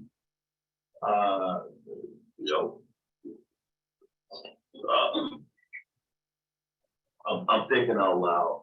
Come back to me. I'm actually, can I add that to the, do I have access? You do not have. You do not have access. Can you walk me through the exact language one more time? I'm a dreamer. Preface that with this little patience here. But I think that we're in this clean energy transition. And you have industries that are looking at cleaner sources, cleaner renewable energy sources, trying to move away from fossil fuels. My concern is when you have permit language that may interfere with that clean energy transition, you're gonna have a job impact challenge. But so I guess what I'm saying is, can agencies work with industry to ensure that they have the technology, that there is innovation to ensure that reliability concerns aren't disrupted? Come on, Joel. Well, where I was getting to earlier, regards, but we get too specific on certain things, it's not gonna work in other agencies. So how do we capture that thought? It's something that's more widely. So maybe that's not the place here then. I would say that would be the. Yeah, I do think that's a fairly specific example, going back to the earlier discussion of sometimes specificity is hard. We can get it out. Okay, yeah, I'm sure we could develop that language, but I would.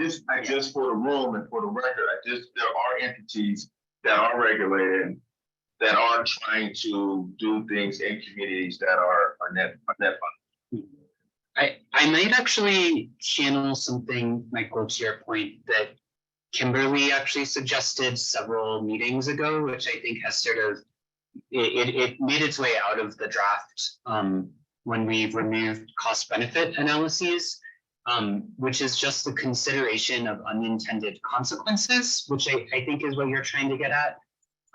So I do wonder if we could just add a sentence that says that the kind of, I think captures what you're saying, but at a high level without trying to get to it, which I think everyone can agree is that in making these decisions, agencies should contemplate unintended consequences and avoid those that would cause more harm, basically. Does that sound good? That's perfect. Okay. We're gonna go to Jamie next. Thank you. Kind of going back to the conversation on examples, being that I'm from a disproportionate impacted community. This sort of comes to my head right away when that conversation came up. And the one I would throw out there is beautification versus remediation. And what I'm talking about is in a lot of our communities like Pueblo, what we end up happening is attempts to develop, for example, the Fountain Creek area without addressing the health of the watershed. Another example is we have a park in the Superfund site that has a nice little playground and everything for the kids. And there's a fence around the park with signs saying how toxic the area is because it's a Superfund site from the Colorado smelter. And somehow the playground isn't toxic. The lawn covering the soil that's been contaminated somehow helps. Like, is the lawn encapsulating it or something? Like remediation versus beautification. That's my example. Thanks, Jamie. Gary? First of all, I'd like to take off Petrie's comment about community should have input on what their benefits they want to see is important. But the one example that I did want to share is when we looked at CDOT and I-70, they had apprenticeship utilization requirements in that procurement process that targeted the zip codes there. So you ensure residents from that area had access to career training and jobs. And so since I'm here for workers, I couldn't help but share, but I don't want that to overshadow in any way that the community should have some say in what they want. So if it's all right, I want to see if I can synthesize what I'll call the ideas from Beatriz, from Michael, from Gary, from other Michael. I think that we're sorry, Michael O and Michael S. I didn't mean to say other Michaels. So maybe instead of trying to get too specific in this example, we can just cut the example we added of such as access to parks and recreation areas. I think the idea everyone agrees on is that communities should be consulted about what benefits are meaningful to them, right? So I might add the word additional meaningful benefits a project can provide. And that way we avoid the specificity trap where we get at the core concept that what is a meaningful benefit for each community will vary according to the project and the desires of that community. So does that kind of get to the synthesis? I see a lot of nods. I do want to maybe go back to so one final point that I think we jumped away from. Mira, you had raised a concern about the language, additional steps may be warranted. I tried to write down what you're saying is it should take additional actions. Is everyone open to saying it should take additional actions, or are there concerns about that language? Does anyone have a strong step for additional steps may be warranted, or other wordsmithing there?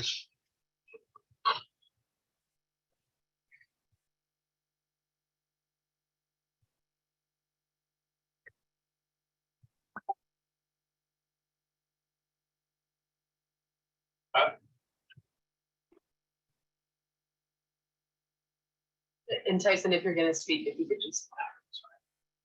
Sorry, back started trying up, standing up. I think it should take additional actions, feeds right into the next sentence, which could include additions, equitable access to benefits, consulting to protect the community, and potentially denial of permanent application if necessary to avoid certain instances, or further instances.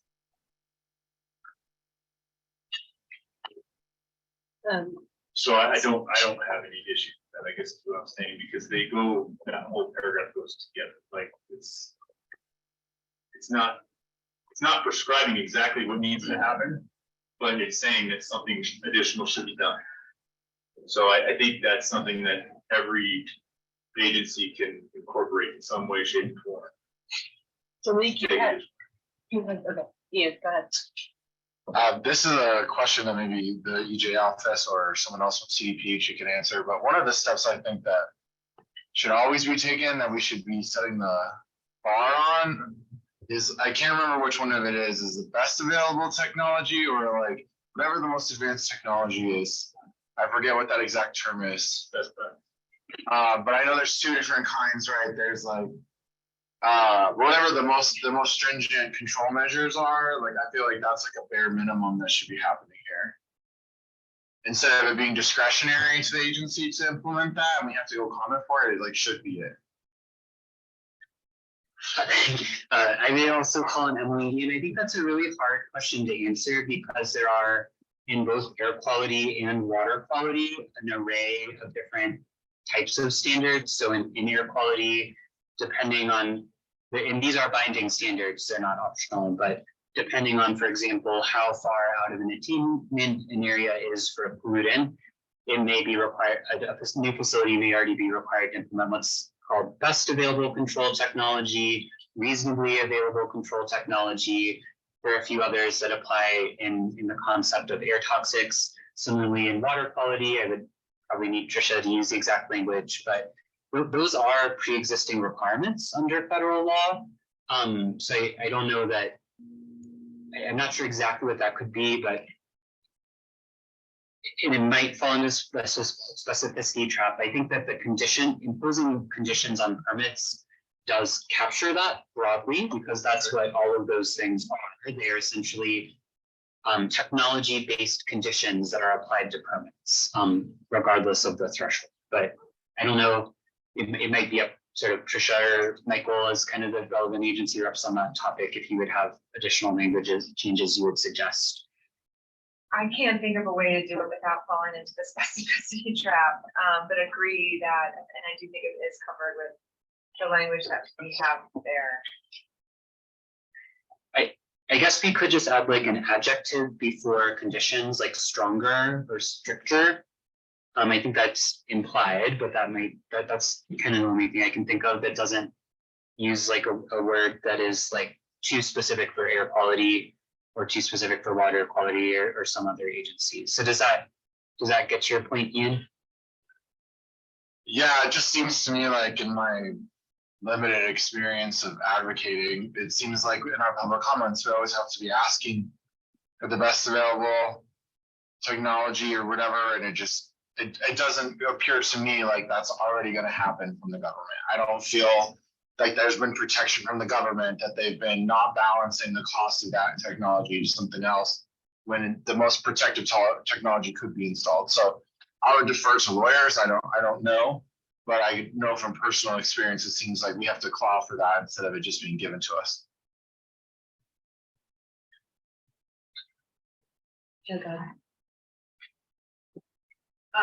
So I guess I would say, one thing to consider, and I think that's already in this paragraph, is agencies might need additional authority to do what you're saying, Ian. And so maybe that's kind of inherent in the idea that additional authority might be necessary to put those requirements.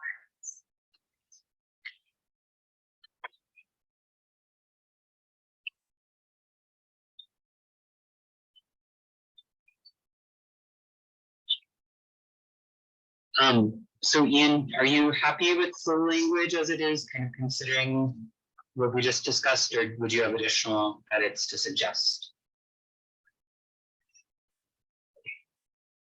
I mean, I don't know how, I guess if you all are telling me that like this is available in it, but it's, in my opinion, I think being prescriptive or telling the legislature like we should be advancing technology is the most important thing.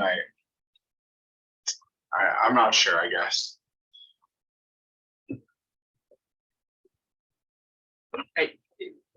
Good.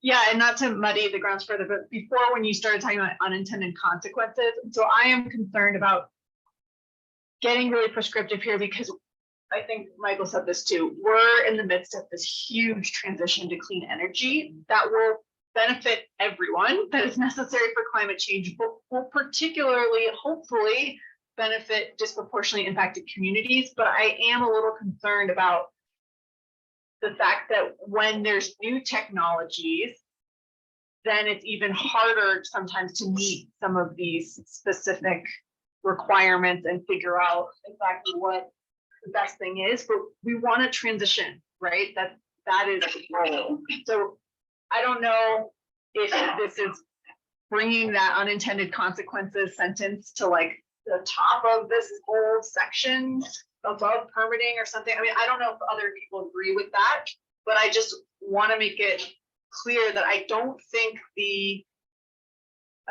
anyone on the task force wants to slow the transition to clean and renewable fuels away from fossil fuels. But I think we also recognize that sometimes as we add processes, those are particularly cumbersome for new technologies. They take longer to implement. We don't know what to do compared to the processes we already know, we already have in place permitting for oil and gas and for other industries. So I feel like we're bringing us in a different way, but I just am getting a little concerned about the more we get specific, the more it might burden the clean technologies that we're trying to transition to. Thanks, Dominique. So given what you just said, I'm going to cut this sentence from this paragraph and move it to the prior area. So there are multiple subsections in this section that talk about specific types of decisions. We've been talking about permits. There's also language talking about funding decisions, rulemaking, and cost benefit analyses. So this paragraph is sort of the intro to that transition. I'm just going to add what you just said, that same language about unintended consequences here, so it applies throughout, and say such as slowing the transition to renewable energy sources. Does that capture the idea? Yeah. Okay.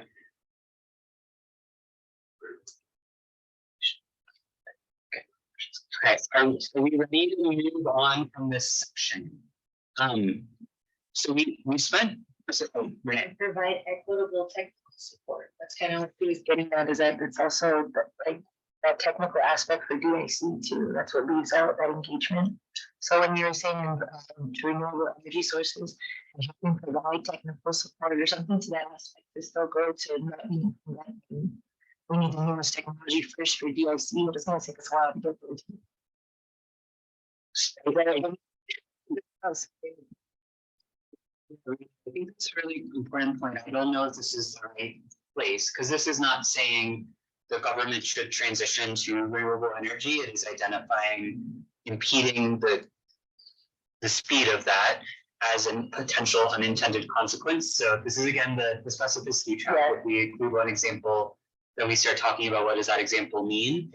I think that maybe the actual substantive comment you just made about sort of providing equitable assistance to communities in the clean energy transition actually probably belongs in a totally different section, the just transition section, which is and what that concept is, I think, that we're discussing tomorrow. So are you okay holding that idea for tomorrow? Okay. Okay. So if we can't, how much time do we have? No, we have,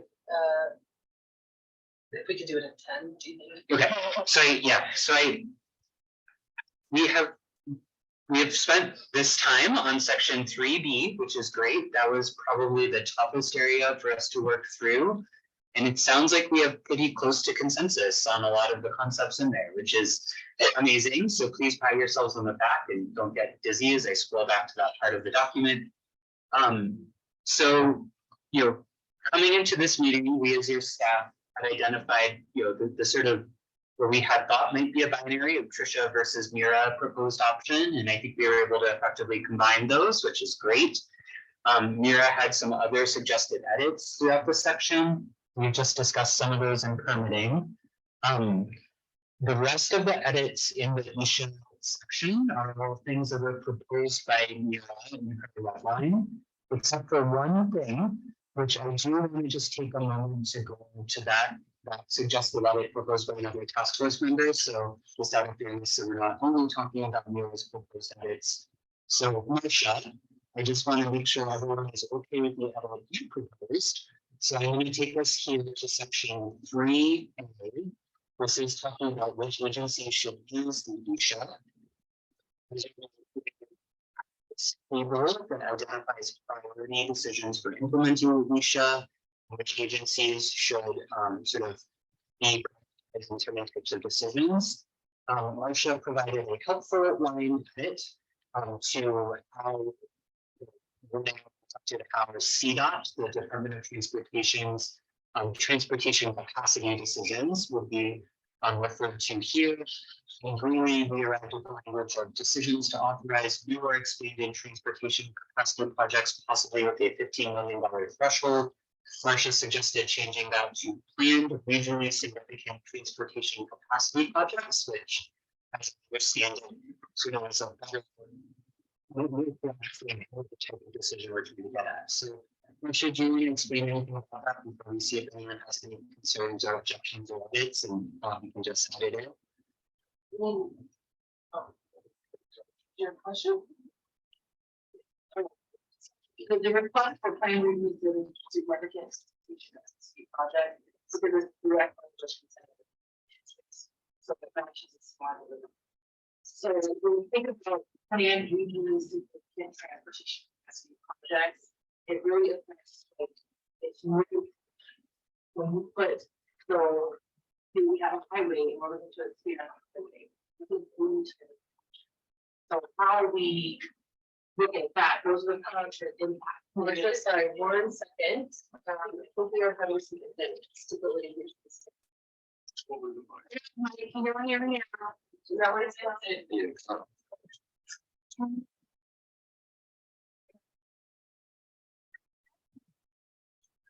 Sorry, Mara, can you hear Marcia at all?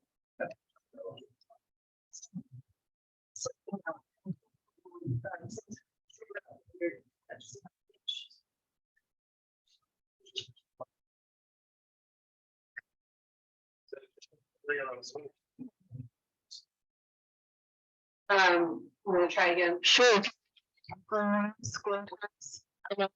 Yeah, we're not hearing her. I think it's. Sorry. Well, those are requested to remove the 15-year threshold. Sorry, we can't go on if we can't get it, if we can't have the audio, accessible to everybody, so, what about this one? Can you hear this one last? I have it going out too. Okay, okay, there's an internet stability issue, it's not the different mics, I am gonna just executive decision request for a break right now. We will come back and let's do a break, so we will come back at 3:50. This is a 10-minute break, so. We'll be back at 3:55, Marcia, I'll let you finish your, and then we'll move on to the committee definition section. From the internet.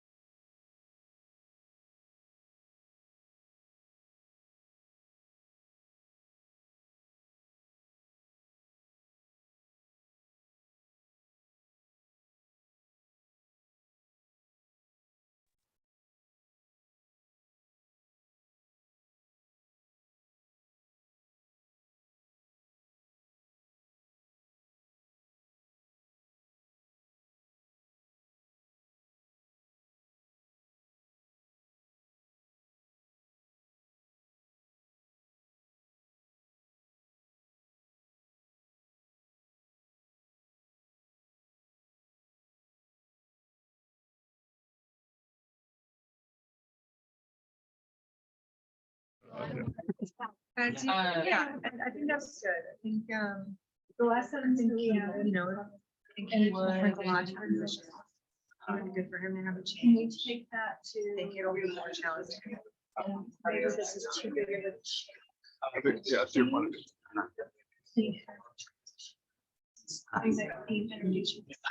Just because that's what it is like.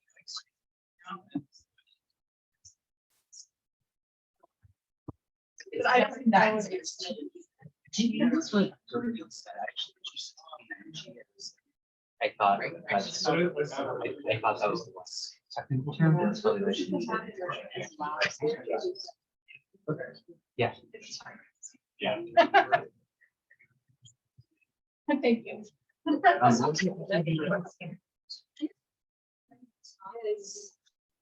I've heard.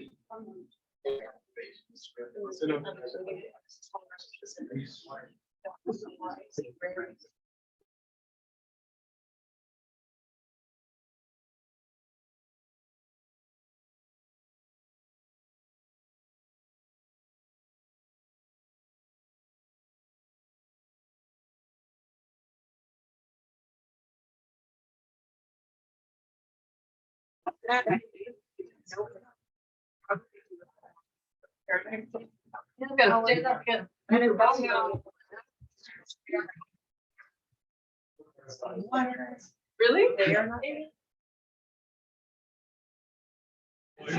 Now in the name.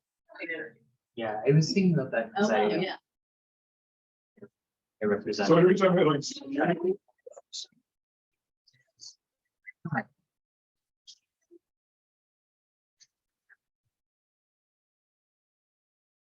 Got it. Right. So like, I think that's a great point. Also, like, You know, sometimes people show you pictures. Yeah, yeah, yeah. It's like, Maybe I'm gonna get prescriptive.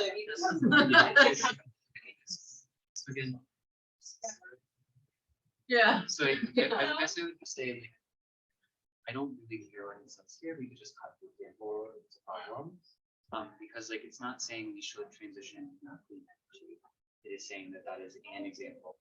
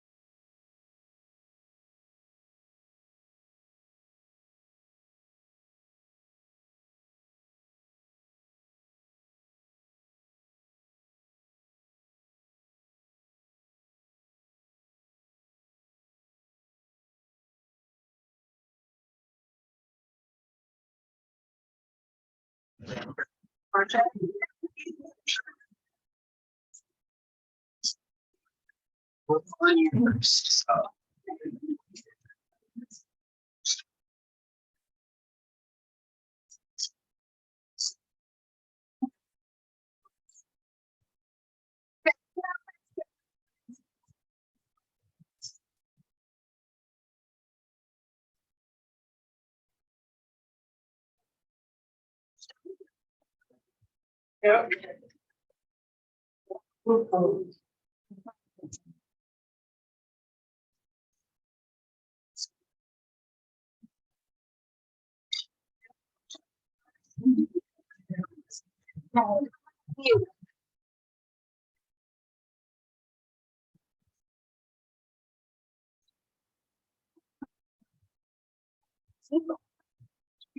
Have been resolved. I think the internet is stable. We're kind of figuring this out as we go, but we hear that there is a kind of about a 30-second lag between what is happening in the room and what is actually happening on Zoom. So sometimes when we feel that issue has been resolved, it just hasn't reached the Zoom folks yet. So in the future, if this happens again, we might just have to take a 30, 45-second pause and then resume the meeting again. So just wanted to kind of throw that out there. Before the break, we were reviewing language that Martha inserted into section A of the task force recommendations. And so we are on page 14, looking at planned regionally significant transportation capacity projects. So it's language that Marcia inserted.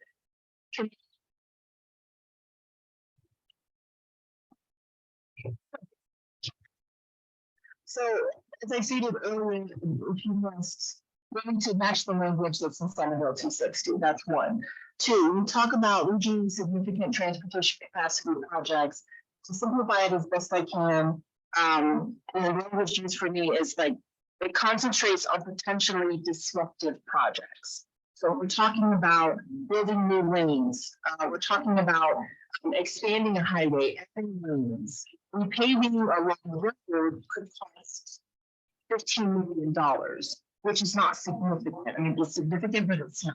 When we're talking about significant projects, we're talking from the multi-million-dollar projects. These are things that impact and change community. That has a bigger effect. And I'm not saying that smaller projects don't, they all do. There's a degree at which they are. But by using the language of significant transportation capacity projects, that's what we mean by that. So thank you. Section 1 and section 4, see that's also mentioned there. That same language should go where we see that's listed too. Sometimes people ask about transportation and transit. When we say transportation, transit is included in transportation. Any objections to that change? And if not, we will just go ahead and move on. But thank you, Marcia, for kind of the careful words with me. Oh, I'm done.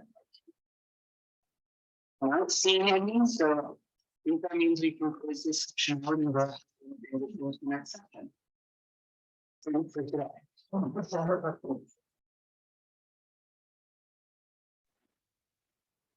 All right, great. So we are going to move on and shift gears entirely to the section in the recommendations that's focused on the definition of DI communities. So for those that are following along, we are in, I'm going to give you a page number. We are on section 4.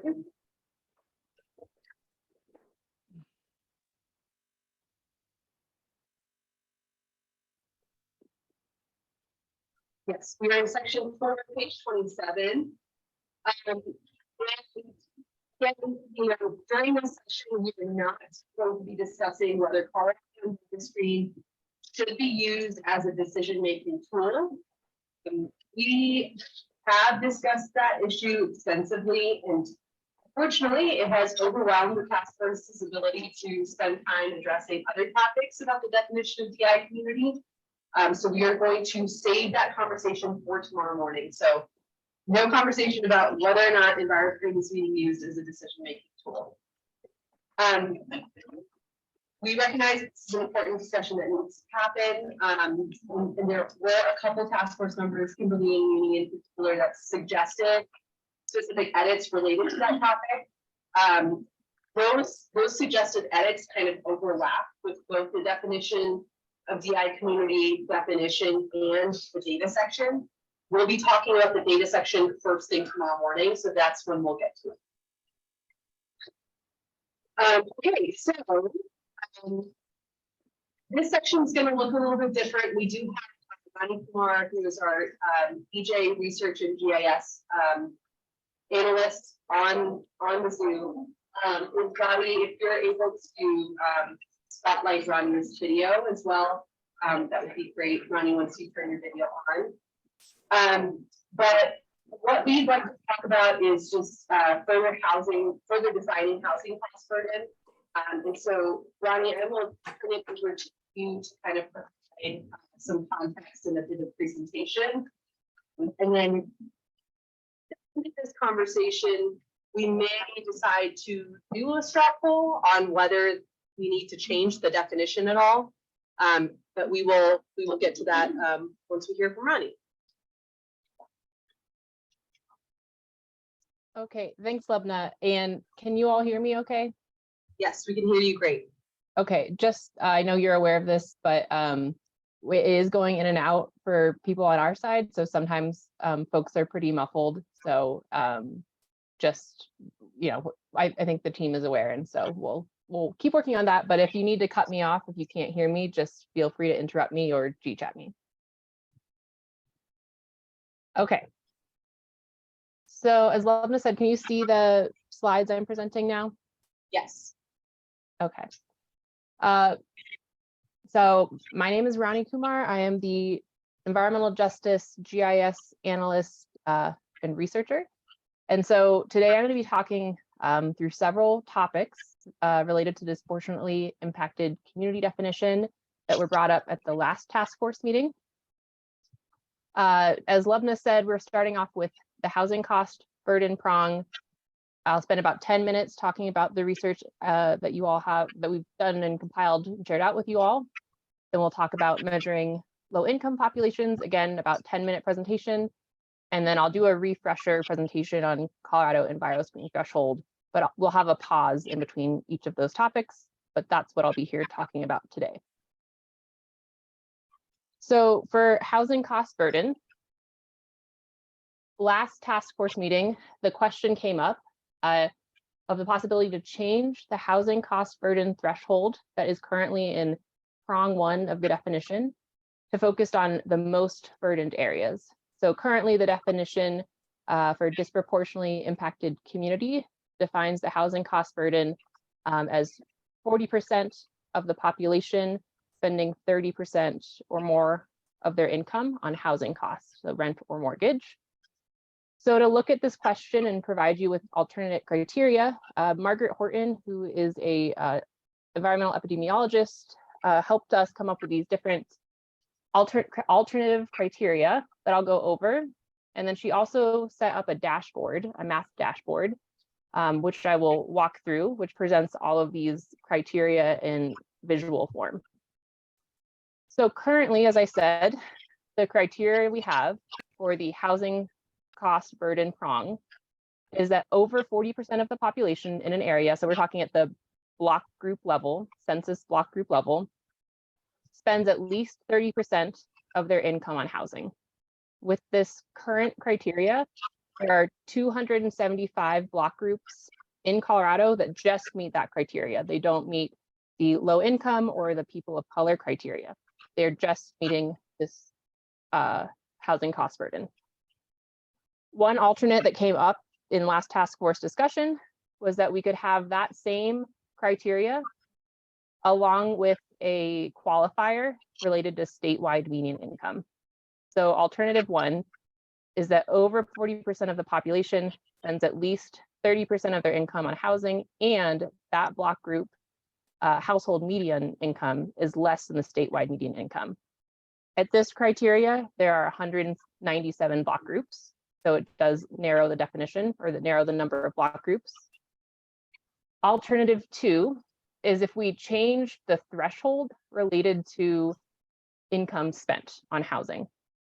So keeping this first part the same, 40% of the population, over 40% of the population spends now at least 35% of their income on housing. So raising it from 30 to 35 would be 93 block groups, just meeting that housing cost burden criteria. Alternative 3 is if we raise that threshold to spending 40% of their income on housing. And that would be 32 block groups that meet that criteria. And so you would go with all these criteria. Again, this is the baseline that we're at right now is 275, and these are the alternates. And then we also have an sort of exploratory option that instead of changing the amount of money they're spending, you could change the percent of the population, and the percent can vary. So someone would have to sort of suggest a percent of the population, but we did leave an option in the dashboard where you can change it between 40 all the way up to 70%. So you're able to look at that in the dashboard. And I believe a link to the dashboard was sent out in the original email that Levna provided you all with.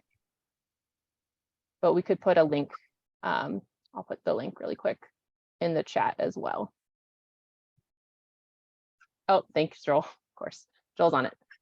So there is a link to the data visualization in the chat. So this is what I'm going to go over with you all now. It's that overview slide, but in the visual form. And the intention is for you all to look at the maps in detail and see which areas these changing thresholds impact and what that does to the number of block groups. There are pop-ups when you click on each of the block group that tells you more information, including total population, the percent when they are spending the different thresholds of income, and the other prongs, as well as that block group median household income compared to the state median household income. So I'm going to launch that and walk through some of the tabs, and then I'll open it up for question and discussion from there.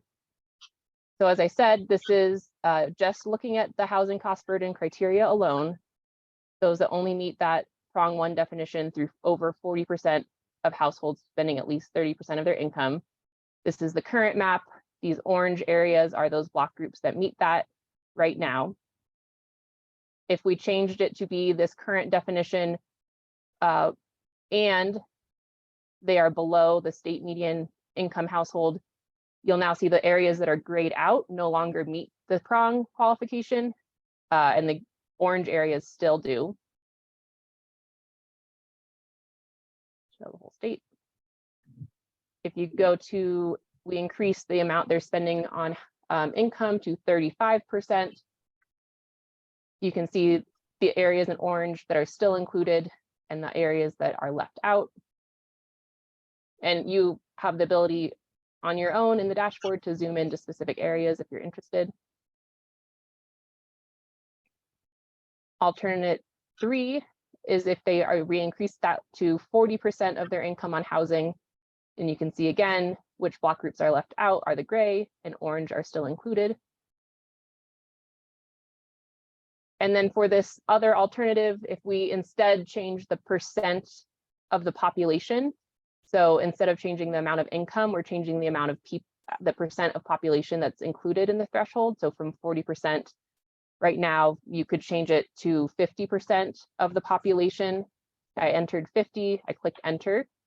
And this still shows the state median income tool, but now it's only showing areas where they it's showing where 50% of the population spends at least 30% of their income. So you're changing the population threshold, you're not changing the income threshold. And it gives you the overall number.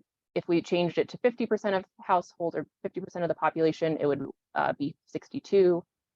And you could change that if you wanted to try 60% of the population. The tool will let you see what that looks like.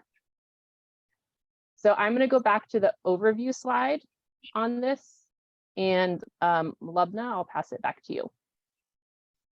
Great. And I was just going to say, to be clear, for that last exploratory option, that number can change, right? It's the option would be that, you know, X percentage of the population spends at least 30% of their income on housing. So the alternatives are laid out here. We could do a straw poll on this after having some discussion, but I just wanted to kind of gauge from folks, you know, do we want to, how do we want this reflected in the recommendations themselves? Like, do we want to further define housing cost burden? And if so, kind of which of these alternatives are appealing? And if we're hearing kind of conversation across the board, we'll just move to a straw poll. But I really wanted to open it up for discussion and hear people's thoughts. Yeah, Jamie. I just have a question. I'm kind of, I guess, unsure why we're considering alternatives, but I guess I'm kind of assuming that, for example, alternative which includes is that so that we're kind of excluding folks who are spending percent of income on housing but have an extravagant house or something? Like, I mean, I could see that alternative language if it's someone that has like a really fancy house and they're spending over 40%, excluding them because they're not below the median household income. So is that, am I understanding that right? Is that why is that kind of the reason for that alternative?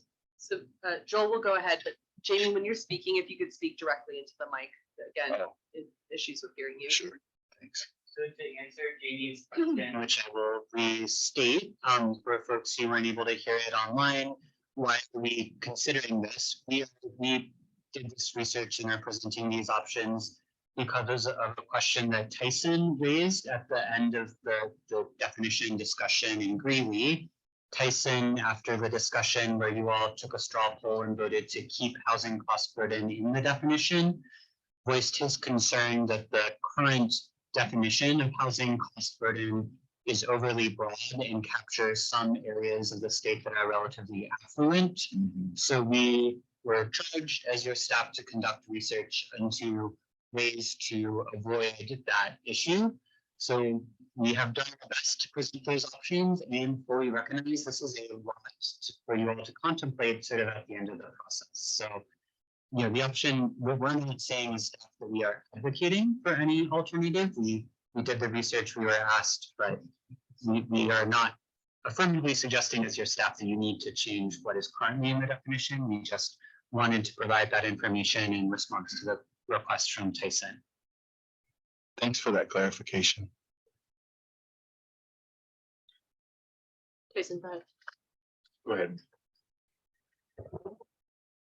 Two questions. One, so income gross. I'm sorry, I couldn't hear that.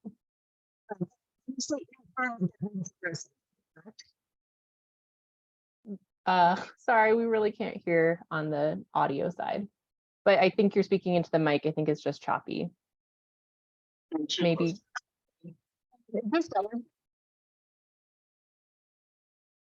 All right.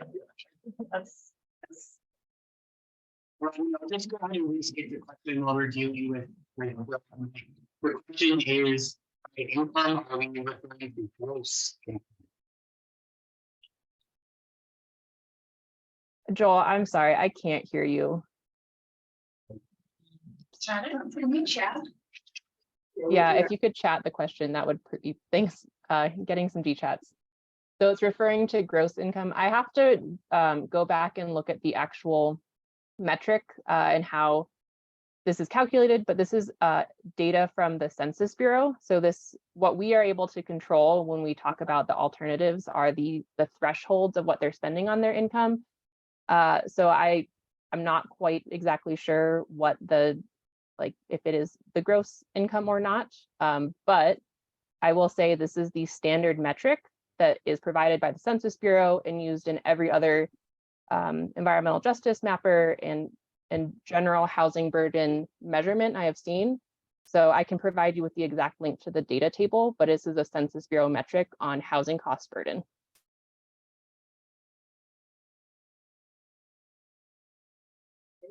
Tyson, could you try speaking into the mic and we'll see if folks online can hear us? Yeah, just speak from an awful distance. Just right here. All right, can you hear me? It's kind of choppy, so somebody might have to type the question into the chat, but I heard that part, Tyson. Just in regards to how this is calculated and keeping it copacetic with the first two definitions, meaning we're not including a group that sits outside of who we're trying to focus on. I like alternative one, because if you look at the state statutes and how they define a low income household, it means an individual or family whose total income is no more than 30% of an area median income. And so if we're thinking those metrics are somewhat aligned to our 200% low income, 30% off of what the state median is, you are near within 10% of that same group of people. But you're still adding 197 block groups, but it's people that are near that same metric of the low income definition. Different calculations still in the same vicinity. I just want to, again, looking at the map, you click on the ones that were excluded. It's Boulder, it's median incomes of $101,000. That's not the people we're here to protect. So I'm leaning towards that alternative one because it does fit closer to the metric of the first which is 200%. Thanks, Tyson. Jonathan? Thanks to Joel's earlier point about focusing on exactly what the text is and any issues there. I'm struggling to find exactly where in the text we're evaluating, because I know you guys have the kind of split screen, whatever, the screen up with the data right now. So sorry if I missed it and didn't hear it, but where exactly is the text in the report that would kind of reference this?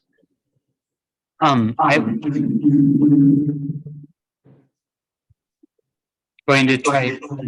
Jonathan, I think you need to mute yourself. I don't think it's me.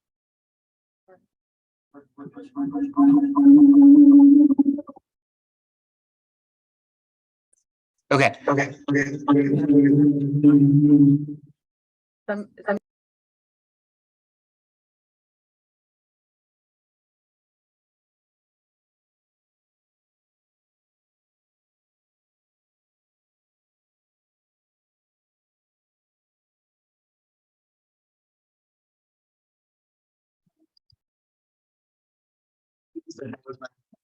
Jonathan, this is the text on page 30.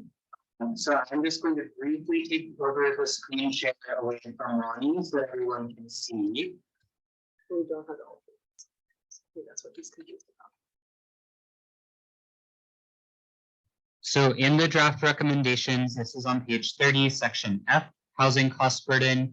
It summarizes that you all came to consensus that housing cost burden should remain in the definition, but that you wanted to evaluate options for revisiting that metric to exclude census block groups that are more affluent. So that is what we are presenting now. At the time that we tried to get this draft out as soon as we could, so you all had a lot of time to read it. At that point, we had not created Ronnie's amazing table yet, laying out every single option, which is why we think we should focus on the language on the slide rather than in the text, because that slide really lays out the options more elegantly than we were able to in the text. So I'll let Ronnie take back over the screen share now.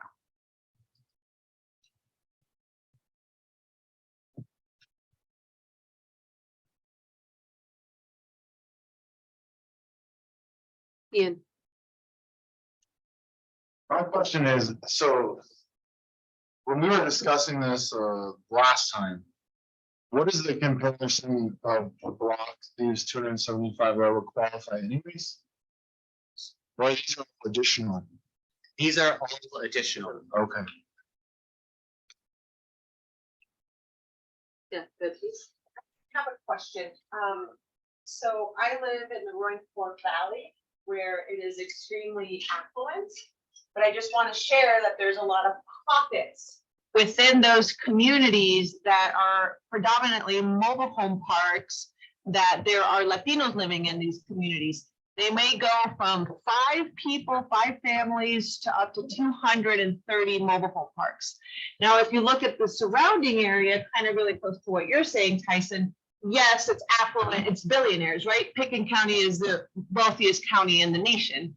But within that county, you'll find little pockets of community members that are disproportionately impacted. And I just want to add somewhere that we give agencies and community discretion to support these small pockets of disproportionately impacted communities that live close to resort communities, because I think we're not only seeing this in Aspen, but we're seeing it close to Steamboat Springs. We're seeing it in Gunnison County, where we have Breckenridge. And we have to be very intentional. And now these communities are Spanish speakers, and there's a lot of immigrants in these communities. So I just want to make sure that we are very intentionally making sure that we do not leave these communities out of disproportionately impacted communities and potential benefits of additional protection, access to funds, whatever that means.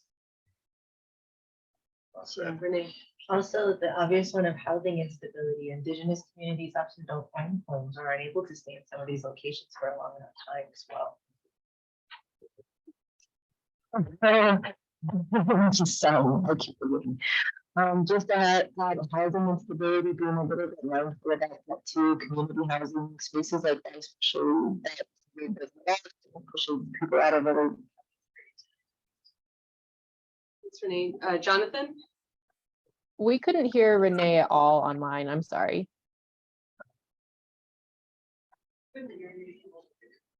Oh, sorry. Should I re-say? Yeah, I mean, I think Renee's point very concisely summarized was that there should be an emphasis on housing instability in addition. Jonathan?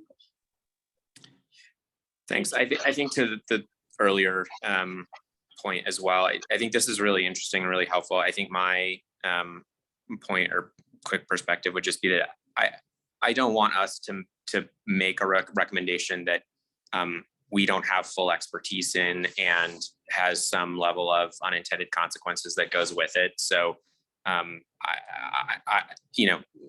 Joel, appreciate you showing kind of the text. I know we don't want to focus on the text, but when we do get time to focus on that, I guess some level of my thought or recommendation would be that we maybe find a way to strike that balance with that text and, say, here's an idea, but we're not defining a specific one of these alternatives or percentages.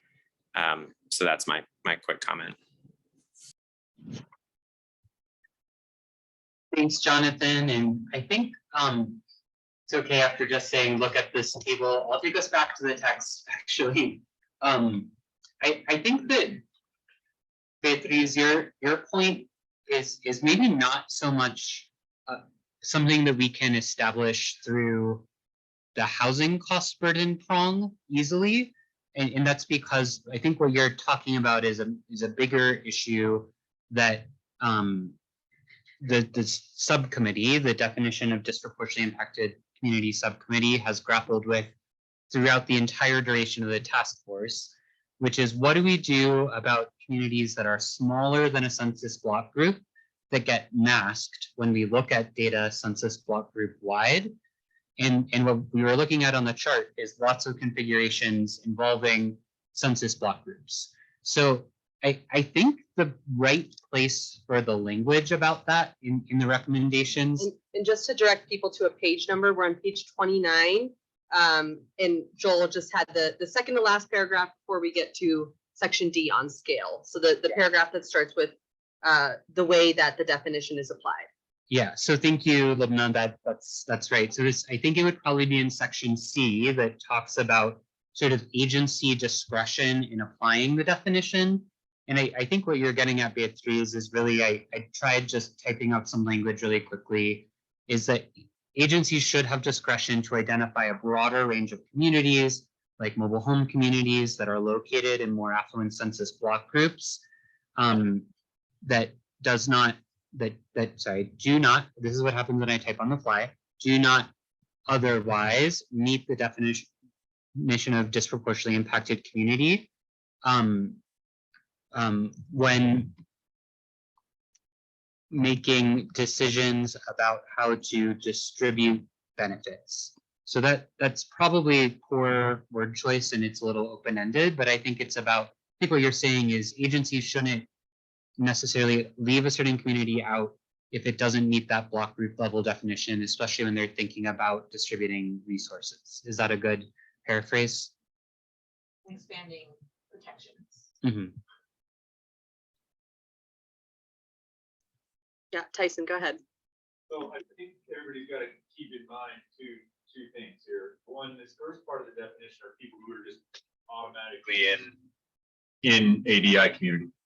The second part of this definition is what you're talking about in making sure that people with your language barrier or adverse health effects, so on and so forth, are included, even though they weren't in that automatic block group inclusion. So I agree with you on that, on the initial piece of, yeah, there are these pockets of people, but that's kind of what the second part of the definition, in my mind anyways, was to cover. This is just kind of the, hey, you open the map, all these communities are automatically, you know, would enact some sort of additional activity based on the ISHAs and so on and so forth. Yeah, Renee, Can we put that it wouldn't for communities that? could you speak louder and into a mic? Sorry. Can we put that it wouldn't to include communities that aren't embedded in the census block group?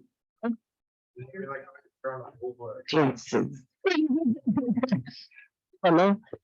Can we just include communities that aren't also covered in the census block group? Because that also does cover Indigenous communities directly. Weird. Can they hear? Yeah.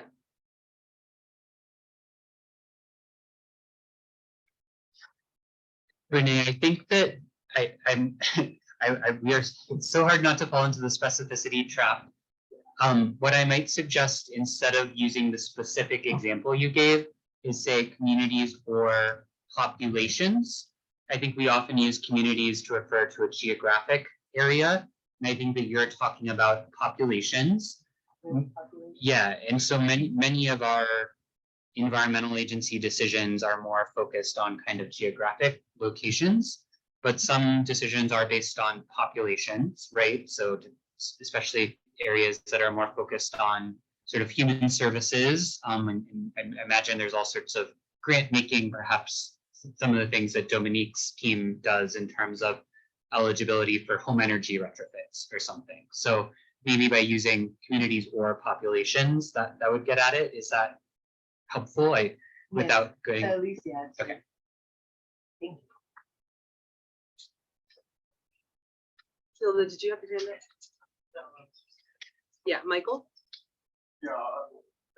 So my concern with this piece that we're kind of wordsmithing right now is is like, I'm concerned about being criticized as an agency for not identifying these smaller pockets of communities, because I don't know how we would actually do that in practice, right? If we don't have a tool like EnviroScreen that would be able to be like, okay, we know we're in a DI community, like let's add more resources to it. How do we know if there are these small pockets of communities that are being impacted.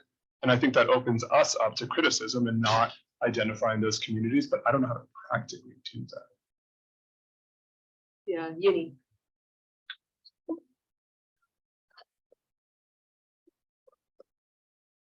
Is it something that can be incorporated into the ISHA as they're, developing the issues? Can they identify any populations or groups that may be left out of whatever definition there is? So almost like this tiered approach, you have an issue and then there's also that the need to identify some of those populations. Any thoughts on that idea?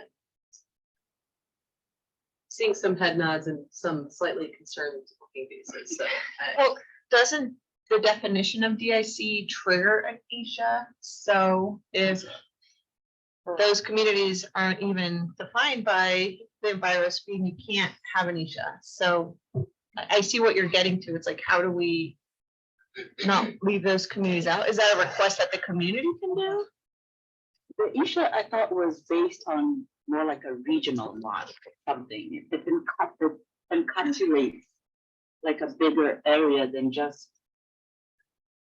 the smaller area, capturing the census block.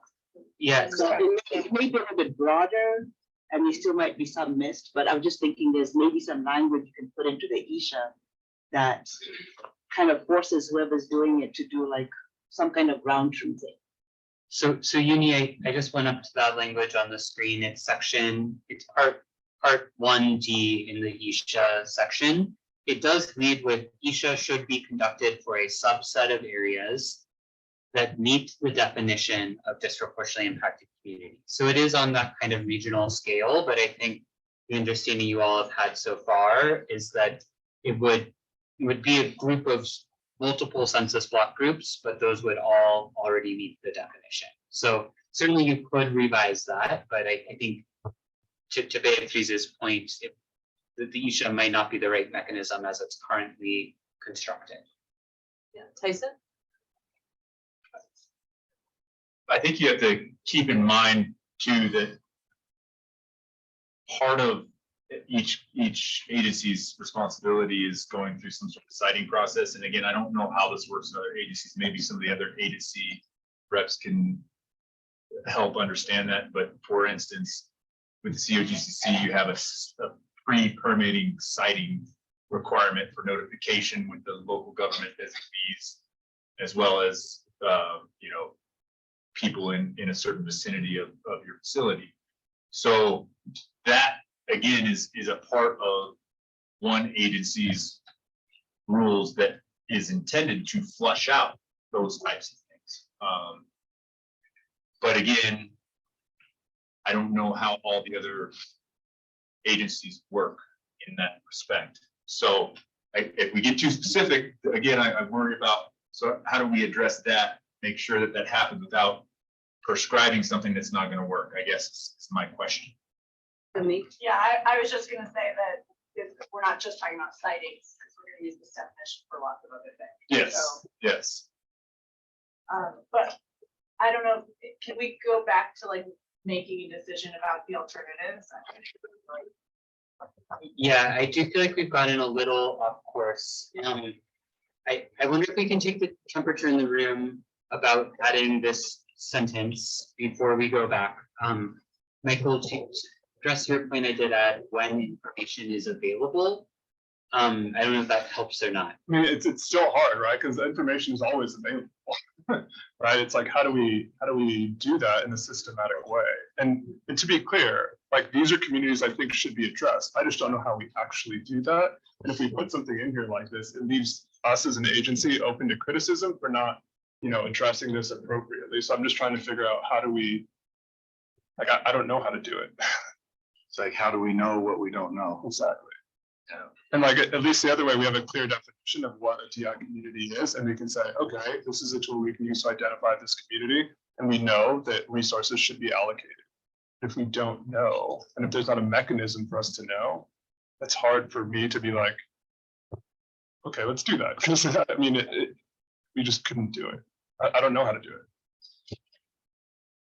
I hear that, sorry.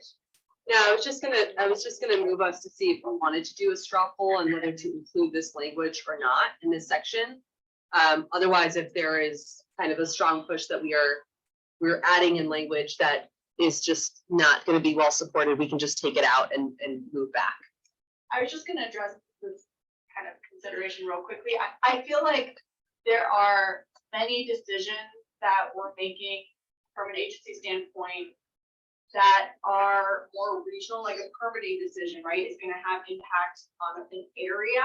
And so I feel like in those cases, using something like EnviroStream, which isn't granular to the household level, might is about the five mobile home area is okay. A lot of other decisions that we're making are on the household level, right? We have programs that serve households and that reach out to households and that get household information about household income. And so in those programs, you are able to serve and find those small communities. So, I mean, I feel like we're getting down to a place that maybe isn't, I don't know, I do feel like we do have ways to address it. And so I guess I don't want to get too much in the weeds on that question. Yeah.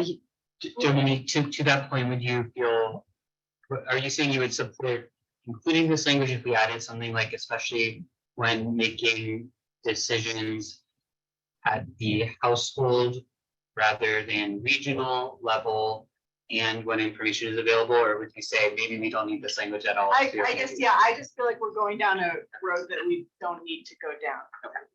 Okay, we'll go Uni, then Michael, and then let's wrap this up quickly and go back to the definition conversation, because we are in an entirely different section that we need to be in right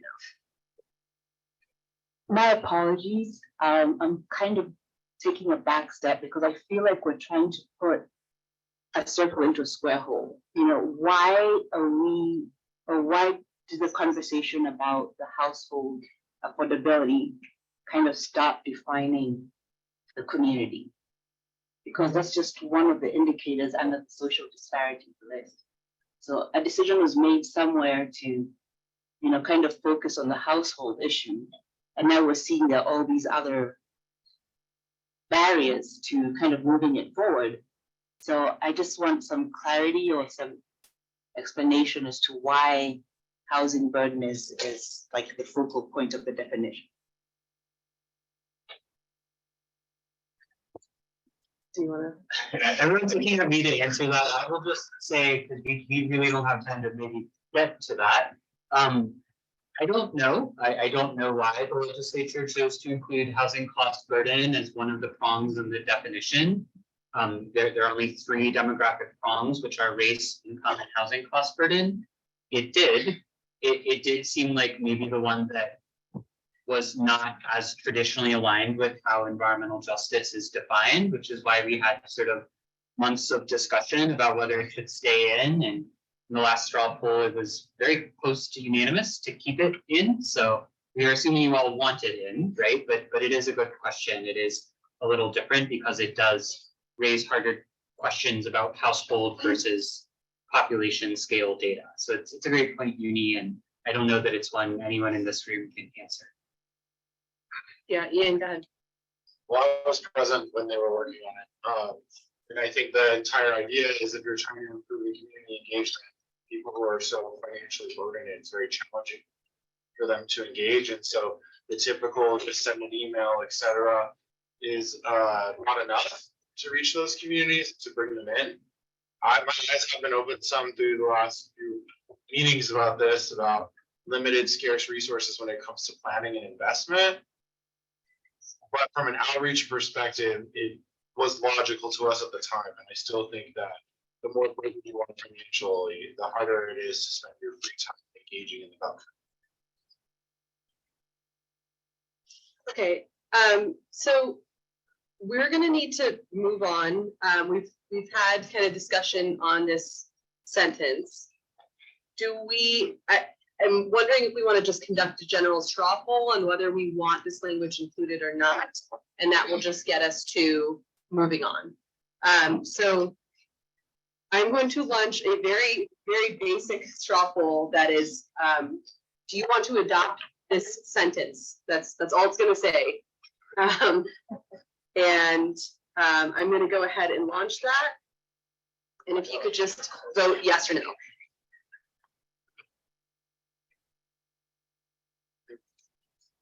There.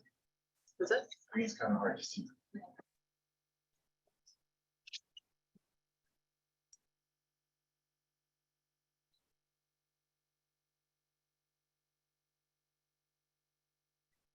Yes.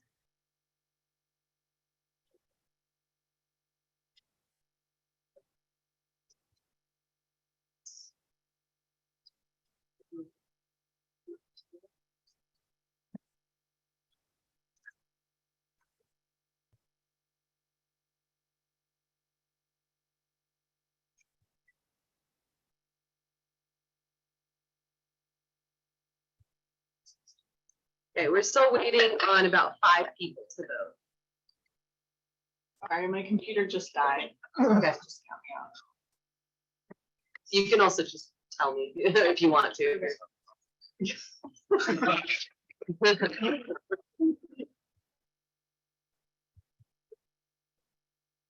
Tomorrow it's not gonna be all out in the face. Yeah, right? No more troubles.